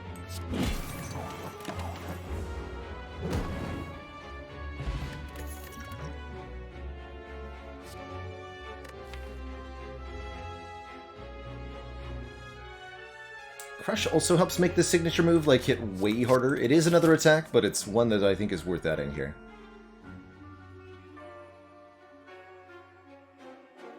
Okay, unavoidable fire this way. Let's go the way of the avoidable fires. And it did indeed say plus. Always goes a long way.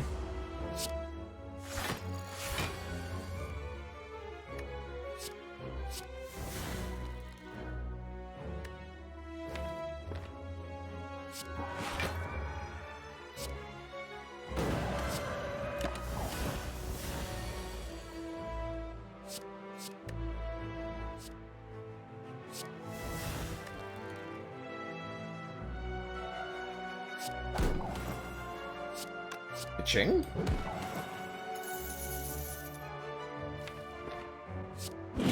Not bad.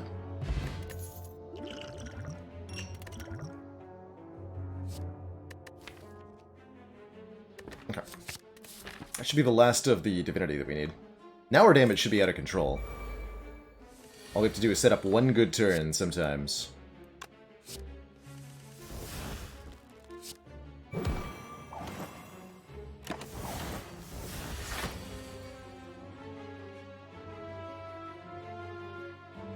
Like this one.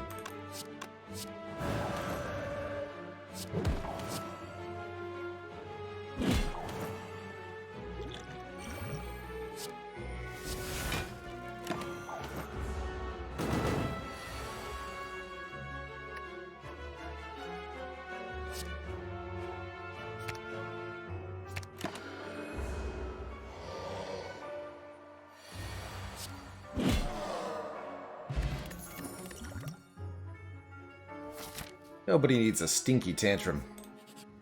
Nobody.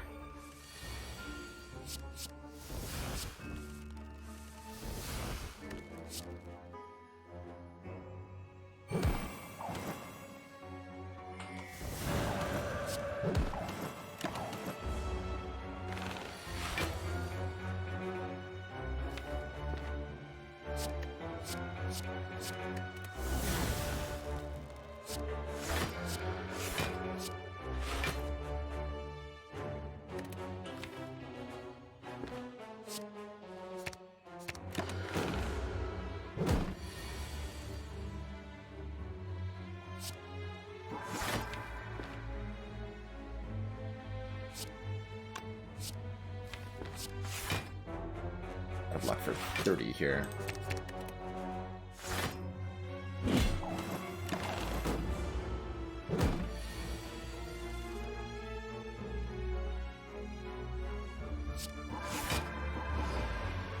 So Crush Joints into signature move now does 180 damage with Divinity plus Vulnerable. That's really all we need.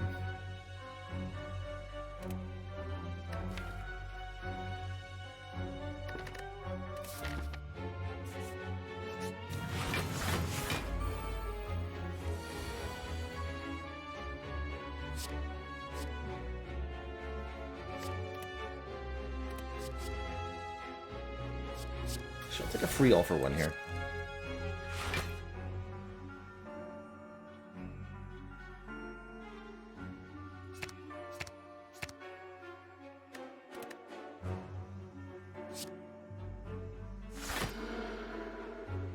29. Perfect.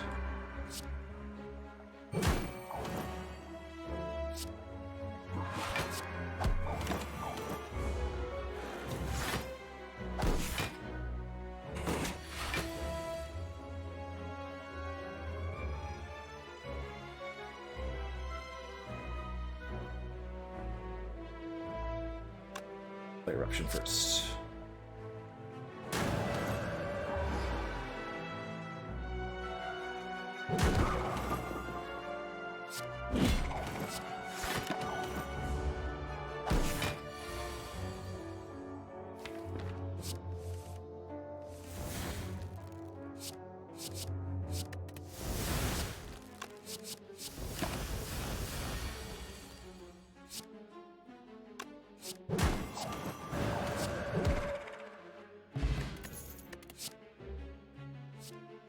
Card drawn Blanc. Getting a little thick here. It's okay. So 22 cards. Maybe stop adding them eventually.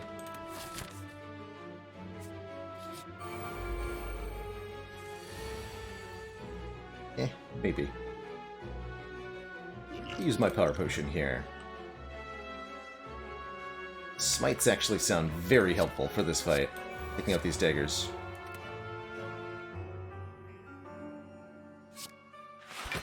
For the blue key, we skipped Shuriken, I believe. Sway Saraz, thank you so much for the Prime sub and those 7 months of support.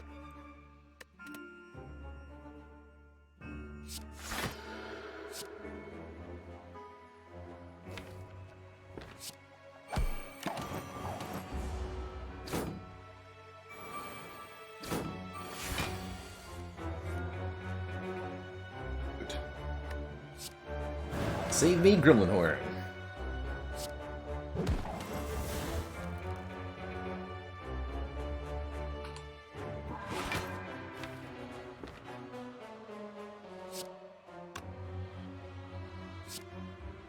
Wait a minute.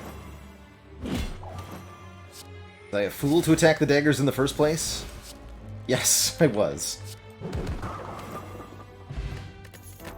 Get her out of here.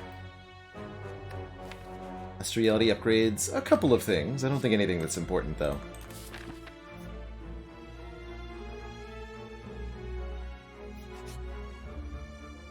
Turn this strike into a tantrum.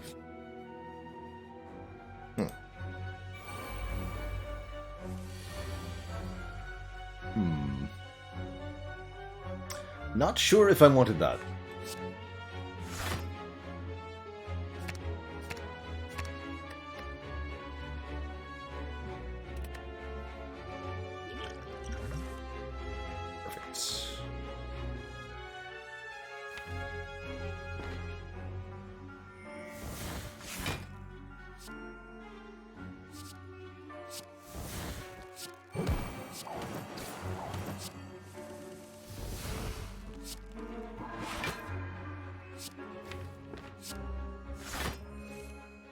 Okay, there's Meditate. A little bit late.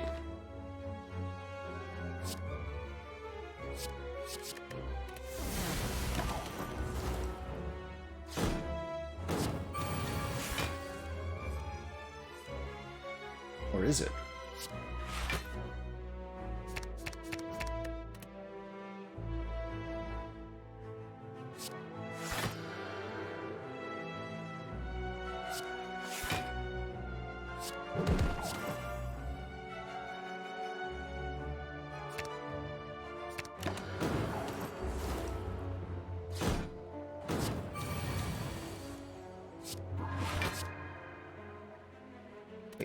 First.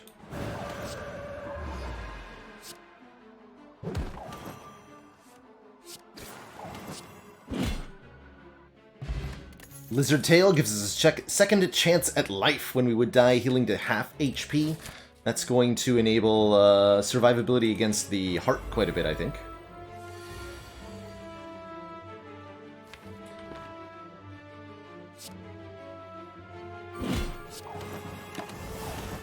Let's just take another turn here.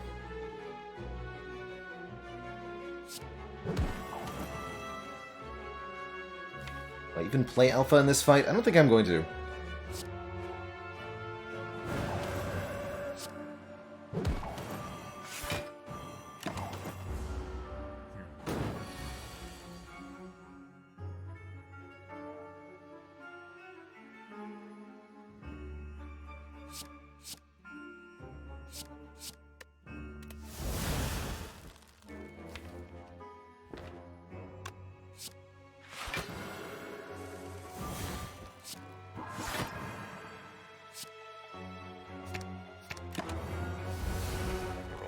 Wait, am I vulnerable?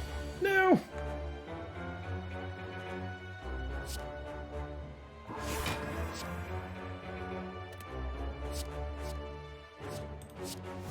Hmm.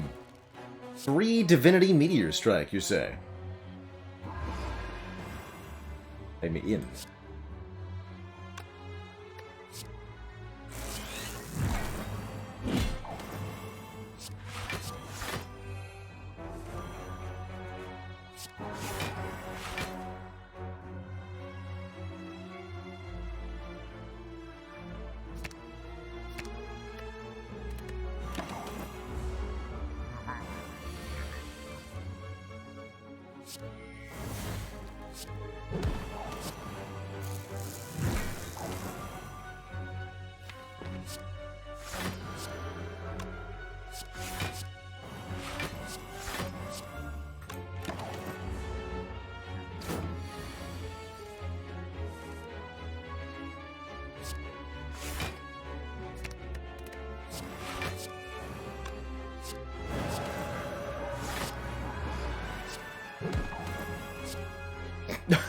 How's that for overkill?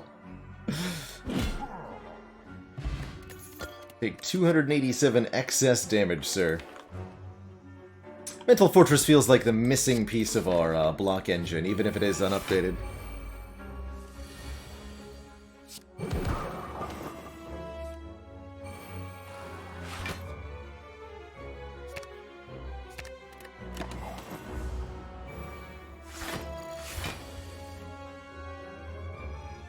Multi-kill.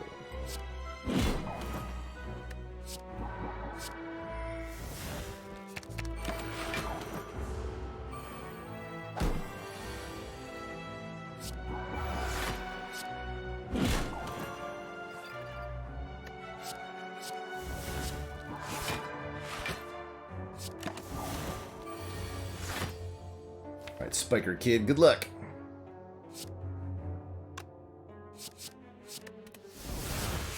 Yeah, unrecovered. Howdy, howdy.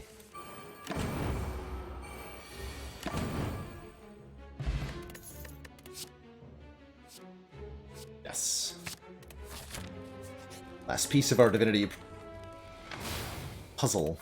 A second upgraded Prostrate. Love that we got many, many upgraded cards. 1, 2, 3, 4 upgraded cards since taking Fusion Hammer. So good.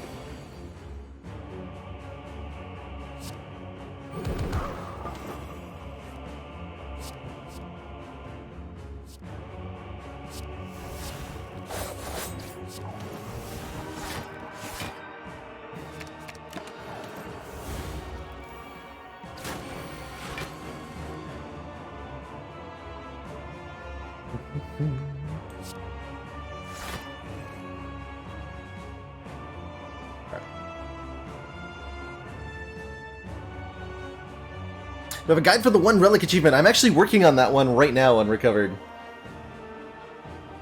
That's probably the next one that'll go up on the YouTube.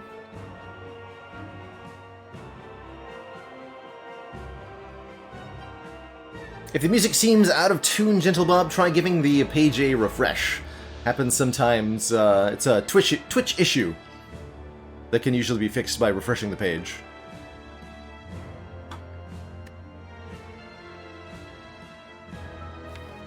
That one is unfortunately a persistent site-wide issue.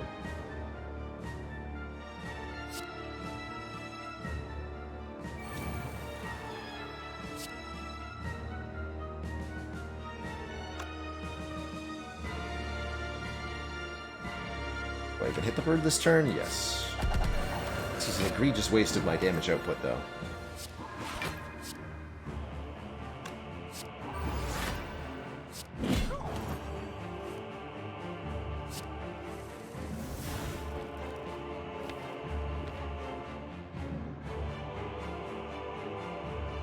No need to play Alpha here, surely.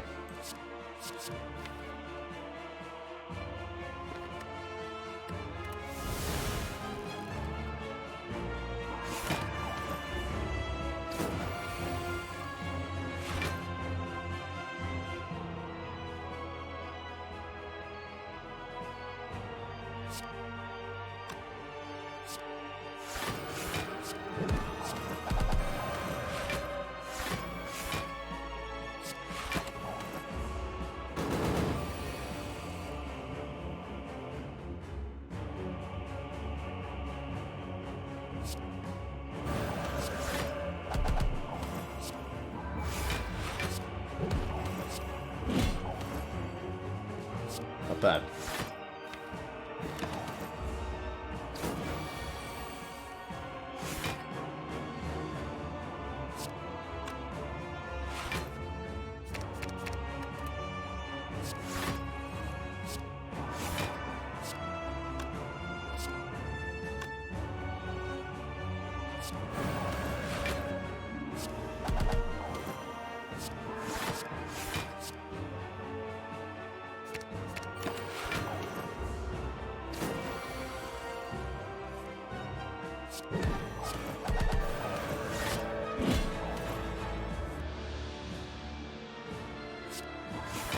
Trigger.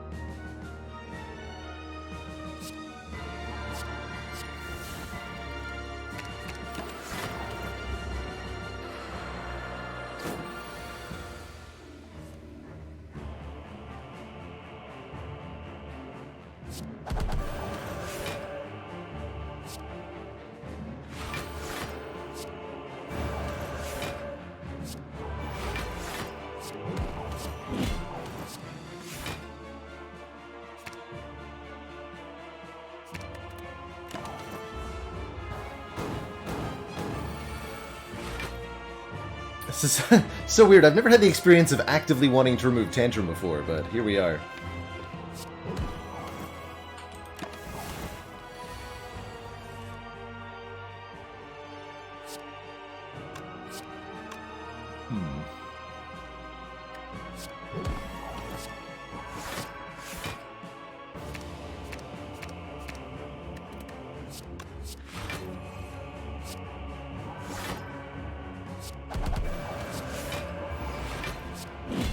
GG. Alright, next up. The Shapes, Donu, and Deka.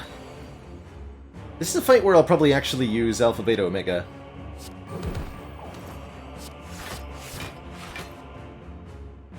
Discard that, and stay. What's Duality doing? 134? Yeah, that's Duality for you. It just be like that sometimes.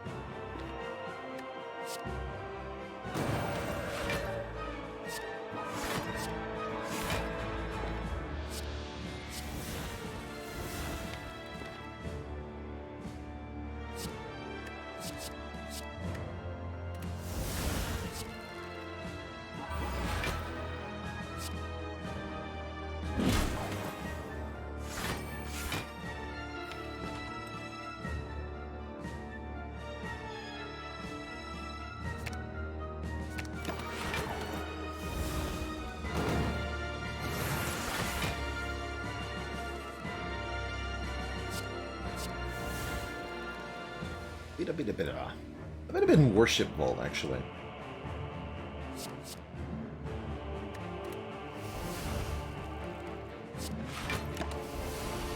Seems fine.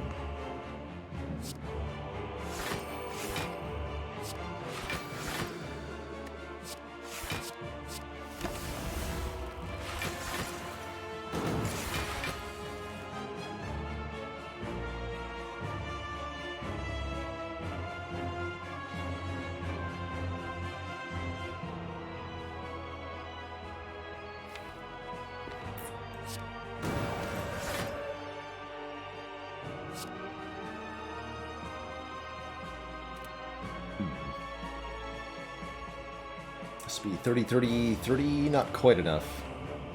Take a bit of damage here then. Okay.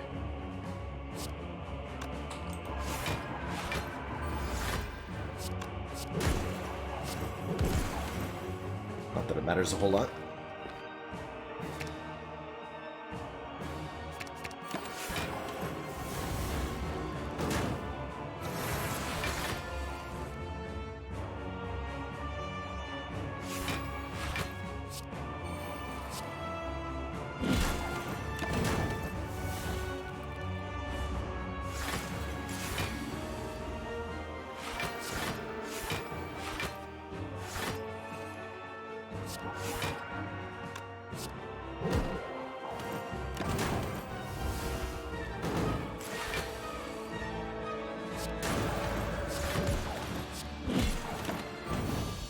GG. Two thump, two thump, two thump, a deep pulsing dread could be felt throughout the room. Is this the heart of the Spire, the source of this one extremely fancy move?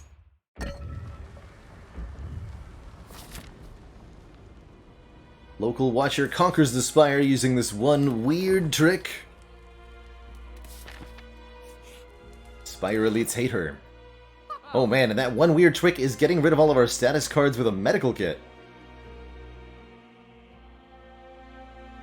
The Shrunkening. Is this actually a use case for Enlightenment? Genuinely, actually. It makes Worship cheaper, it makes Vault cheaper, it makes Signature Move cheaper, it makes Omega cheaper, it makes Vigilance cheaper. That's not bad. That is not bad. I think a Duplication Potion would be obscenely strong. We should definitely get that. Yeah, also beta cheaper. We'll probably buy this Master Strategy. I'm definitely going to remove Tantrum. There's an attack card that puts itself back in the draw pile is actually horrible for us.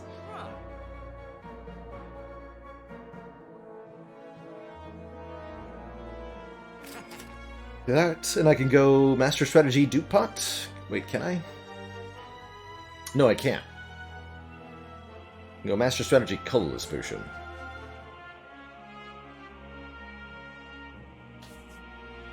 Swivel is a decent block source here.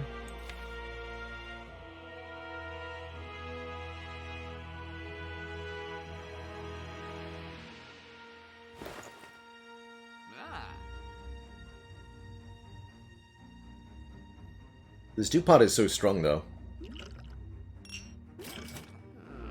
9 gold short. Where's Ceramic Fish? When you need it.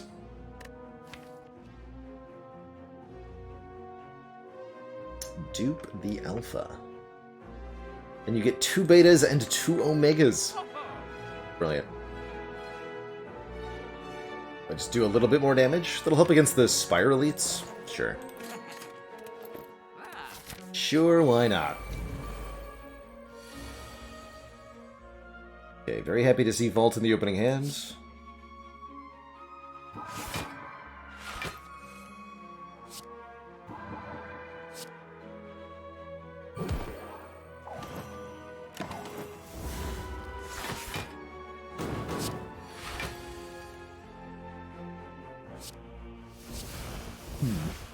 Not a great turn overall. Just vaulting.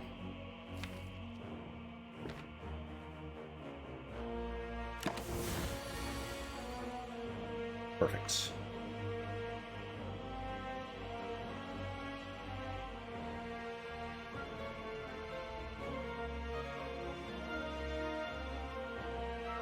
that just...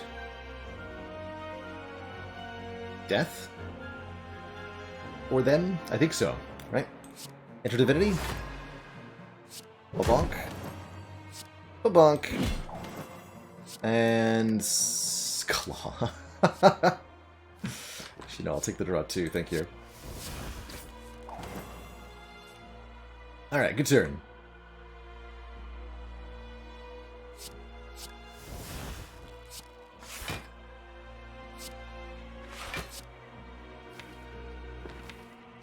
My dear child, Claw. Could retain some block, but we're good.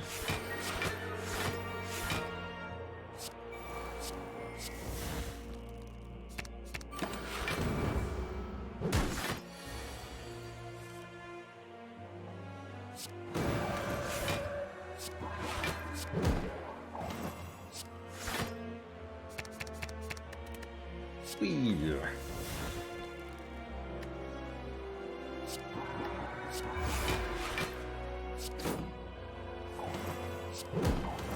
Teach you to have block.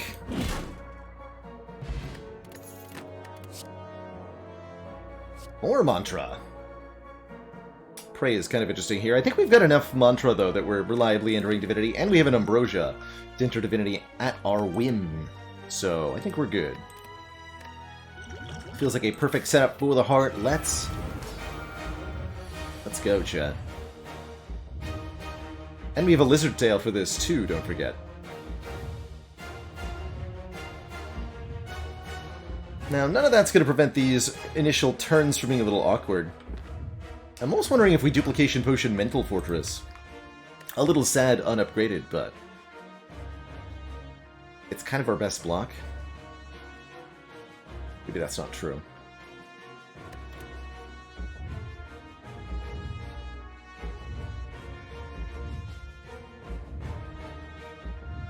Give to the Ambrosia as well. I think our damage is fine. Now I've got Tori? Yeah. I'll do it. Oh, instant Divinity, wow. Okay.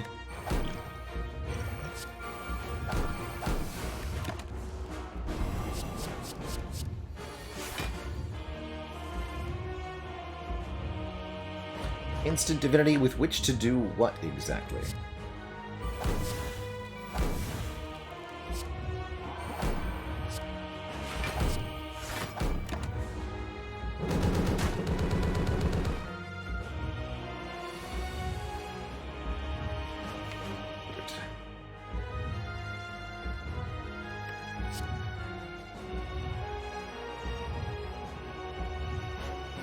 Pour influence into Wallop. Only.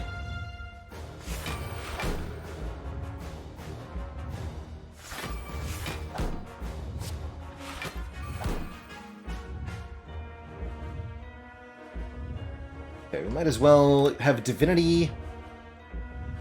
Divinity Akabeko signature move sounds grand.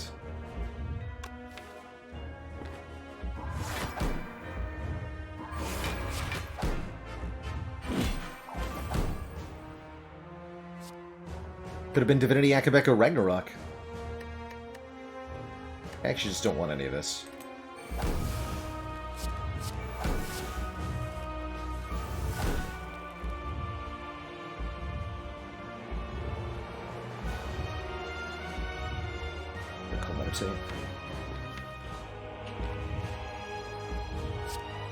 Corruption's actually useful with the Mental Fortress, so I'm not going to get rid of it.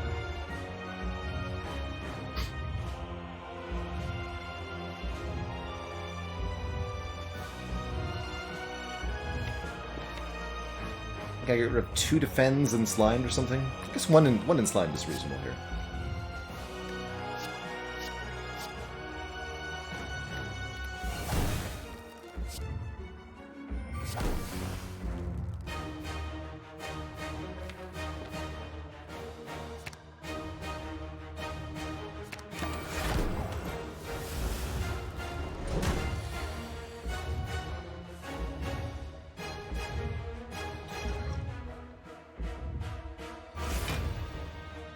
Ooh, did that wrong. Always had Eruption in hand here. So we can play all sorts of important stuff. And we actually hit the damage cap anyway, so it doesn't matter here.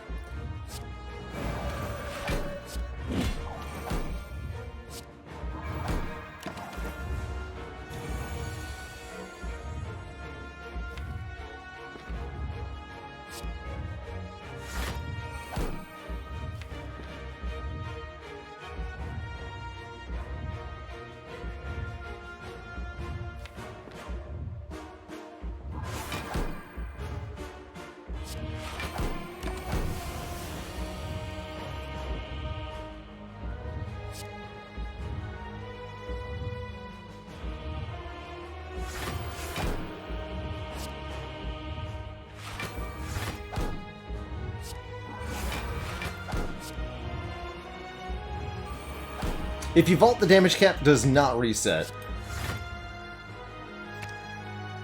on the heart.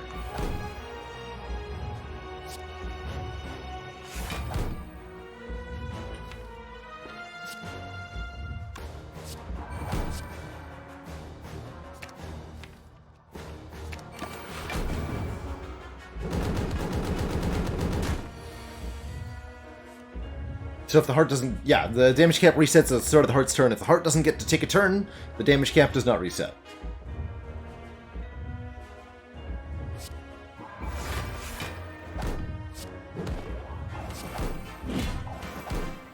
Okay, plenty of damage being done.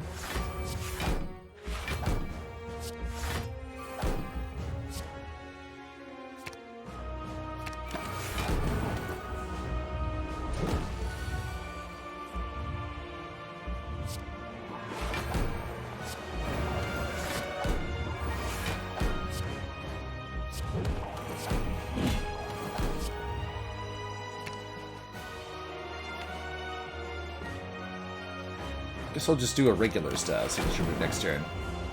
Actually, no. We'll let Omega do it. GG. There you go. Signature move plus Alpha, Beta, Omega. Makes for a winning deck on A20. GG.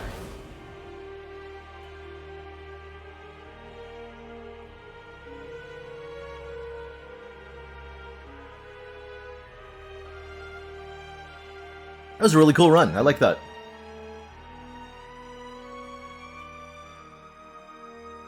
GG, only 23 cards, keeping it small when we grabbed that initial signature move, which enabled us to just stomp through Act 1 and Act 2.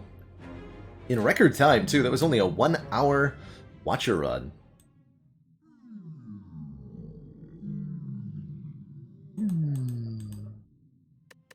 You too, Mr. Whale.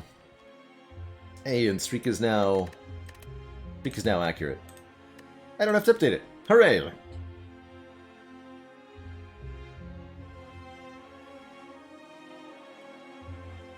Feels like we maybe had a couple unnecessary cards. I think the Wrath entries were unnecessary. Fortress was an important part of surviving Heart, I guess. Although Tori and Lizard Tail probably could have carried that if we needed to.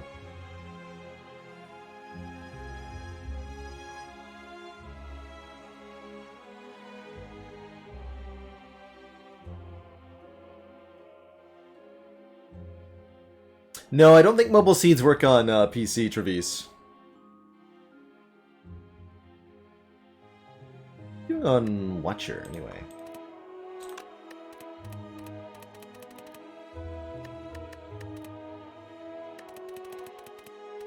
There's losses in there. But yeah, we've got mostly Watcher wins. That's real. Next up, going to be Ironclad. Real quick break before we start this one. Just going to grab a little bit more water, since that wasn't a long run. When I return, let's do another one. Be right back, everybody.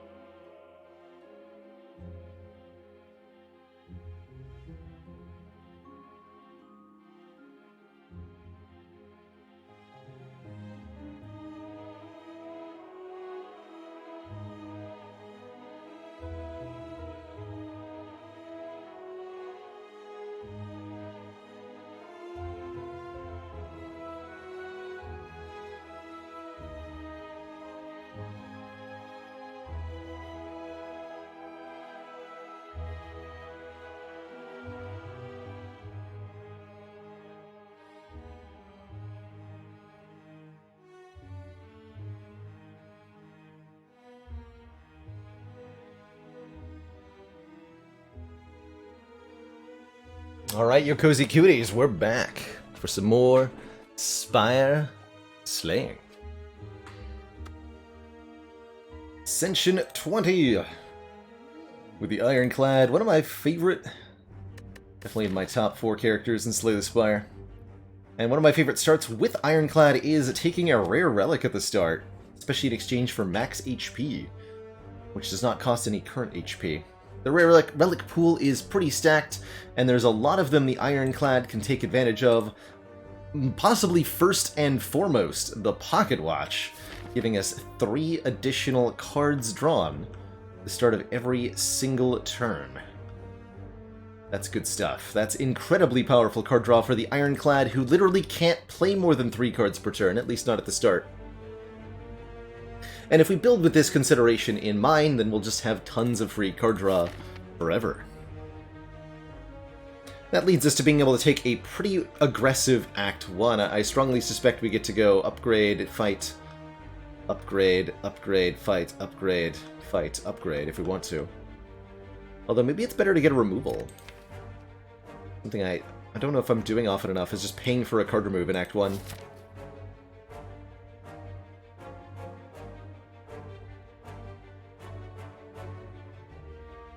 Anger is still a decent floor 1 reward, not as good as it might have been before.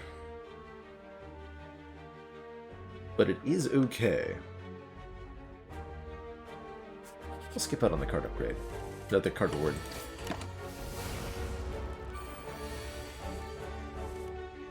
Beat that butt. Press. Let's see, with 44 health left, to kill in 2 turns. So that's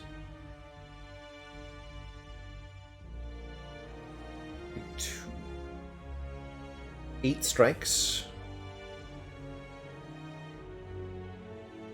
Do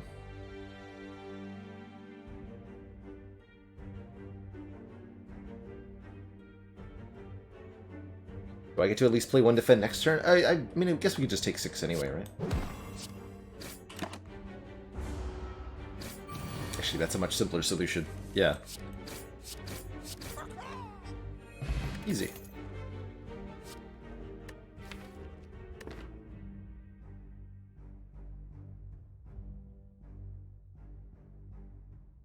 Alright. With a Pocket Watch, I'm actually all about a Perfected Strike here. It's a nice 2-cost attack. Does more damage with more strikes in the deck, and I deliberately chose not to remove one. We'll take it. The more strikes we get, the more damage Perfected Strike do.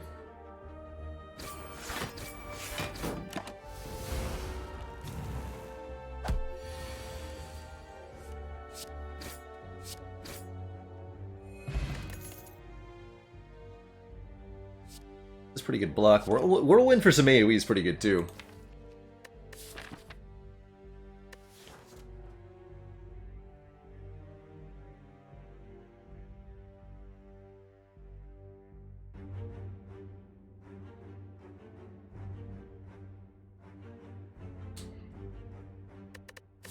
Actually, Whirlwind is quite nice here. Let's take a Whirlwind. Got lots of spare upgrades, too.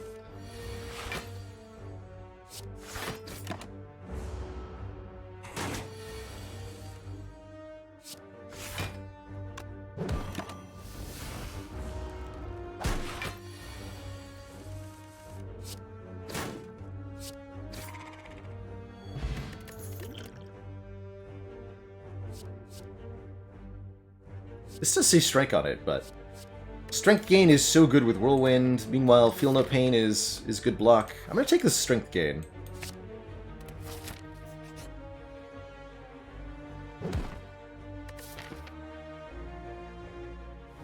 Actually, just gonna take the flat damage here. This might be greedy. That's right, Karad. The Now trade was max HP for Rare Relic, and we got Pocket Watch. That's right. 6 or take 3.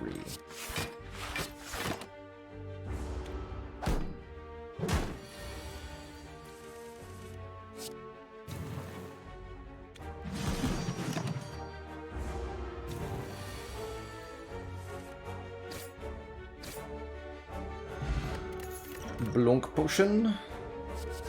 And probably a whole lot of nothing here. Heavy Blade theoretically goes with spot weakness.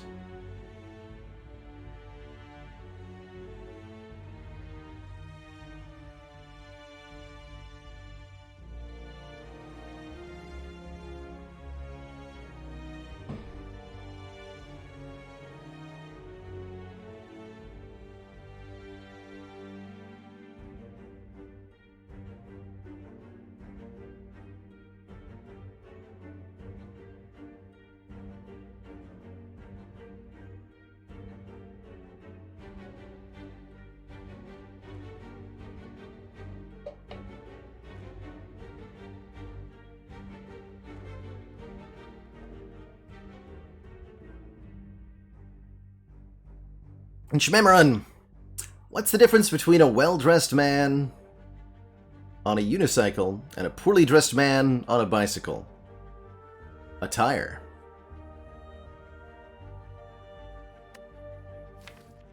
Did miss our chance for Wild Strike, Perfected Strike, Fire Breathing. I think we skip all these.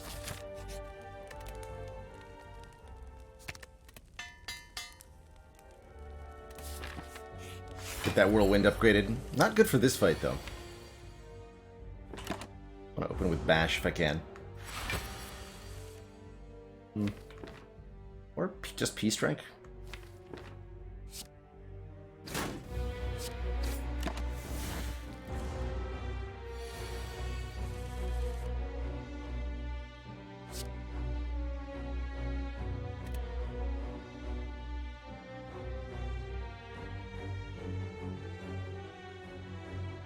Well, you know what they say, Nodex. If you try running in front of a car, you'll get tired. If you try running behind a car, you'll get exhausted.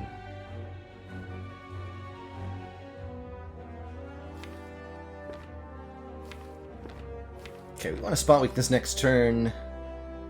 Gotta be a little careful here. We can't overblock.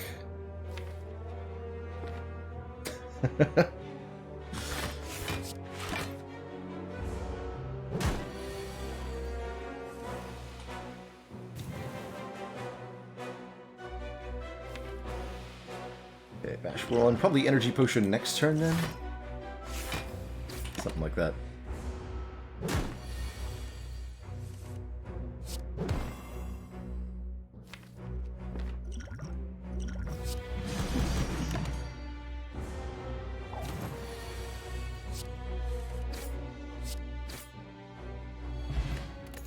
Whetstone will upgrade to 2 random attacks, and we get a second Perfected Strike. Yes! It begins! Bash upgrade's good, too.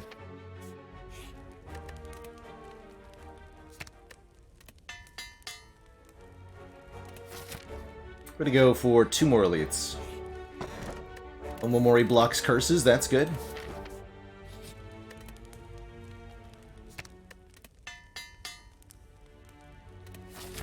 Strike our opponents from the records. They must die.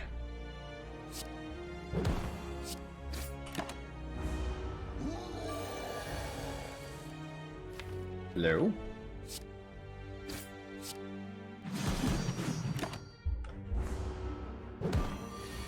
So with Volna strikes for 40 damage! Wow, and a Smiling Mask for cheap removals at shops, as well as Twin Strike or Wild Strike. I think with Spot Weakness, I actually don't dislike a Twin Strike, as well as the fact that that improves the damage output of our Perfected Strikes by quite a bit.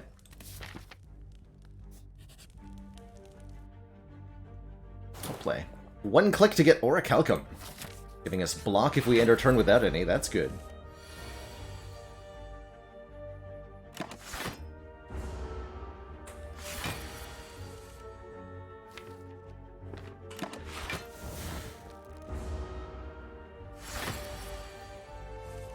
Orichalcum really lets us lean into the all-offense, all-the-time strategy with this deck. I'm hoping it's going to work out well for us.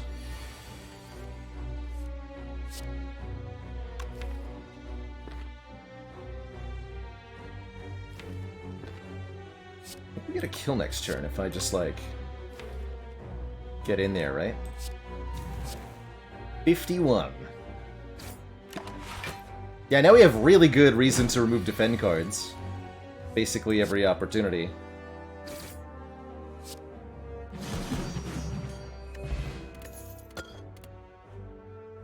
Get more energy with a Happy Flower. Offered a limit break to double our strength, but with these perfected strengths, I'm not sure that I need it. Does work with spot weakness pretty well, though.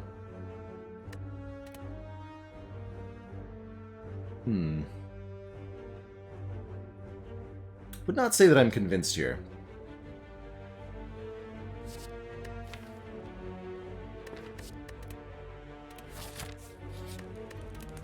I'd be Guardian.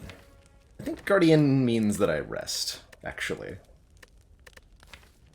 I really don't block very well? Yeah, we should rest. Hey, Alchemac Nice Waffles. So many. So good.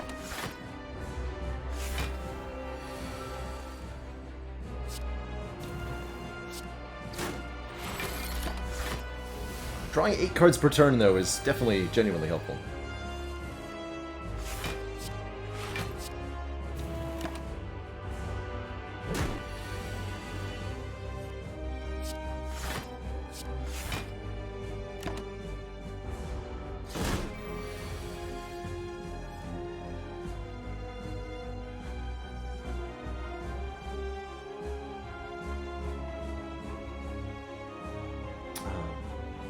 Almost?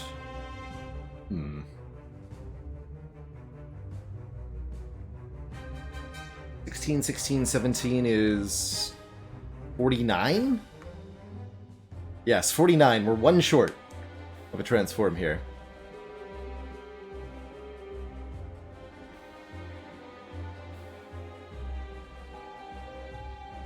Guess I'll just block 3 times then.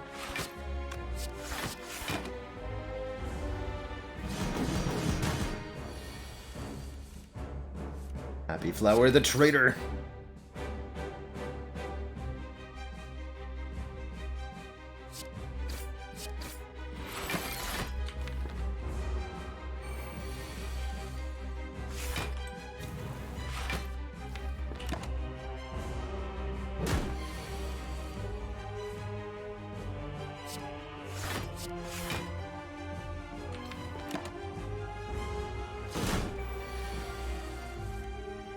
Alright, now we have Happy Flower. When we need it. GG. Did not need to rest, but relatively happy that I did, because we did lose a lot of health.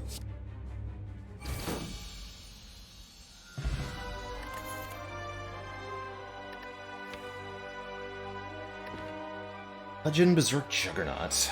I'm thinking no thanks.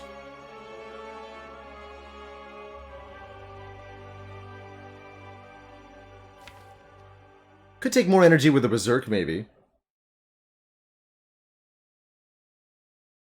We'd need to upgrade it. Helps us play multiple Perfected Strikes once it's down. Although often costs us a draw, it is a 0-cost card. And if we get an Energy Relic, I won't want to use it anyway. Thinking no thanks to all of it. Everything here will ultimately slow us down. Interesting choices here. Verdict Pyramid, possibly at its worst when Pocket Watch is involved. Empty Cage lets us remove 2, or the Coffee Dripper prevents us from resting. A little spooky with what we've got, but I'll do it. I'll take a Coffee Dripper here. Now, we're going to have to fix our block game, or at least make our damage output game even better, is the other option for this. That starts by removing defends.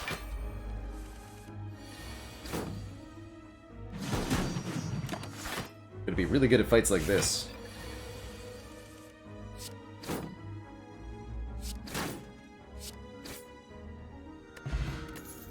Kill them on turn 2, easy.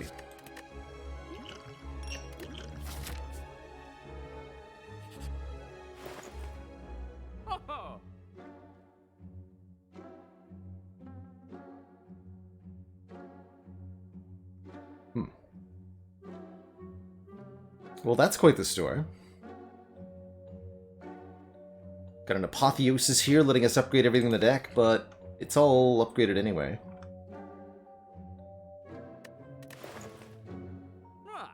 Could make our blocks better. Could take Calipers.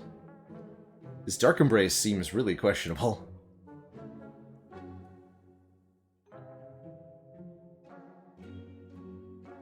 Could take a Prismatic Shard, getting us multicolored cards. That could certainly be a thing.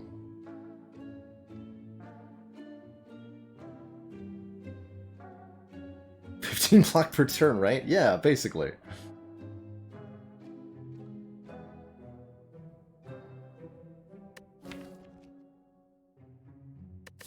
Shard will lower our chance of finding cards that say strike on them. But might raise our chance of finding the kind of block that we need.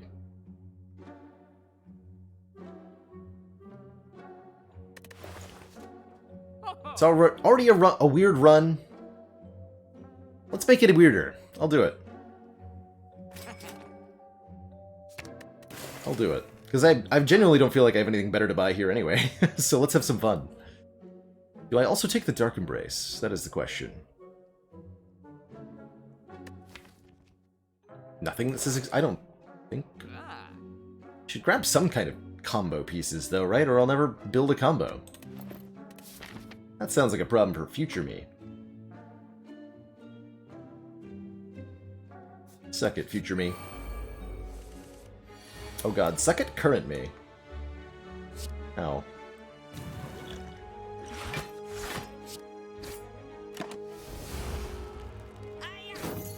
Jack needs an anchor pretty badly.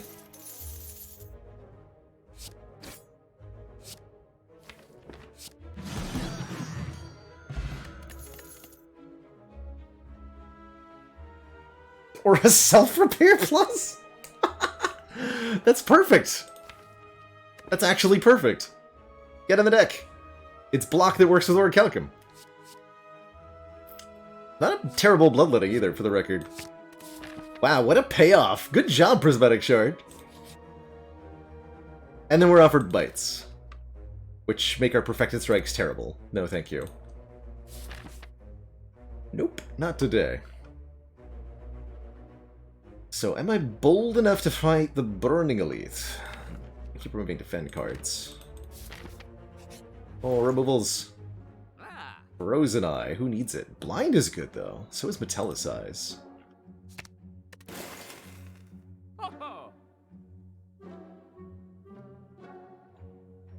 I'm gonna buy this blind. Oh, and I can buy the Metallicize? Nah, Metallicize is stinky. Let's say... Metallicize does work with Orichalcum, yes. Yes, it does.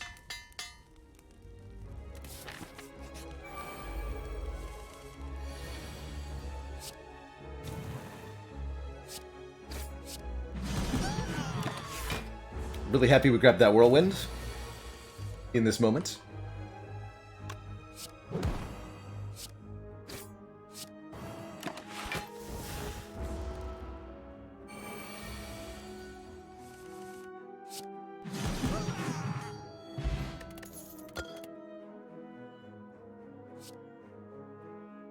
Cut through Fate's kind of interesting. Don't need a Doom and Gloom. I think we'll pass on these.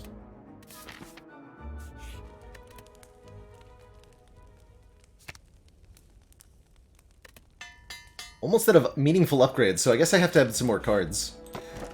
Oh! Bag of prep! 7 cards every turn, forever.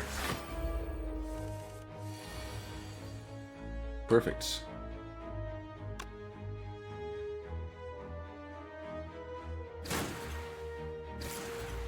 So close to an outright kill, too.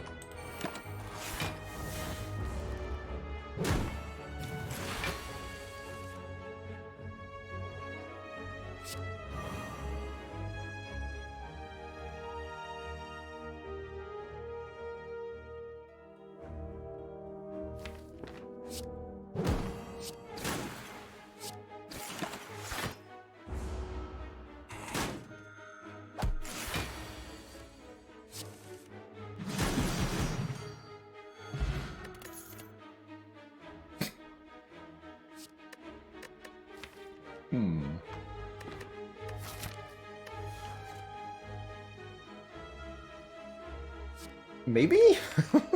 If we can get to Divinity Stance, we're gonna have a good time. I'm gonna try it.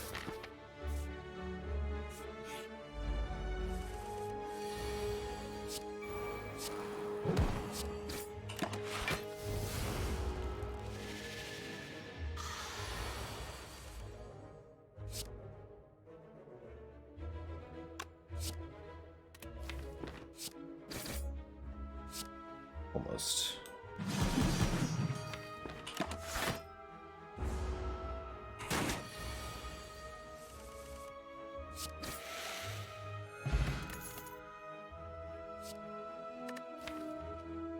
An actual block card. Okay. I accept.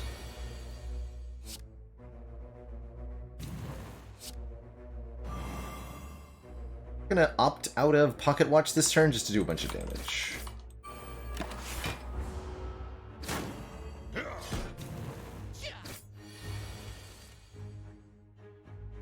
There.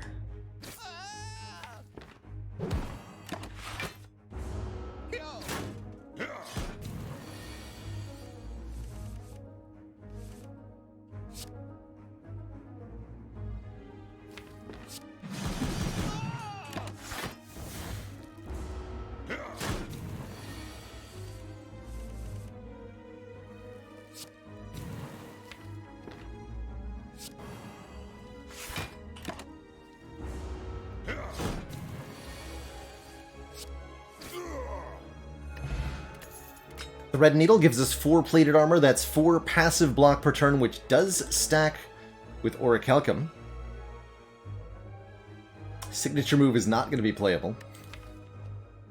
Panacea could be interesting. Blocking debuffs. Body for more card draw. That's all a skip for me. Close, though. Close to being good.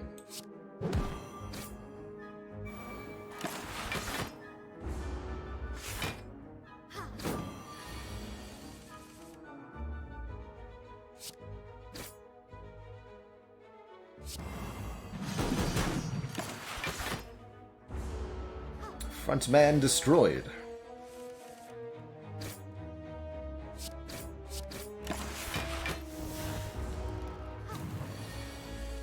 Lady destroyed.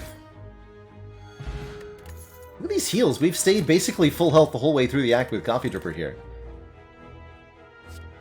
A late plan.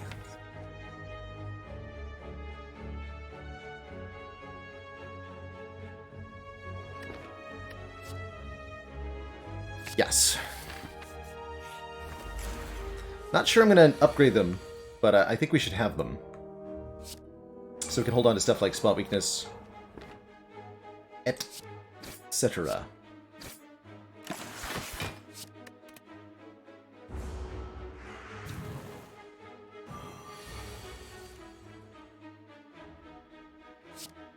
Okay. Bird eliminated.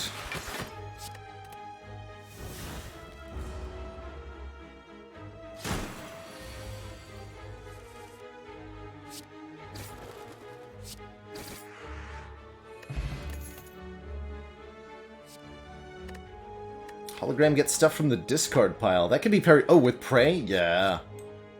That's correct. Now we upgrade Prey.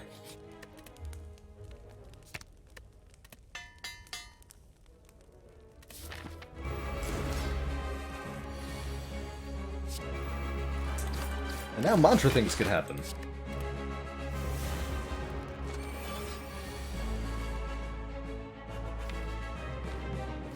Or Prey gets stolen. That's also, I guess, a possibility. Boss will give energy, but enemies start combat with 1 buffer. Ooh. That could be interesting. I feel like that would be... I would feel like it would be easy, and then it would not be easy at all. That's how I feel about that.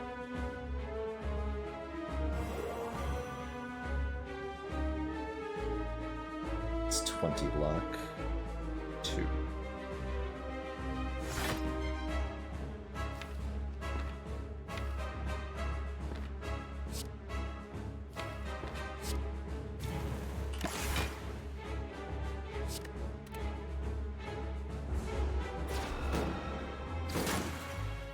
Dang it.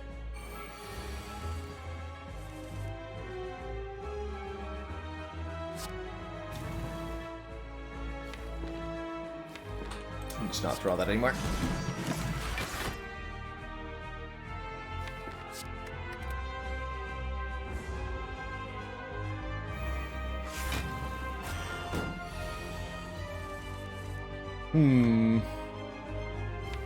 Okay.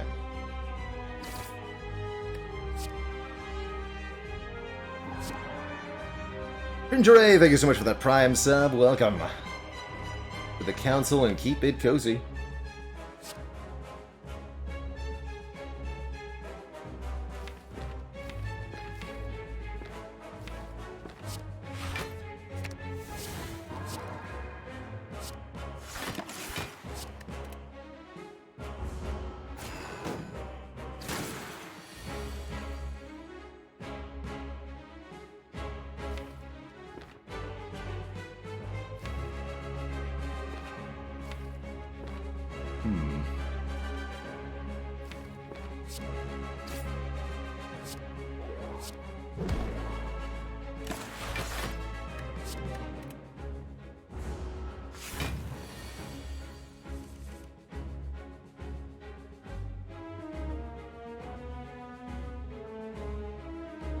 This keeps me alive. Can we do better than being alive?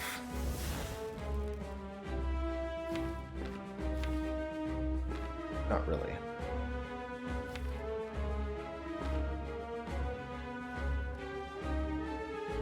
Okay, this is gonna hurt then.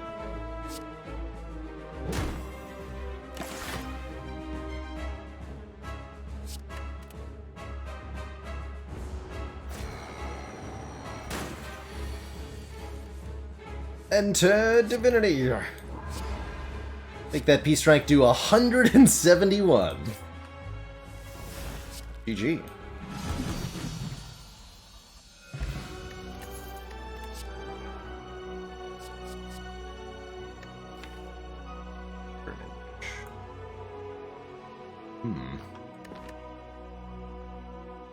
Eat?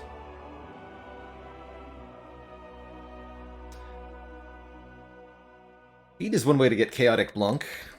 Be hard to stall for, but will it be, though? Good with well-laid plans, too.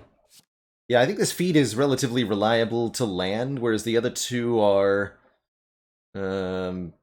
patching a hole in a sinking ship.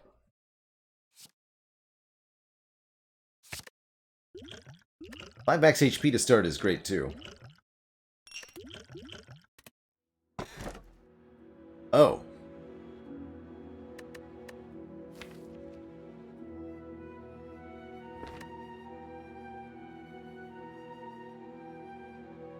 Well. Snecko is here to say, maybe it's okay if we play more than 3 cards. Maybe it's okay if we play every card. 2 additional cards each turn, but start combat confused. If we play 3 or fewer cards during our turn, we'll draw 10 from Pocket Watch plus Snecko Eye. Although the retain that we have actually means we won't benefit that much. But I think Snecko is going to be a good time.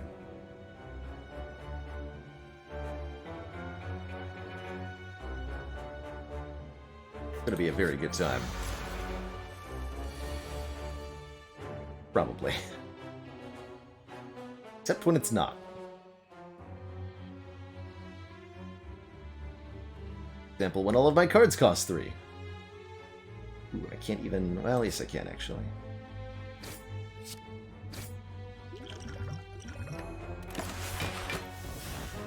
How am I killing this spiker?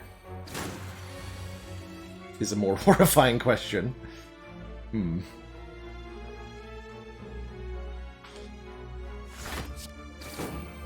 Something like that, I imagine.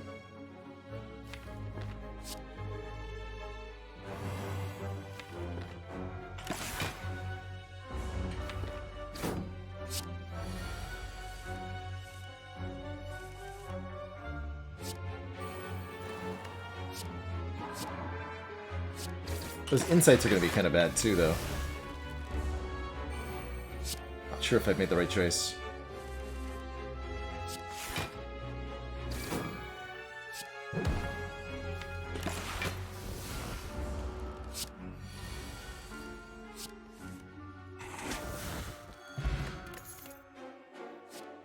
Shrug plus. Yeah. Easy. Take an event.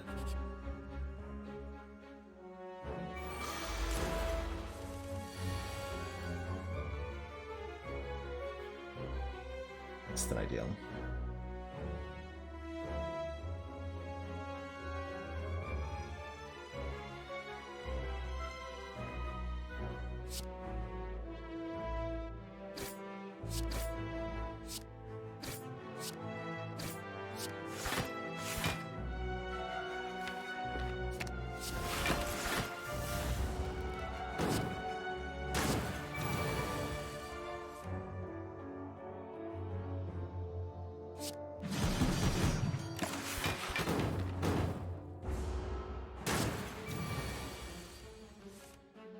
No, why does it cost 3? And retain? Help! Oh god, they all cost 3. No! Alright, we have to just play Bash. It's the law, unfortunately.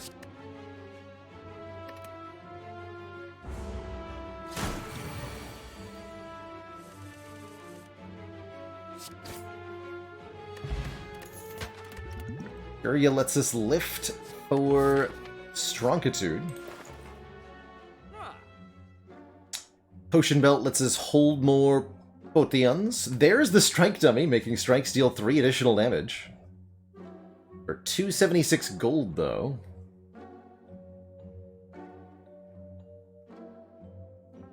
We take the Clockwork Souvenir, giving us an artifact at the start of each combat. I mean, that does spice up my strikes. In the good way. But yeah, probably Clockwork Souvenir, Potion Belt, removal by a potion.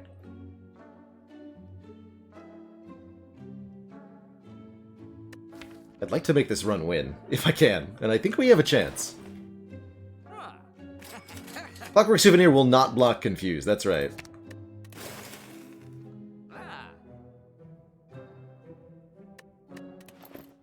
She's saved the money. Don't buy the potion yet.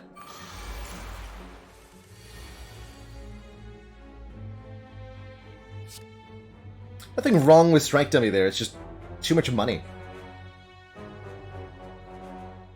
Cannot afford to do the thing. Okay, looks like we skipped the bash.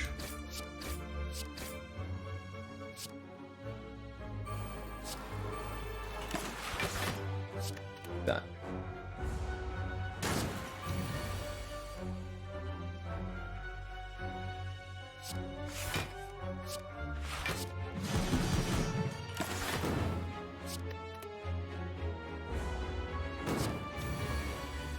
Well-fed plans.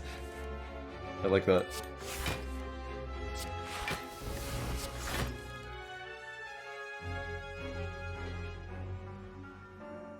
Actually, that does 30, so...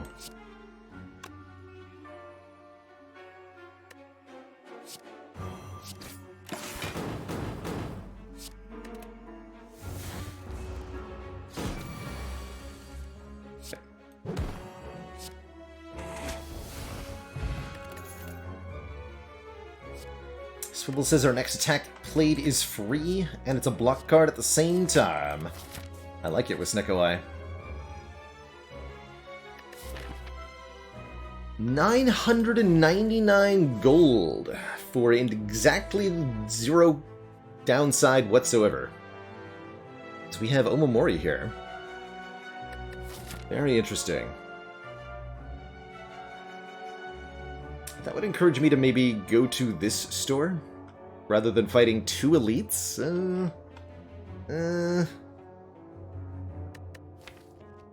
Whereas we'll gain max HP and a card reward and a rare relic from fighting the boss. This might be better to just fight the boss.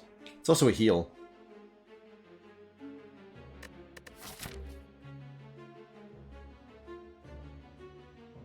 Although the rest sites do give me strength.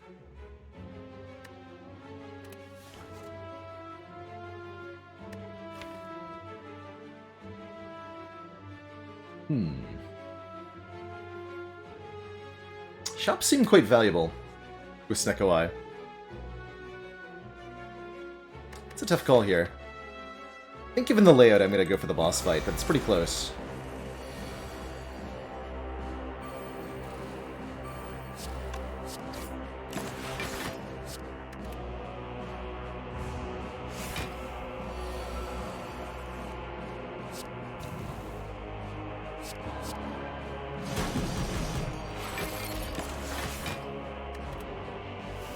We should have held Shrug there.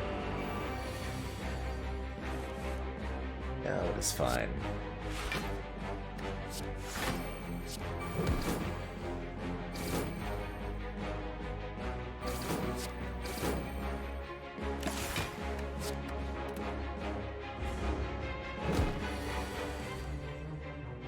This deck wants a corruption, I think. 1 plus 21. Yep. Tasty. We get the shovel, which means we can just dig for relics. Easy. Easy every time. Wait, this says strike on it? Adorable.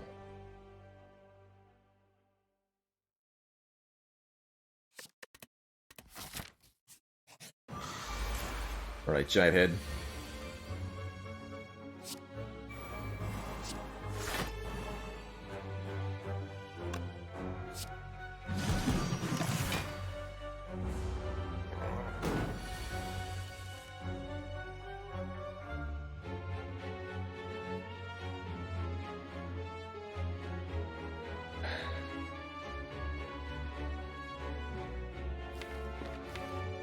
We need to play Prey to win this fight.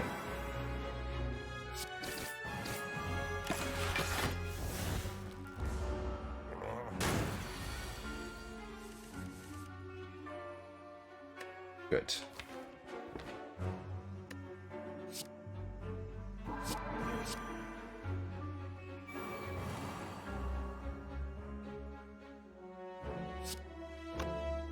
This doesn't matter.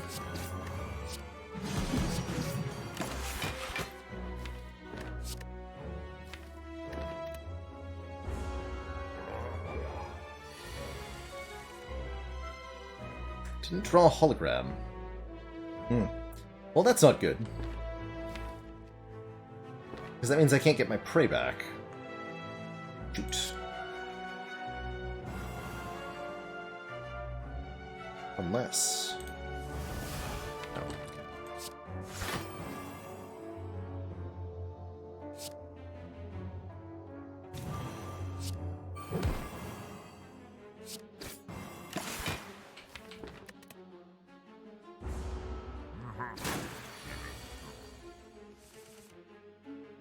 Okay, that... Bummer.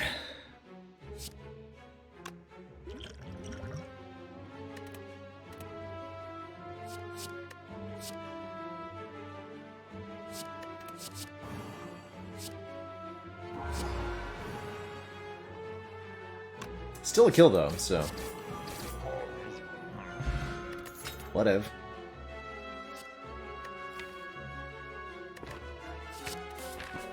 Burning Pack Plus sounds grand. Oh, there was a secret merchant! Would have loved to have self-forming clay here.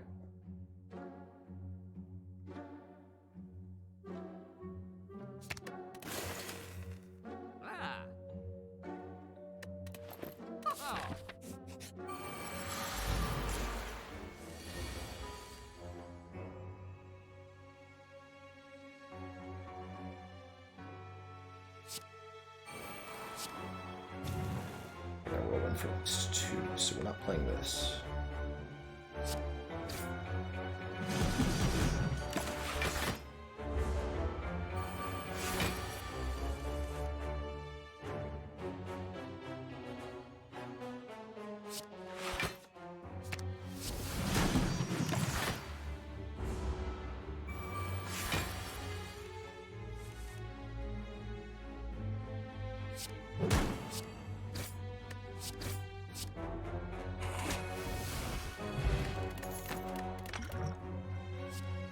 Yoink! Alt gives us an extra turn, and boy is that good. We decided we wanted to fight more elites, so let's do that.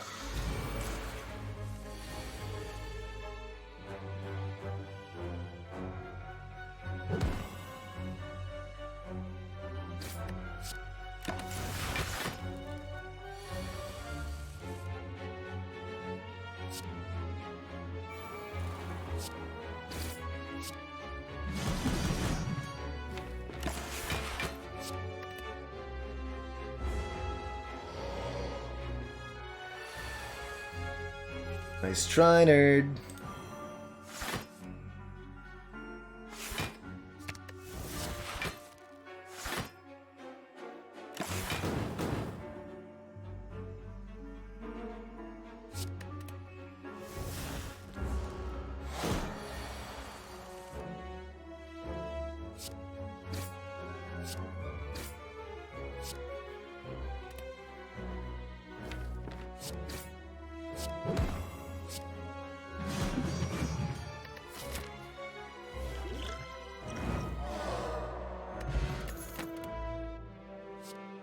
Yes to Piercing Whale. That's a good way to survive a turn from the heart.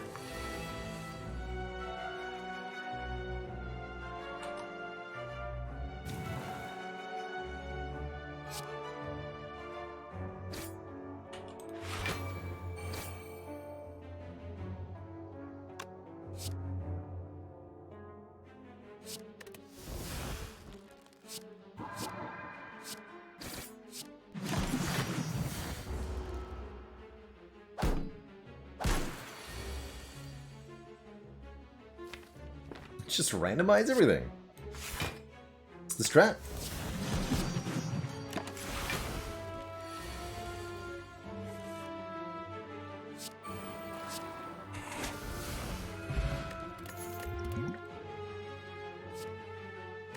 Double energy.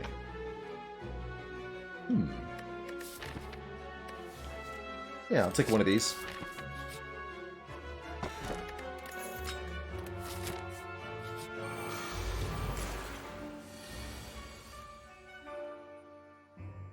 Rise.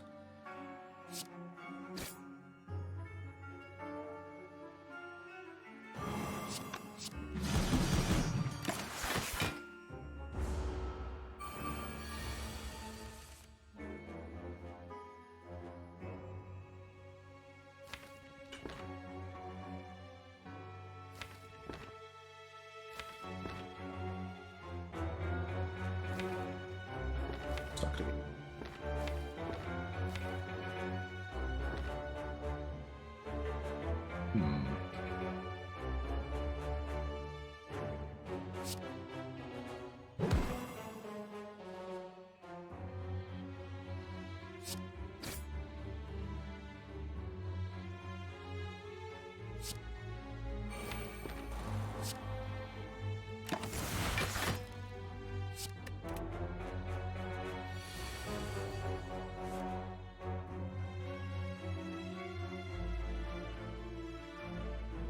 I see.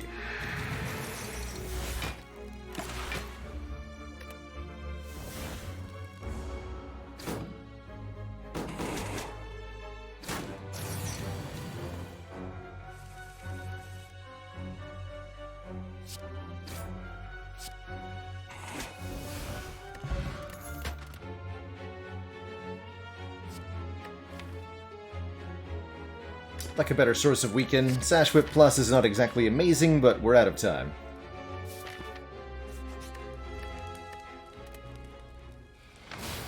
No lifting or digging, unfortunately. Boss-wise, first up is Time Eater. Wibbly wobbly, timey-wimey man. Creature, slug, thing.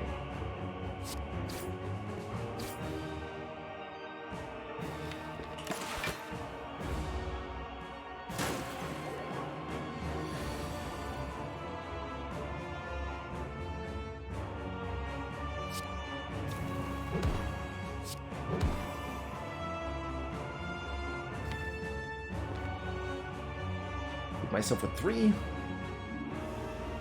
Or 4? Go with 4. Poor plated armor is going to get stripped pretty quickly in this fight. And the goal from here is do lots of damage. Or else.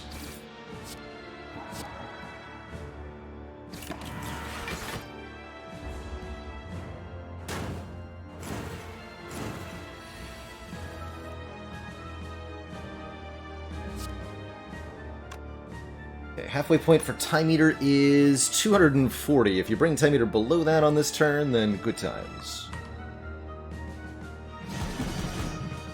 So we'll avoid the attack next turn.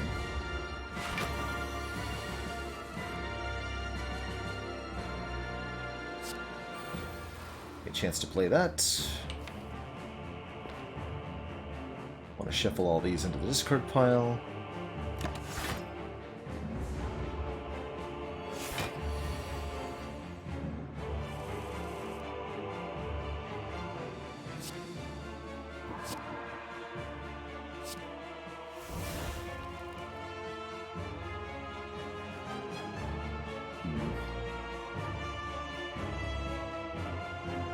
Oh, Whale Trick was an option there, only for 2 points of strength, though. I'd rather actually just use the Piercing Whale regular style.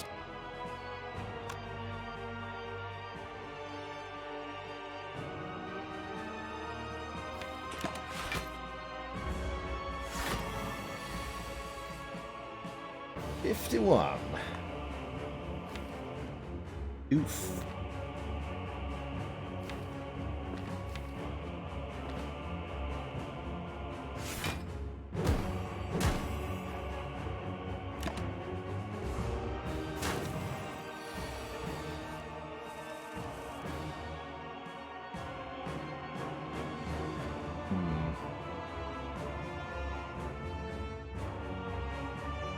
Cost hologram, 3 cost perfected strike. That's pretty sad. Might be okay though. 1, 2, 3, 4, 5. Sure.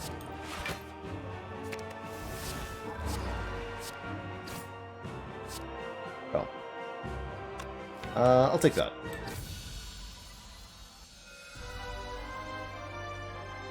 Okay, next up.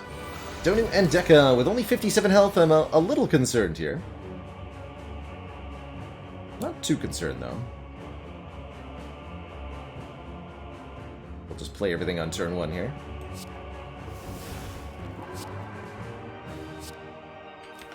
Go for Donu first.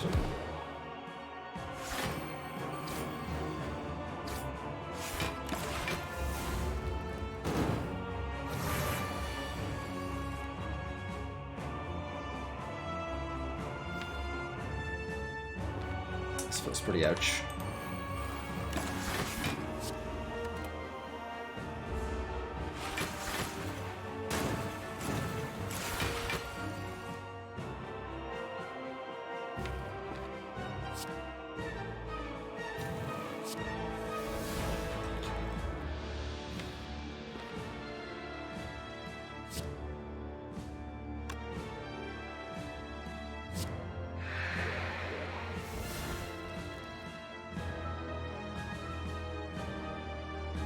Swivel does persist across turns. That can be a disadvantage with the Snecko Eye, since you won't be able to know what your cards cost until you play one.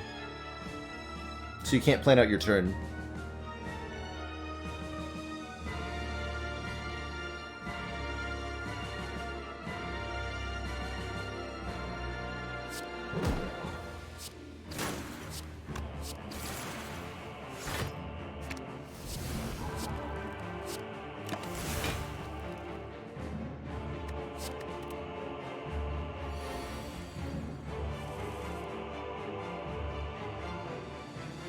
And it stacks, that's true.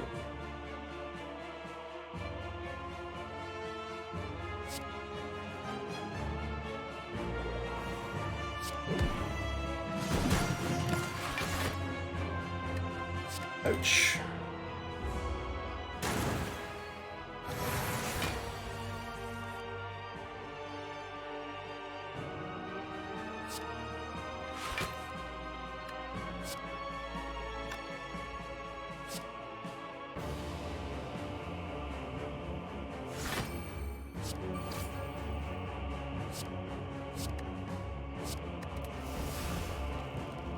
Oh, retain that. Yeah, that's fine.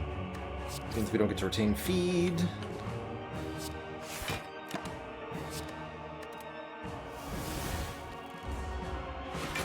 I've been putting my damage into Deca here. Better chance of a kill this turn.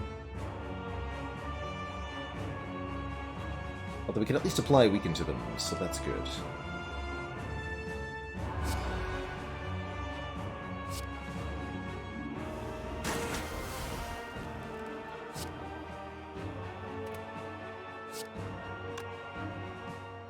Oh, this is a kill, yeah?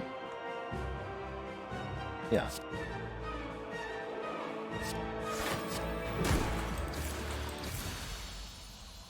Jesus.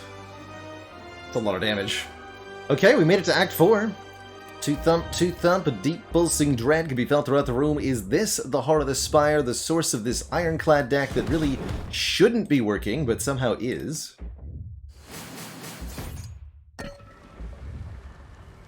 I don't really understand why we're alive right now. But I'll take it. Upgrade, dig, or lift. Probably need to upgrade our hologram, so it doesn't exhaust. Dig could get me so much more, though.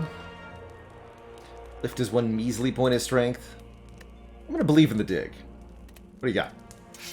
Letter Opener.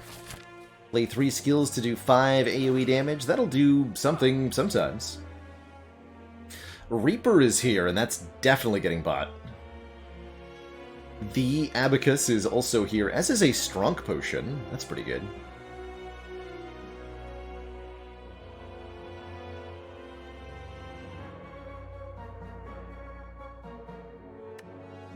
Blood Potion's okay. Did I take the souvenir? I did. So I don't need this Ancient Potion. An Abacus.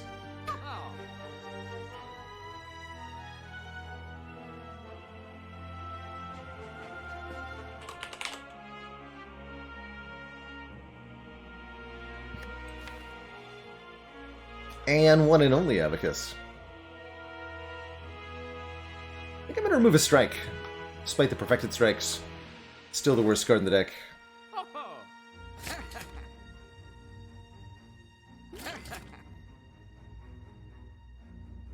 I could do...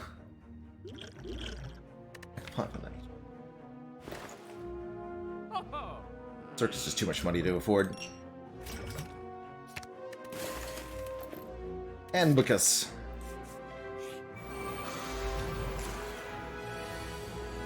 Ein Abacus.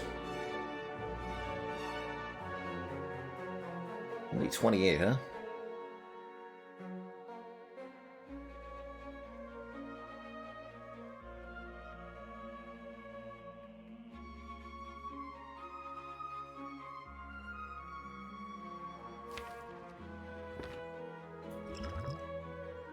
I'd like to use both of these in this fight. Yeah.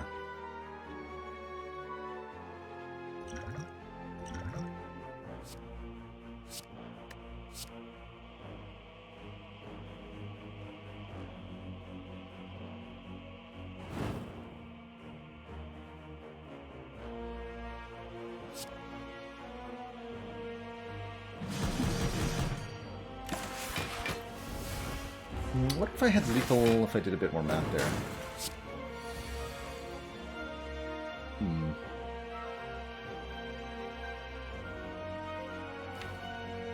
Still probably do.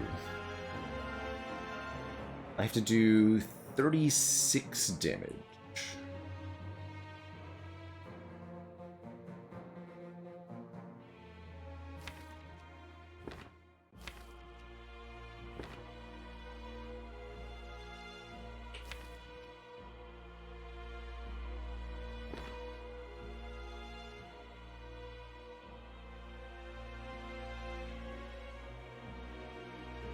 Hologram Perfected Strike get there?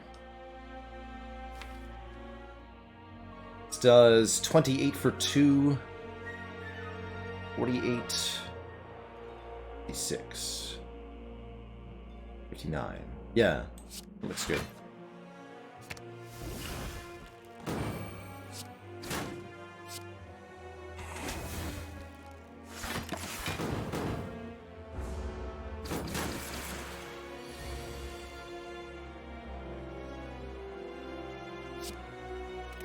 Five. It'll do.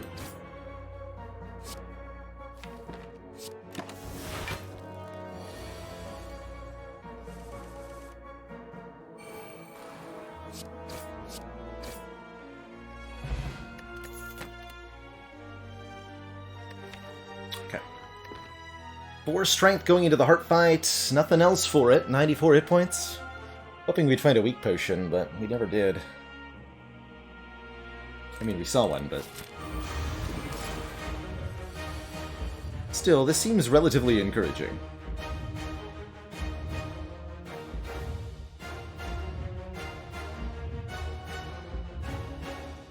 You do get well-laid plans on turn 1, but it's expensive. Hey, Flying Viper, I am at almost 5,000 hours in Slay the Spire now. It's a lot of time.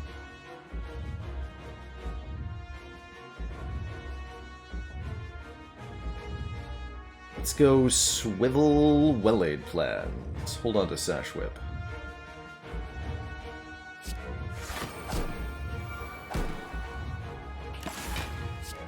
Sucks to not do any damage on turn 1 though. At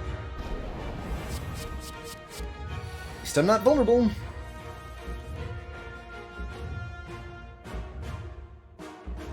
Cost. Hustle's gonna try to draw me a card. Whale is 3 cost too. Oof. It's only gonna be 1 by 15 though. When I say it's worth the money, every penny. Gotten more than an hour of content from this game for per cent I've paid. Pretty good.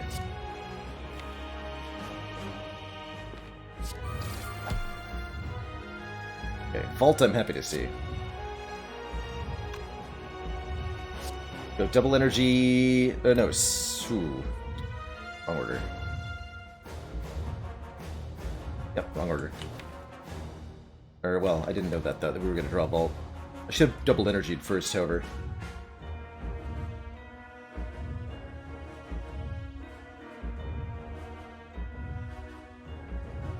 Guess that means I won't Vault. That's real. Just gonna go Sash Whip Prey. It's such a slow start to our damage, but...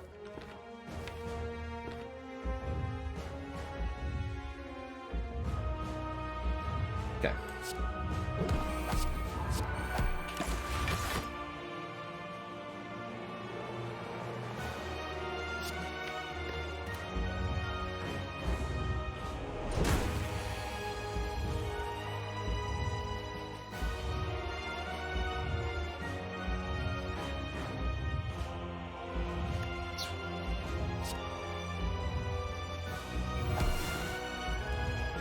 So we'll basically prevent all the plate armor from going away.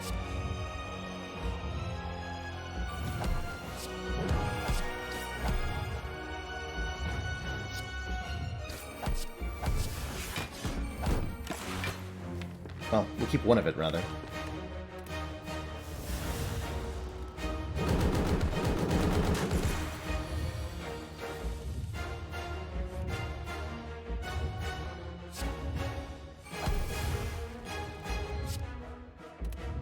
Time.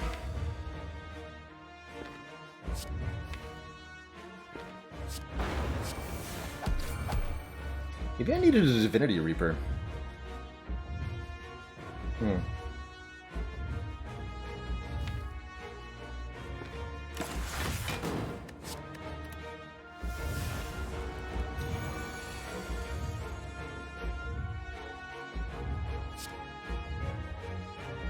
Start.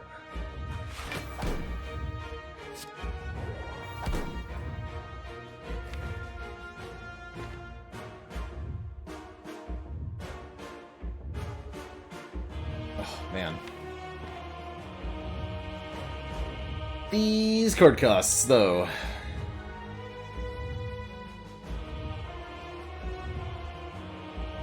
not helping me.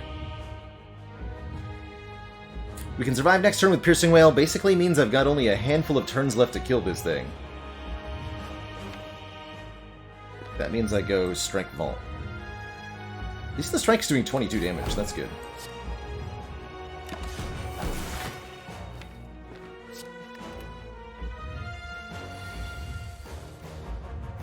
Oh, thank God. Okay, good. Good, much better.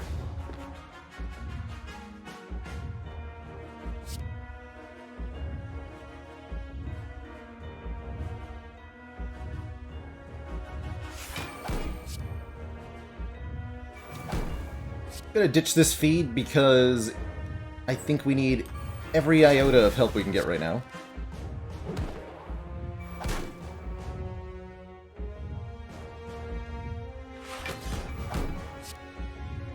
That's damage cap, so I don't need to play Twin Strike. Yo, did we actually make it?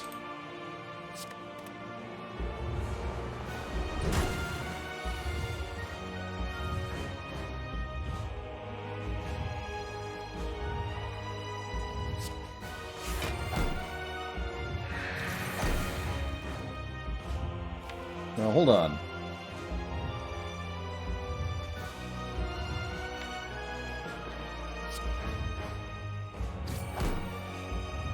No, I can't leave you.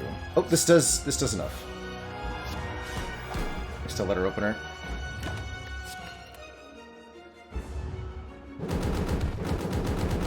I have to do 200 damage basically 2 turns in a row.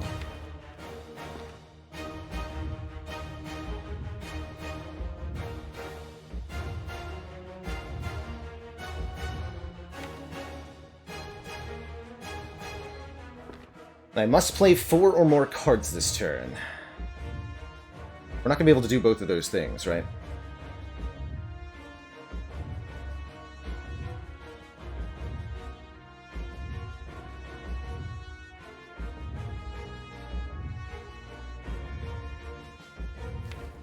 Okay.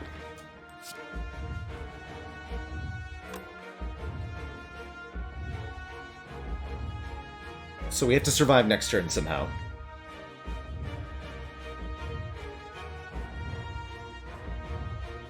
I believe the correct method for this is a hope and a prayer. Swivel is 3 cost, unfortunately.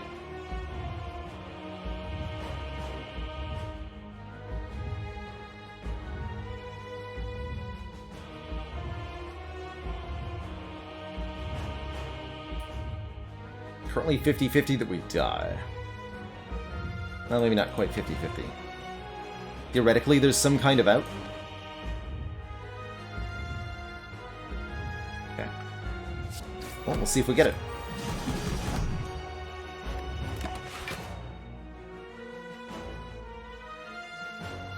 Just keep that. Draw as many other cards as possible. Single hit.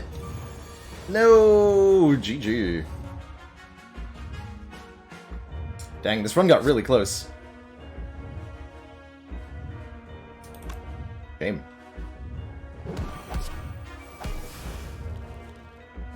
The big shame.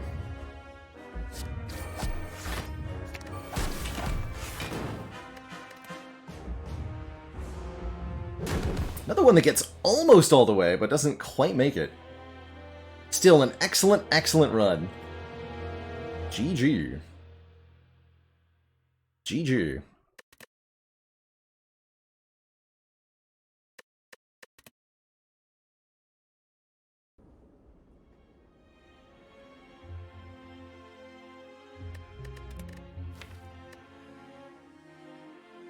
The Perfected Strike, Ironclad. Pocket Watch really carrying this, drawing 200 bonus cards. An average of 1.5 per turn.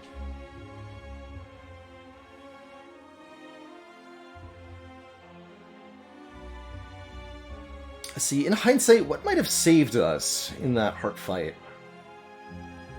We just needed a little bit more damage or a little bit more block.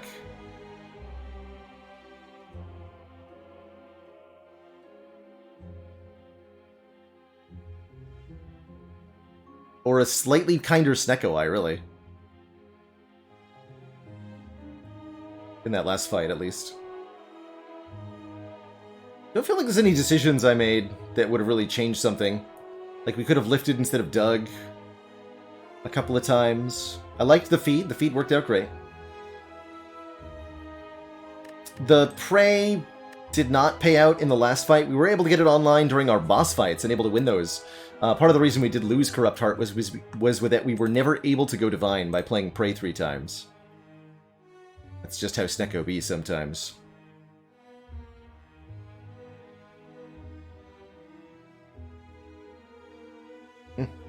Whatever. Play Xylem Run.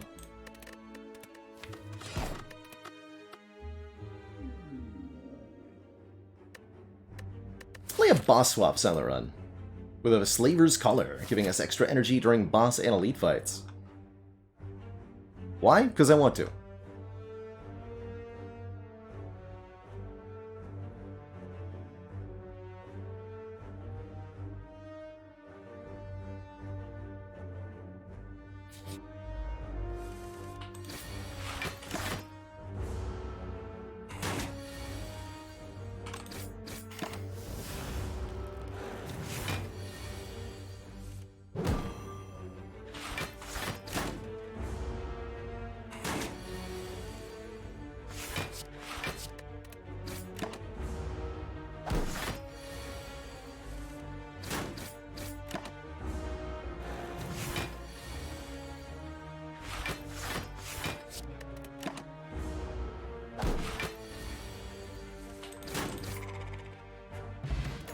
Good potion.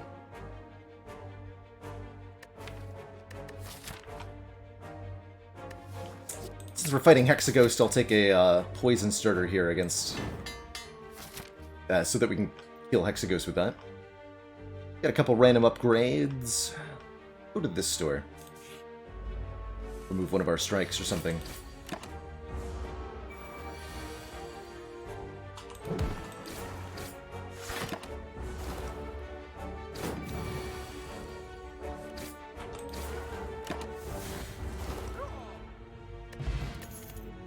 More poison. Perfect. Let's lean in. This is a really good start. That is already, if we upgrade them both, pretty much enough damage to defeat Hexaghost. And gives us encouragement to shrunk down the deck.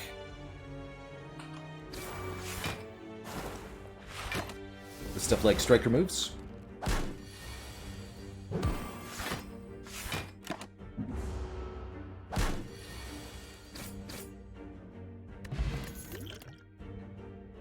More poison. A Crippling Cloud for AoE poison and weaken or another poison stab. I think I'll take a Crippling Cloud. This is an exceptionally good upgrade, upgrading to 7 poison to every enemy. I think we're going to get that upgraded right away. Could have had the Twisted Funnel as well, applying 4 poison to all enemies. Instead, what I'm going to do is remove a strike, and I think I'll replace it with a Bane here, which hits twice if the enemy has poison.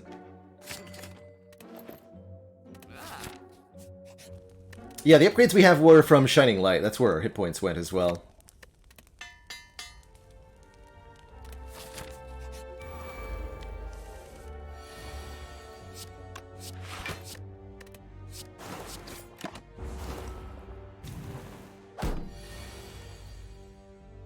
Rude.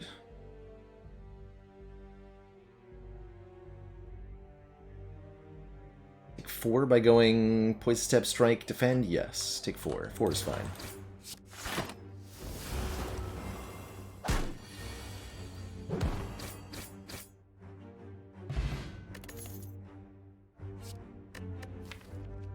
And the one thing that Silent really struggles with poison decks is multi-enemy combats. So we'll take an AoE card, all at attack. Be able to deal with those. Order.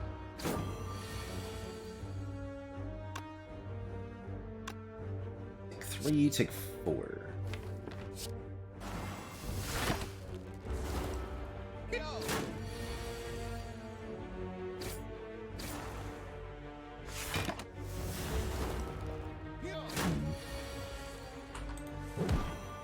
Used to have hit points.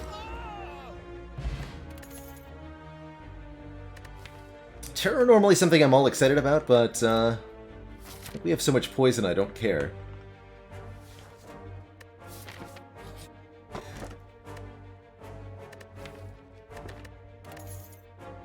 Fine.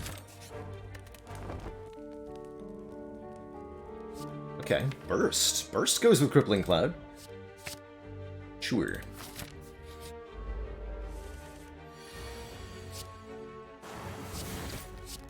Katie Avanti, thank you so much for the 2 months in that tier 1 sub. So glad you're enjoying the content enough to resubscribe. Hang out with us. Bloody hell. Snob ain't dying.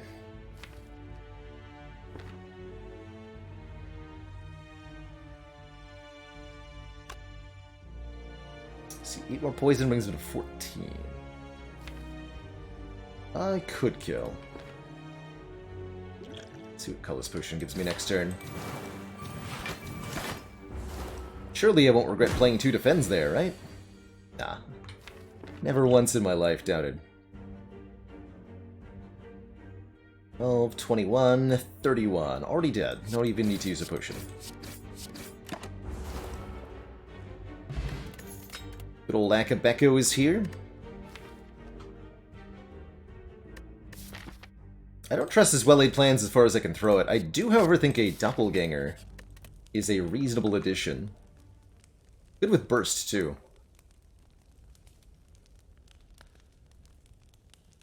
Let's get that upgraded, even.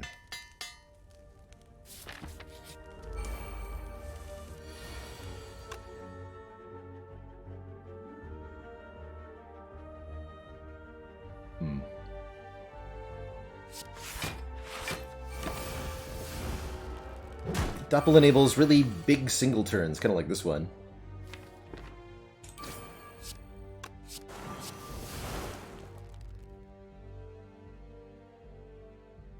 $34, that would be a split. Well, they plans in a poison deck? That's not exactly what we have, though, right? We have poison... I don't know how to describe it. It's too slow, is the short of it. We need stuff that does things immediately. And I think because we have Akabeko, I can take 1 Dagger Spray, but we're really too, we have no block cards now. So that's a problem.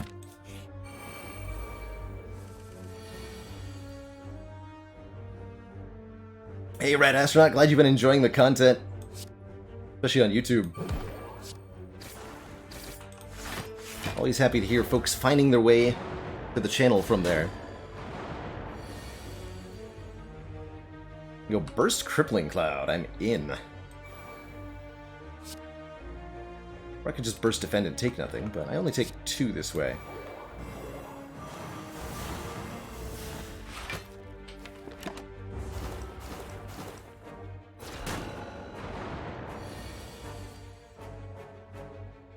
Beautiful.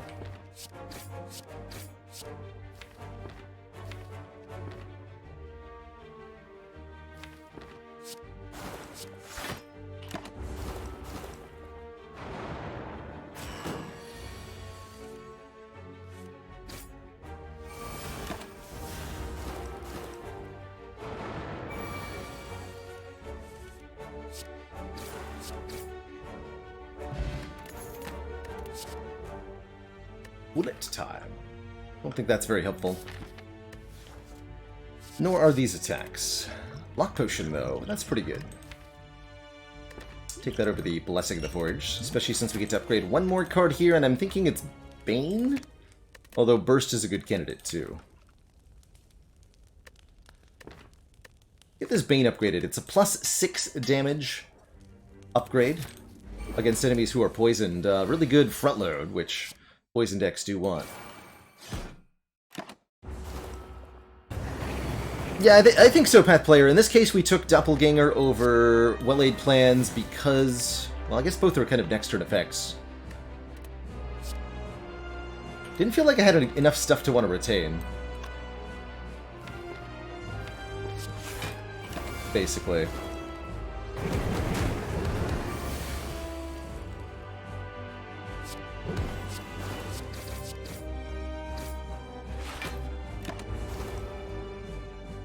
Maybe you wanted to play one fewer strike and get rid of Ascender's Bane there? It's gone now.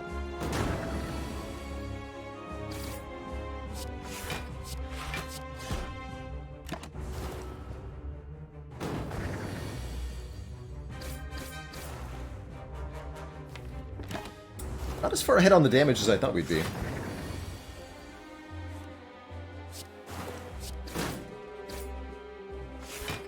It's for next act.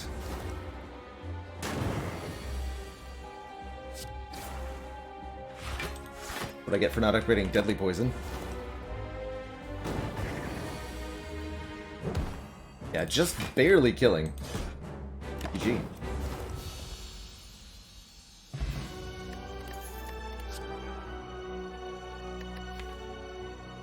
Okay, well, that solves the question of how do we block. Wraith form lets us be a spooky, intangible ghost, enabling us to focus all of our efforts on doing the damage instead.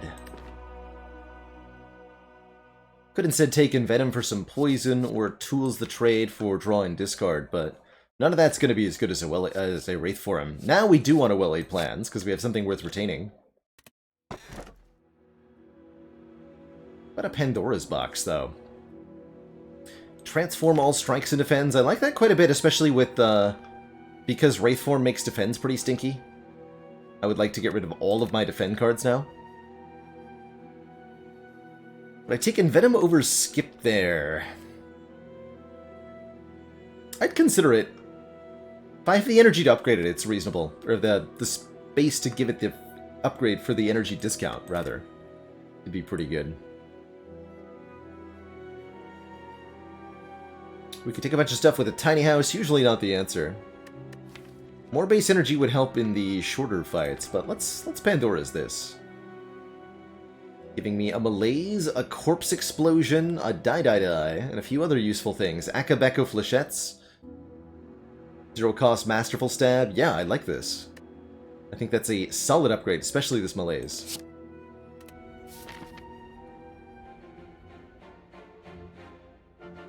We will need to remove accuracy, but whatever, right? I get to do this path. I doubt it. Deck now wants quite a few upgrades. We'd like to upgrade Burst, we'd upgrade Wraith Form, we'd like to upgrade Malaise. So let's just focus on those for now.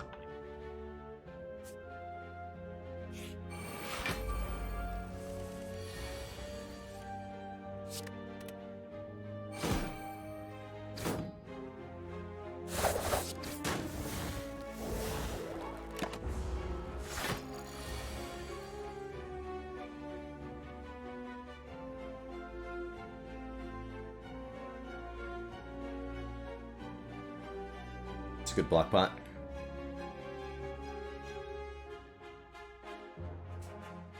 Yeah, it's a good block pot.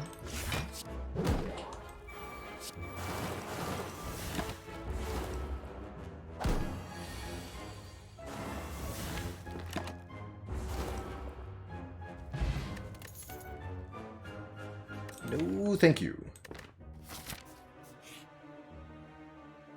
Yes, thank you. Warped Tongs upgrades a random card in combat every turn, helping with our upgrade woes, and because of Omamori, we take no curses for putting that into the deck. Beautiful. Beautiful.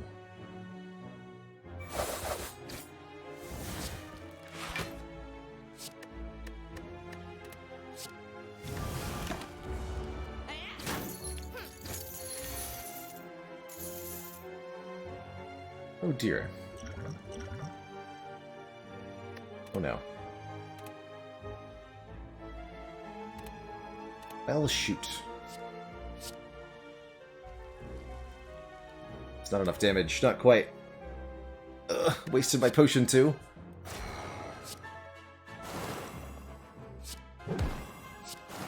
No! No! Sad times. Get killed by a 4-cost Masterful Stab nerd. 0 cost meager block. Unupgraded Bouncing Flask. No thanks. No thanks. Okay, orange pellets are pretty hot. Those allow me to remove the debuff from Wraith Form.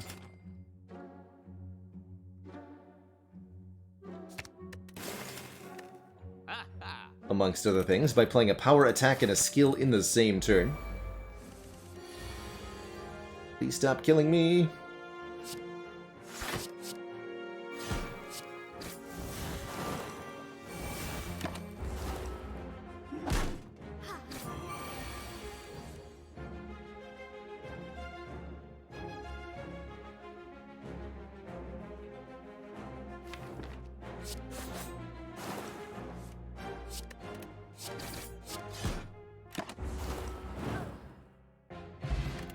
So I have 13 health. I'm gonna die. At least we have 4 energy for this. But, Wraith Form, hello? Wraith Form, are you there? Actually, wait. Crippling, Bane, Masterful might be a kill here. Ah, Wraith Form, you are here. Good. Good. Here I was worried you'd be late.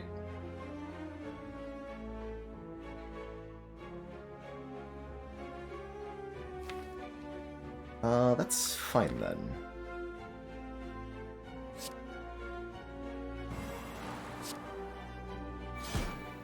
And we don't even take the debuff.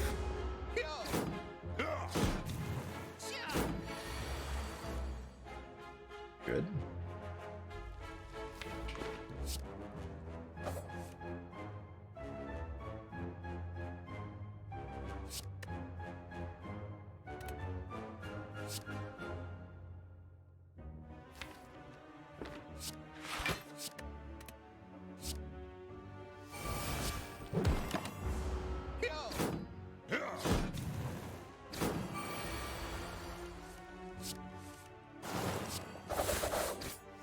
Never didn't have it.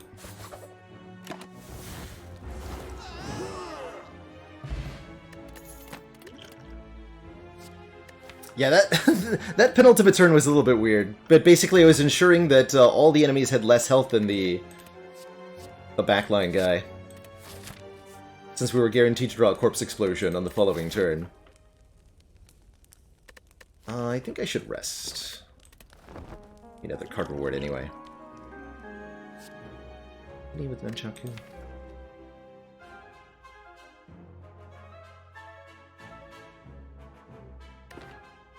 Take a little bit of front load to go with our Nunchaku, I guess.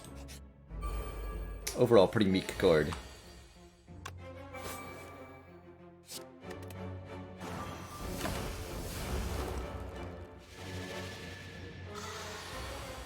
This deck is really wishing for a catalyst.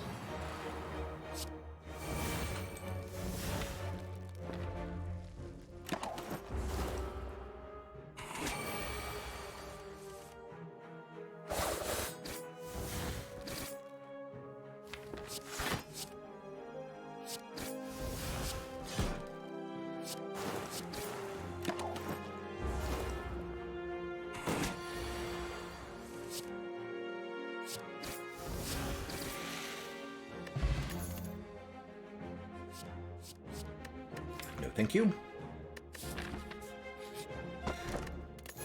Potion Belt is excellent. Wraith Form upgrade, very important. Actually take this combat, this elite.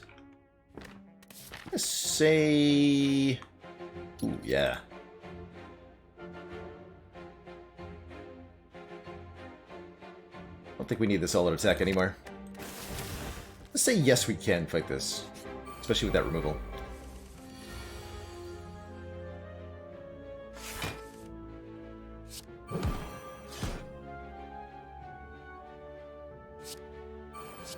Have some poison.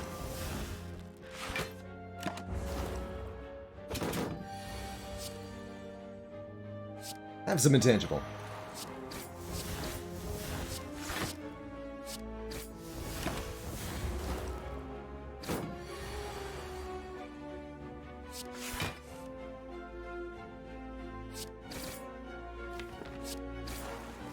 Hanger into Malaise is a win con, but it looks like we've got the raw damage anyway. Wakarana, thank you so much for the Prime sub.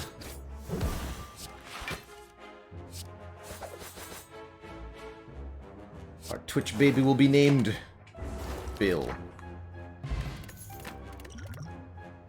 Bill the baby. Take a Calc Gamble, letting us discard the whole hand to draw more. Starting to, especially now with an Art of War, giving us additional energy if we play no attacks, starting to now want to...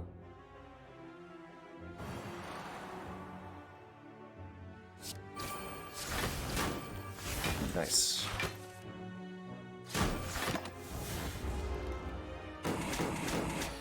To add more card draw to this deck.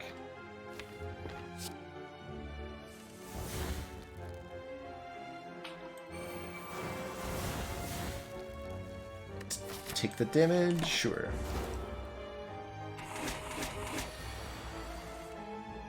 Little baby Bill.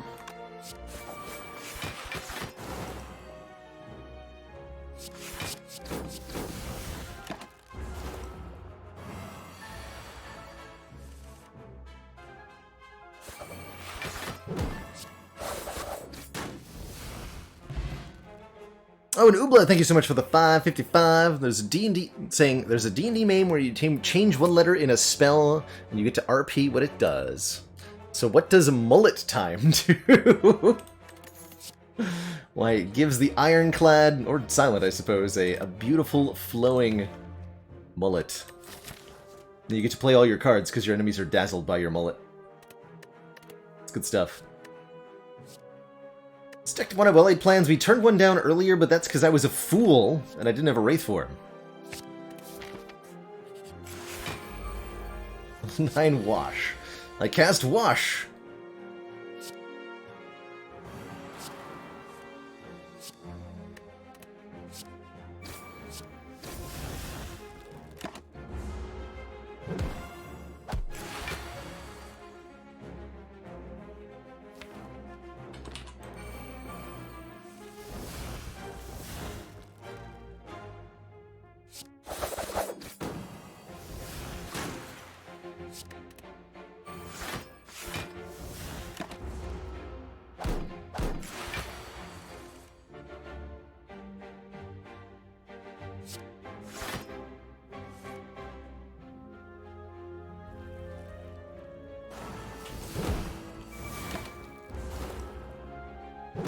Intangible gone, we're reasonably well equipped at least.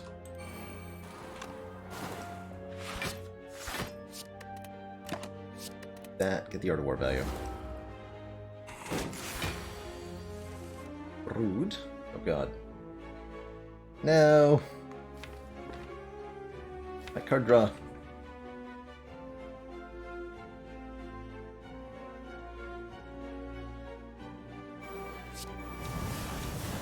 Ouch.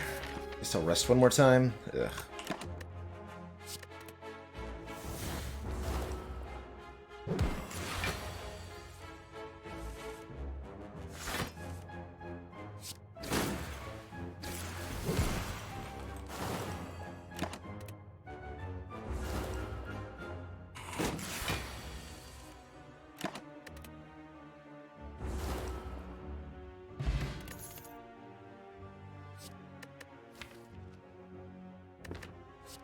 More of those. Oh! Well, good job, Dreamcatcher. Thanks for the catalyst. I must admit I was wrong about you originally.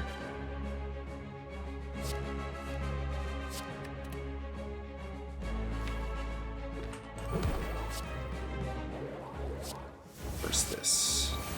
4 cards, 4 energy next turn, please.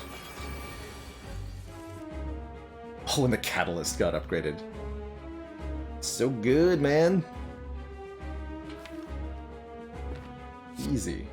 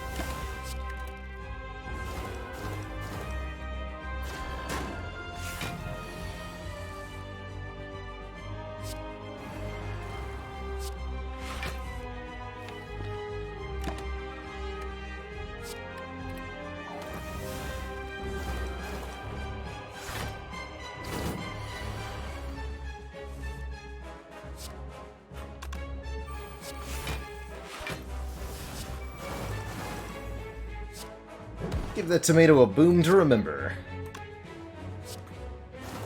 GG.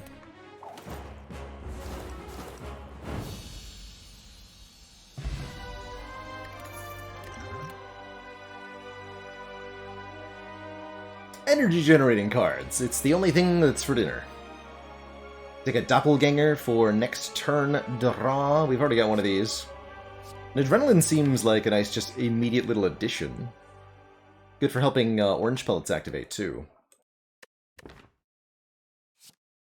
Don't think I want a bullet time, although we have enough high-cost cards that it could actually be reasonable here.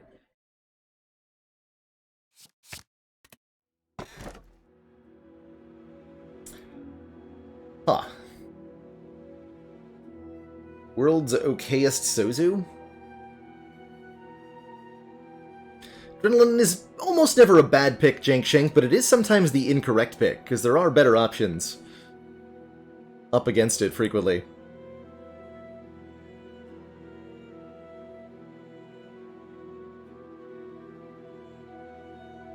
If we'd taken bullet time, this wrist blade would be spicy. Making me zero-cost attacks do additional damage. It's at least reasonable with Masterful Stab, Endless Agony, and Neutralize. This deck is most of the way to being complete, so a Busted Crown is at least theoretically reasonable. Although we really want a Footwork, or at least a couple of Piercing Whales, or... Well, actually, we have Burst Catalyst. Yeah, we can probably take this Busted Crown.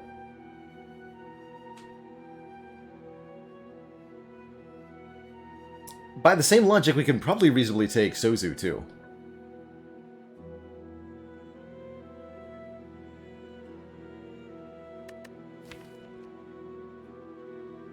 This feels like it should be able to win from here. Let's see if Busted Crown can get all the way. I think Sozu would be pretty good, too. But I want to know what Crown does. What upgrades do we lack? Catalyst. Well-laid plans. Oh, everything. Okay. Well, Warp Tongs, you've got some work to do. Good luck to you. This might be an upgrade all sort of deck, actually. Oh, God. Alright, well, glad I didn't take Sozu, I guess. Wait, what? Yeah, glad I didn't take Sozu. Ugh.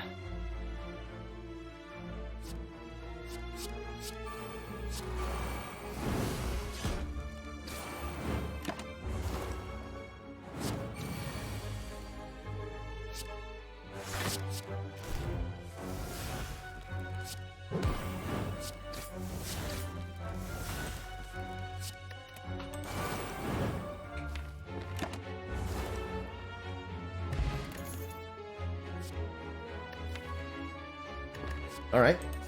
Draw 2, discard 2. Seems at least reasonably useful. Fight these nerds for the rare relic. Corpse Explosion and Wraith Form really ought to make this at least doable. Theoretically.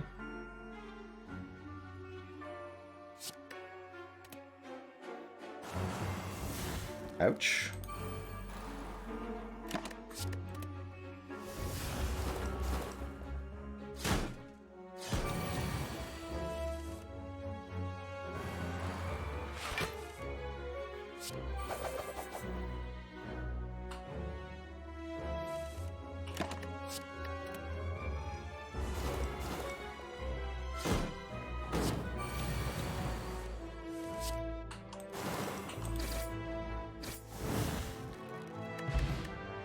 But for our efforts, we get Fruit Juice for 5 max HP and the Wing Boots, enabling us to ignore paths when choosing the next room to travel to up to 3 times. That's pretty nice. Wait, is it? Lets us fight this elite extra, then jump here. So it could go 1 elite, 2 elite, 3 elite, 4 elite. Jump once, jump twice, jump thrice. Okay, we get a whole bunch of extra elites with that if we want to. If we want to.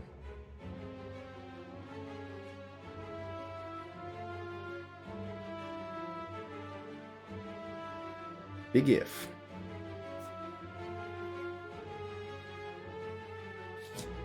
Take another event. Heal me! Lose me! It's the dead I die. That'll hurt against Reptomancer, but it's fine.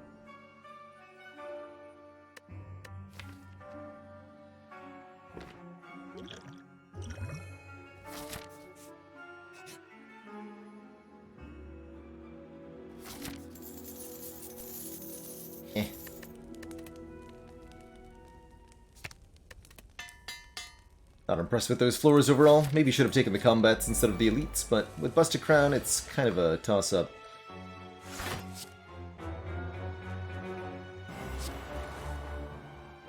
That's what I planned.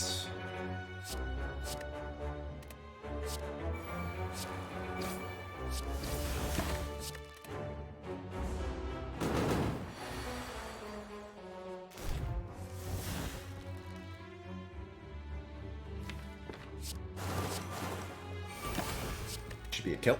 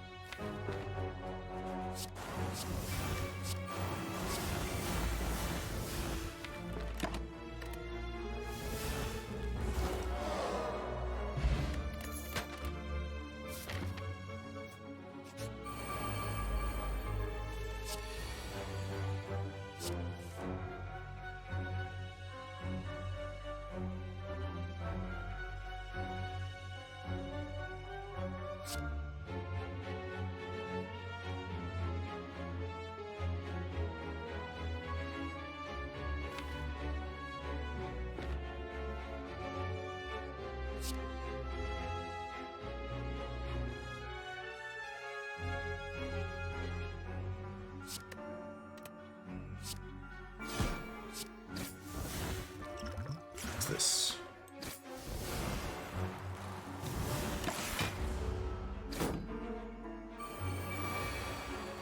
Should have put the second one into Repto, huh? Didn't matter.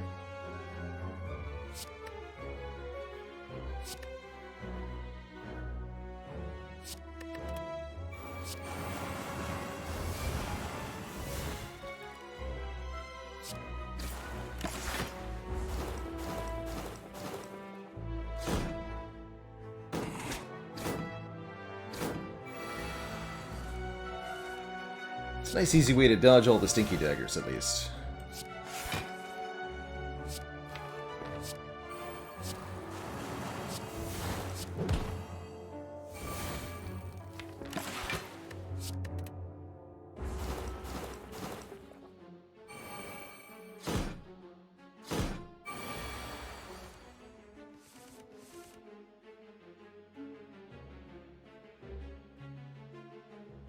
This works out.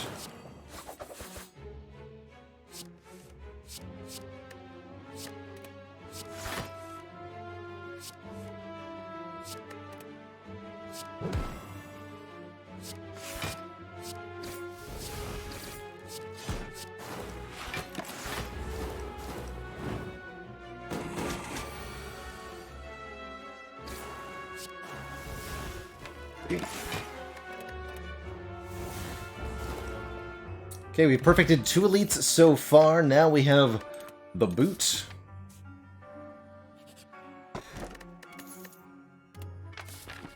And the sapphire key. Next up, Giant Head. Or is it Giant Dead?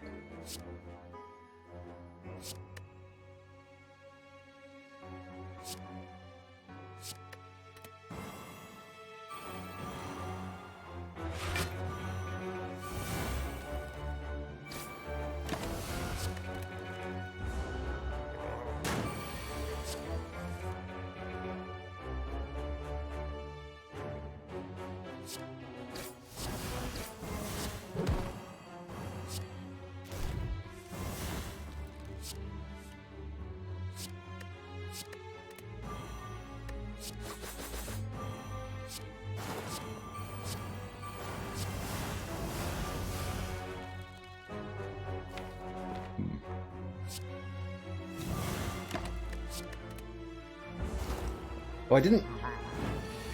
Oh, that wasn't an upgraded burst, was it? Ah, okay, I was like, what happened there? Something went wrong.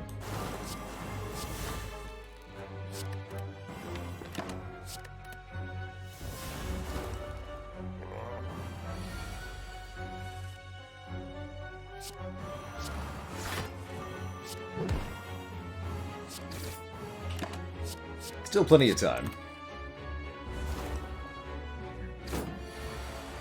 Tease time.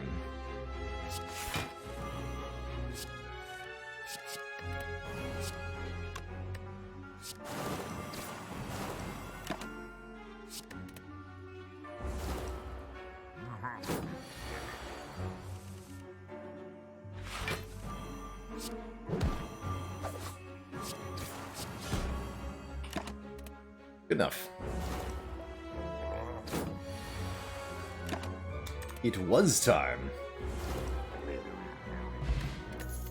And Nib doubles the damage of every 10th attack we play, and our final elite is the Nemesis rematch.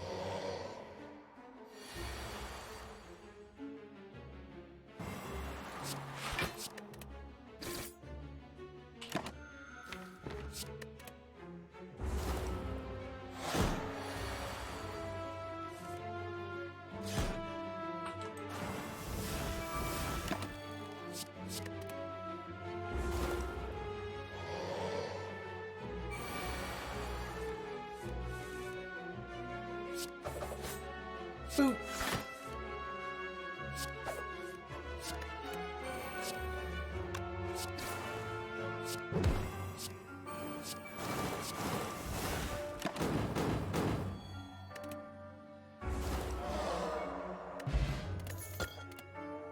It's not the greatest series of relics, unfortunately.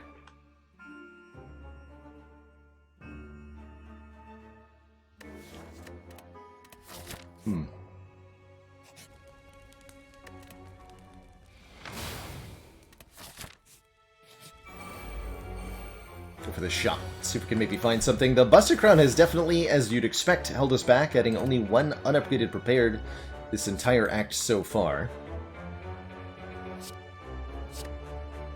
Which is, dare I say it, a little bit on the stinky side.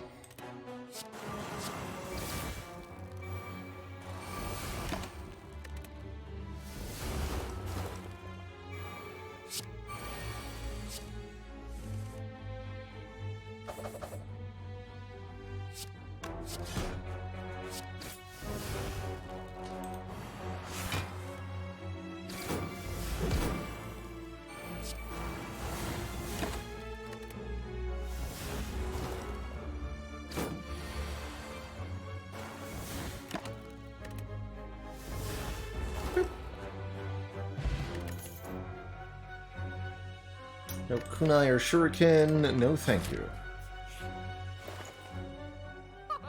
See, like a second catalyst could have... Well, I guess Strange Spoon might be a second catalyst. Cards that exhaust when played will instead discard half the time. Kind of interesting. Could save Agony, could save Malaise, could save Doppelganger, could save a lot of things, actually. I like that quite a bit. Although that'd be a good reason to remove Endless Agony.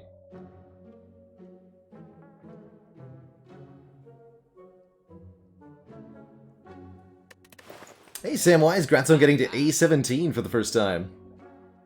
It's definitely a big accomplishment. Energy Potion with these 2 X cost cards seems reasonable here.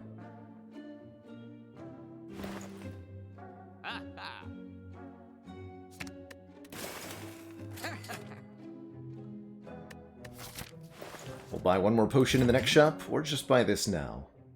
Buy this now. Alright, all of our money has been accounted for. The burst upgrade has been accounted for. And the time eater is going to become the die eater. This is going to die.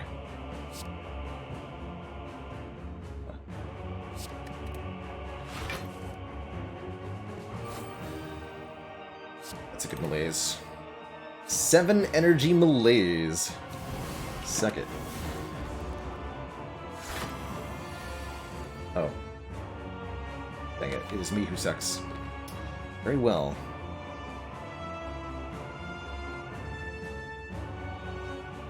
Oof, I guess. Yikes.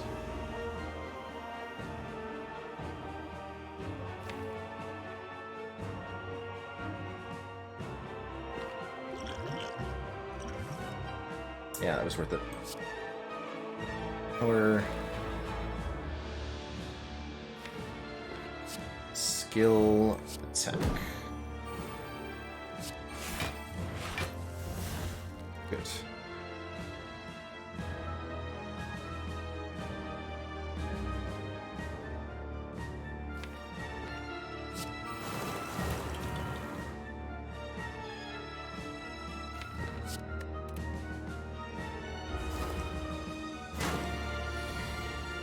Hurts to lose a potion already, though. It's definitely not my favorite thing.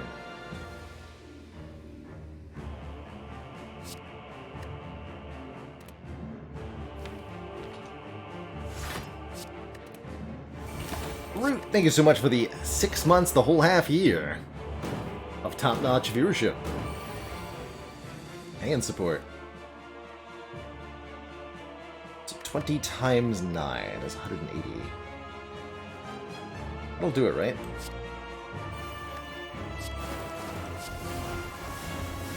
Because that actually doesn't bring time meter below half, so they don't realize they're dying, and then they die.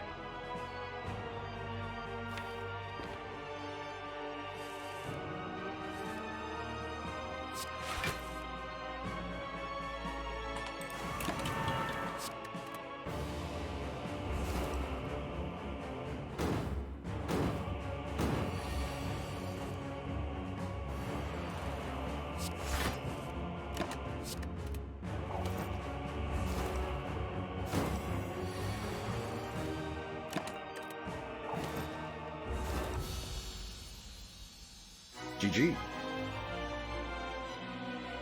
Should have hasted a turn earlier, nerd. Alright, well, having a big old malaise is super good in this fight. So that's nice.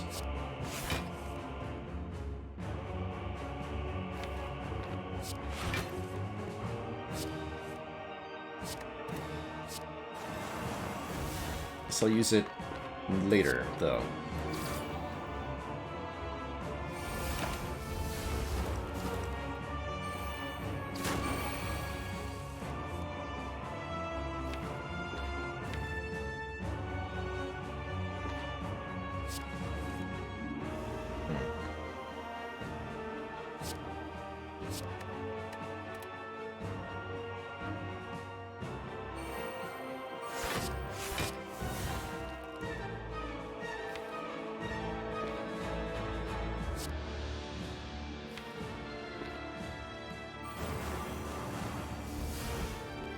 Oh no, the shivs!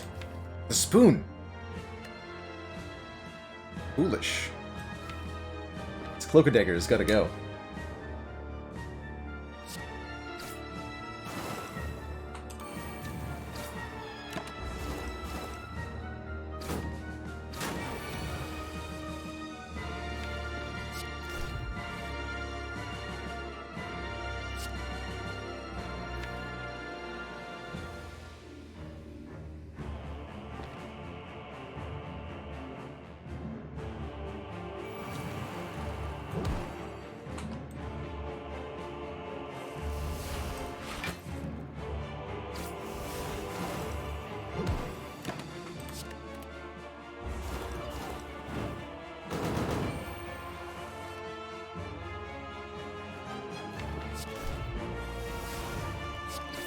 Cloak and dagger and dagger.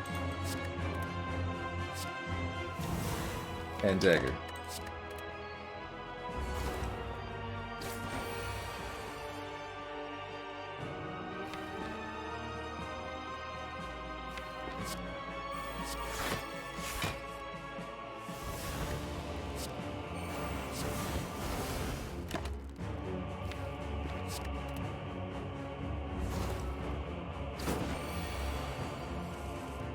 Get these ships out of here. Go. Thank you. Okay, never again will I play that card so foolishly.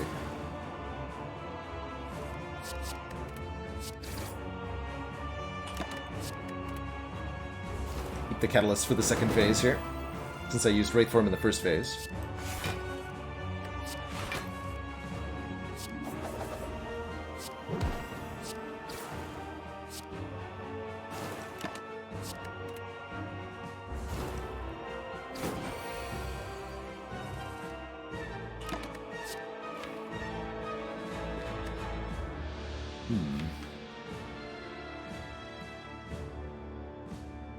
That looks worrisome.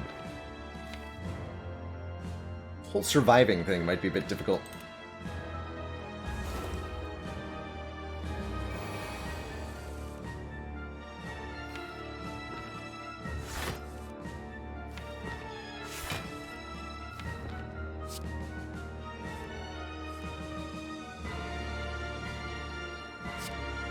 A little bit. Nice burst redraw, though.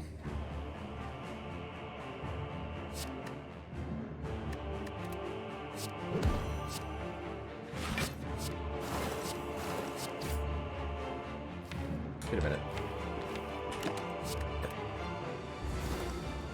Small deck, though.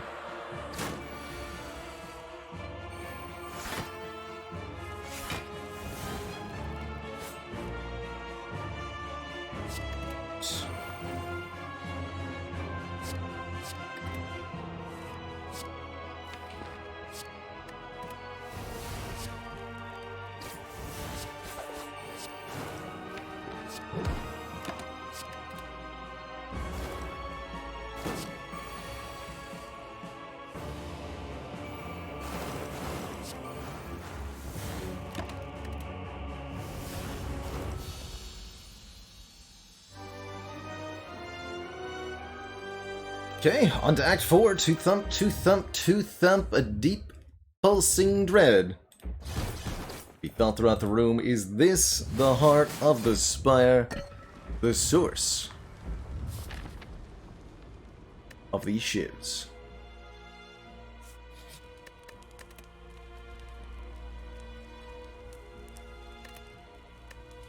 I have a sleep, I think. One more chance for Dreamcatcher to do something. That was almost a catalyst. Good attempts. Not a singular thing we can afford here, so on we go. To the elites, Doof God, thank you so much for the Prime sub and the 7 months of support.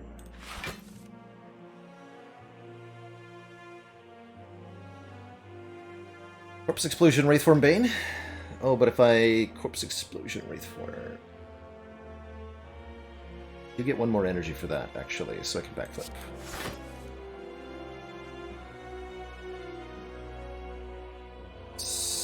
Same problem.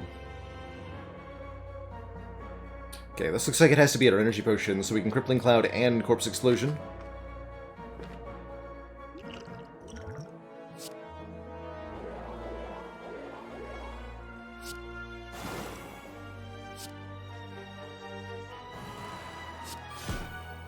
Order there.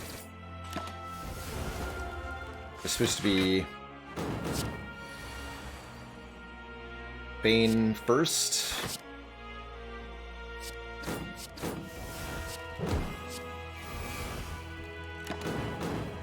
Rekabeko.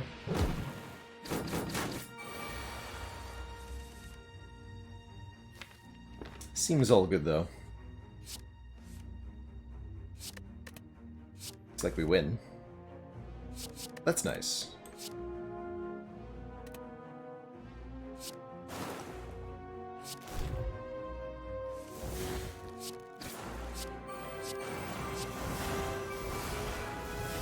GG. Kremlin Horn, of course. Okay. 70 hit points. Going into the heart, we have 2 upgrade potions, meaning that any unupgraded cards that we need upgraded can be upgraded, like Well-Laid Plans or Malaise. Or Shiv. All we need is 1 good burst catalyst, and this is going to be good shape for us.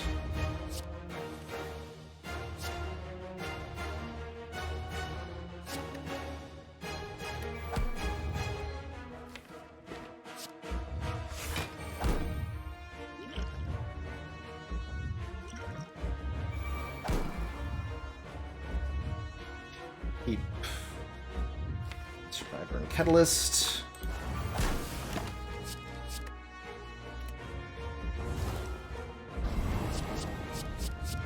Kind of sad that I didn't get to keep Well-Laid Plans there. Or not Well-Laid Plans, Masterful... Calculated Gamble, that's what I'm trying to say. This does good Akabeko damage.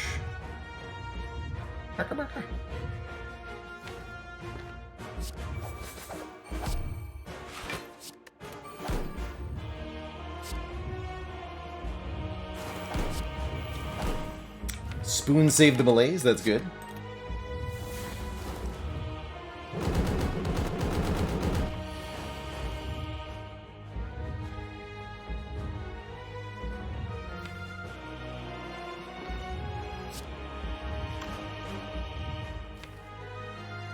What's the other upgrade box?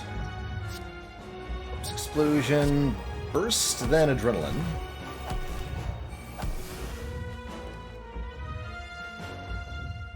Then Catalyst. 4 more cards. Here you are. Easy game.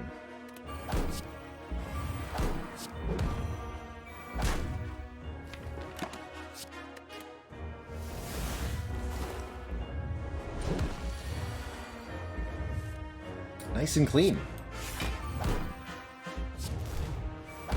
Oh, look at Spoon putting on a show, though. Hello.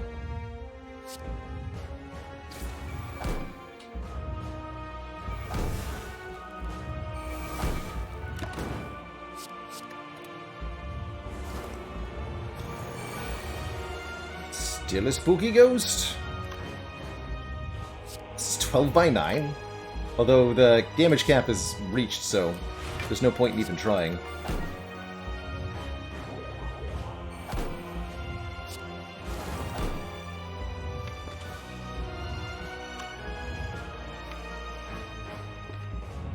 Maybe not no point, actually.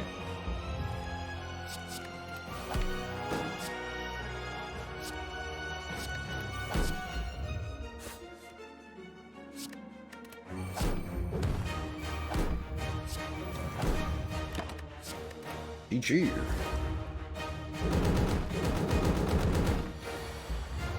GG. You'd love to see it.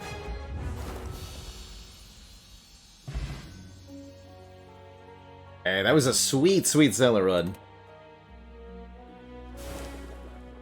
I think the relatively rare boss swap for me, working out perfectly there.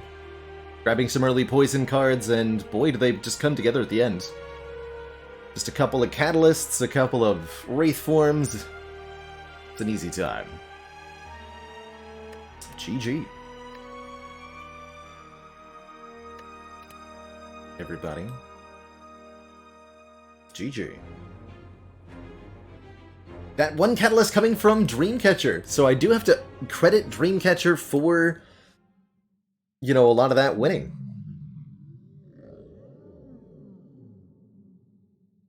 That's cool. This is very cool.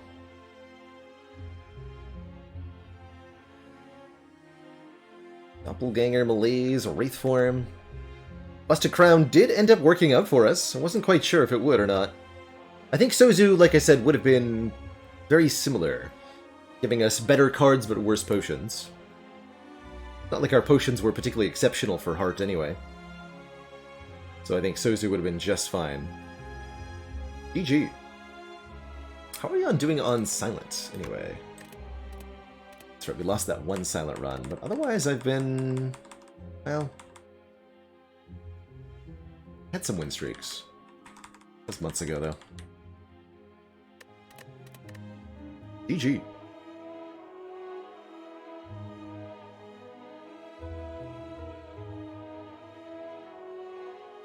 Alrighty, folks, that is going to bring me to the end of another lovely day of streams. It's going to be a while till our next show. We'll be back on Monday, the 21st, with another live show, but other than that, it's a long weekend for me, so there won't be a stream on Thursday, Friday, Saturday, or Sunday.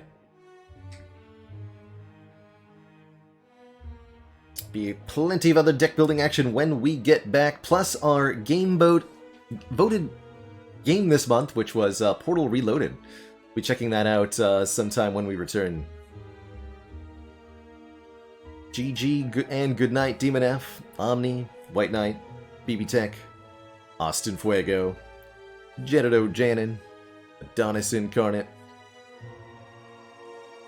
Trememorin, Bailey, Shaylind, Metal Philosopher, and everybody else. Have a great weekend. Thanks so much for watching. Ta-ta for now, and of course, I'll see y'all next time. Toodaloo, everybody.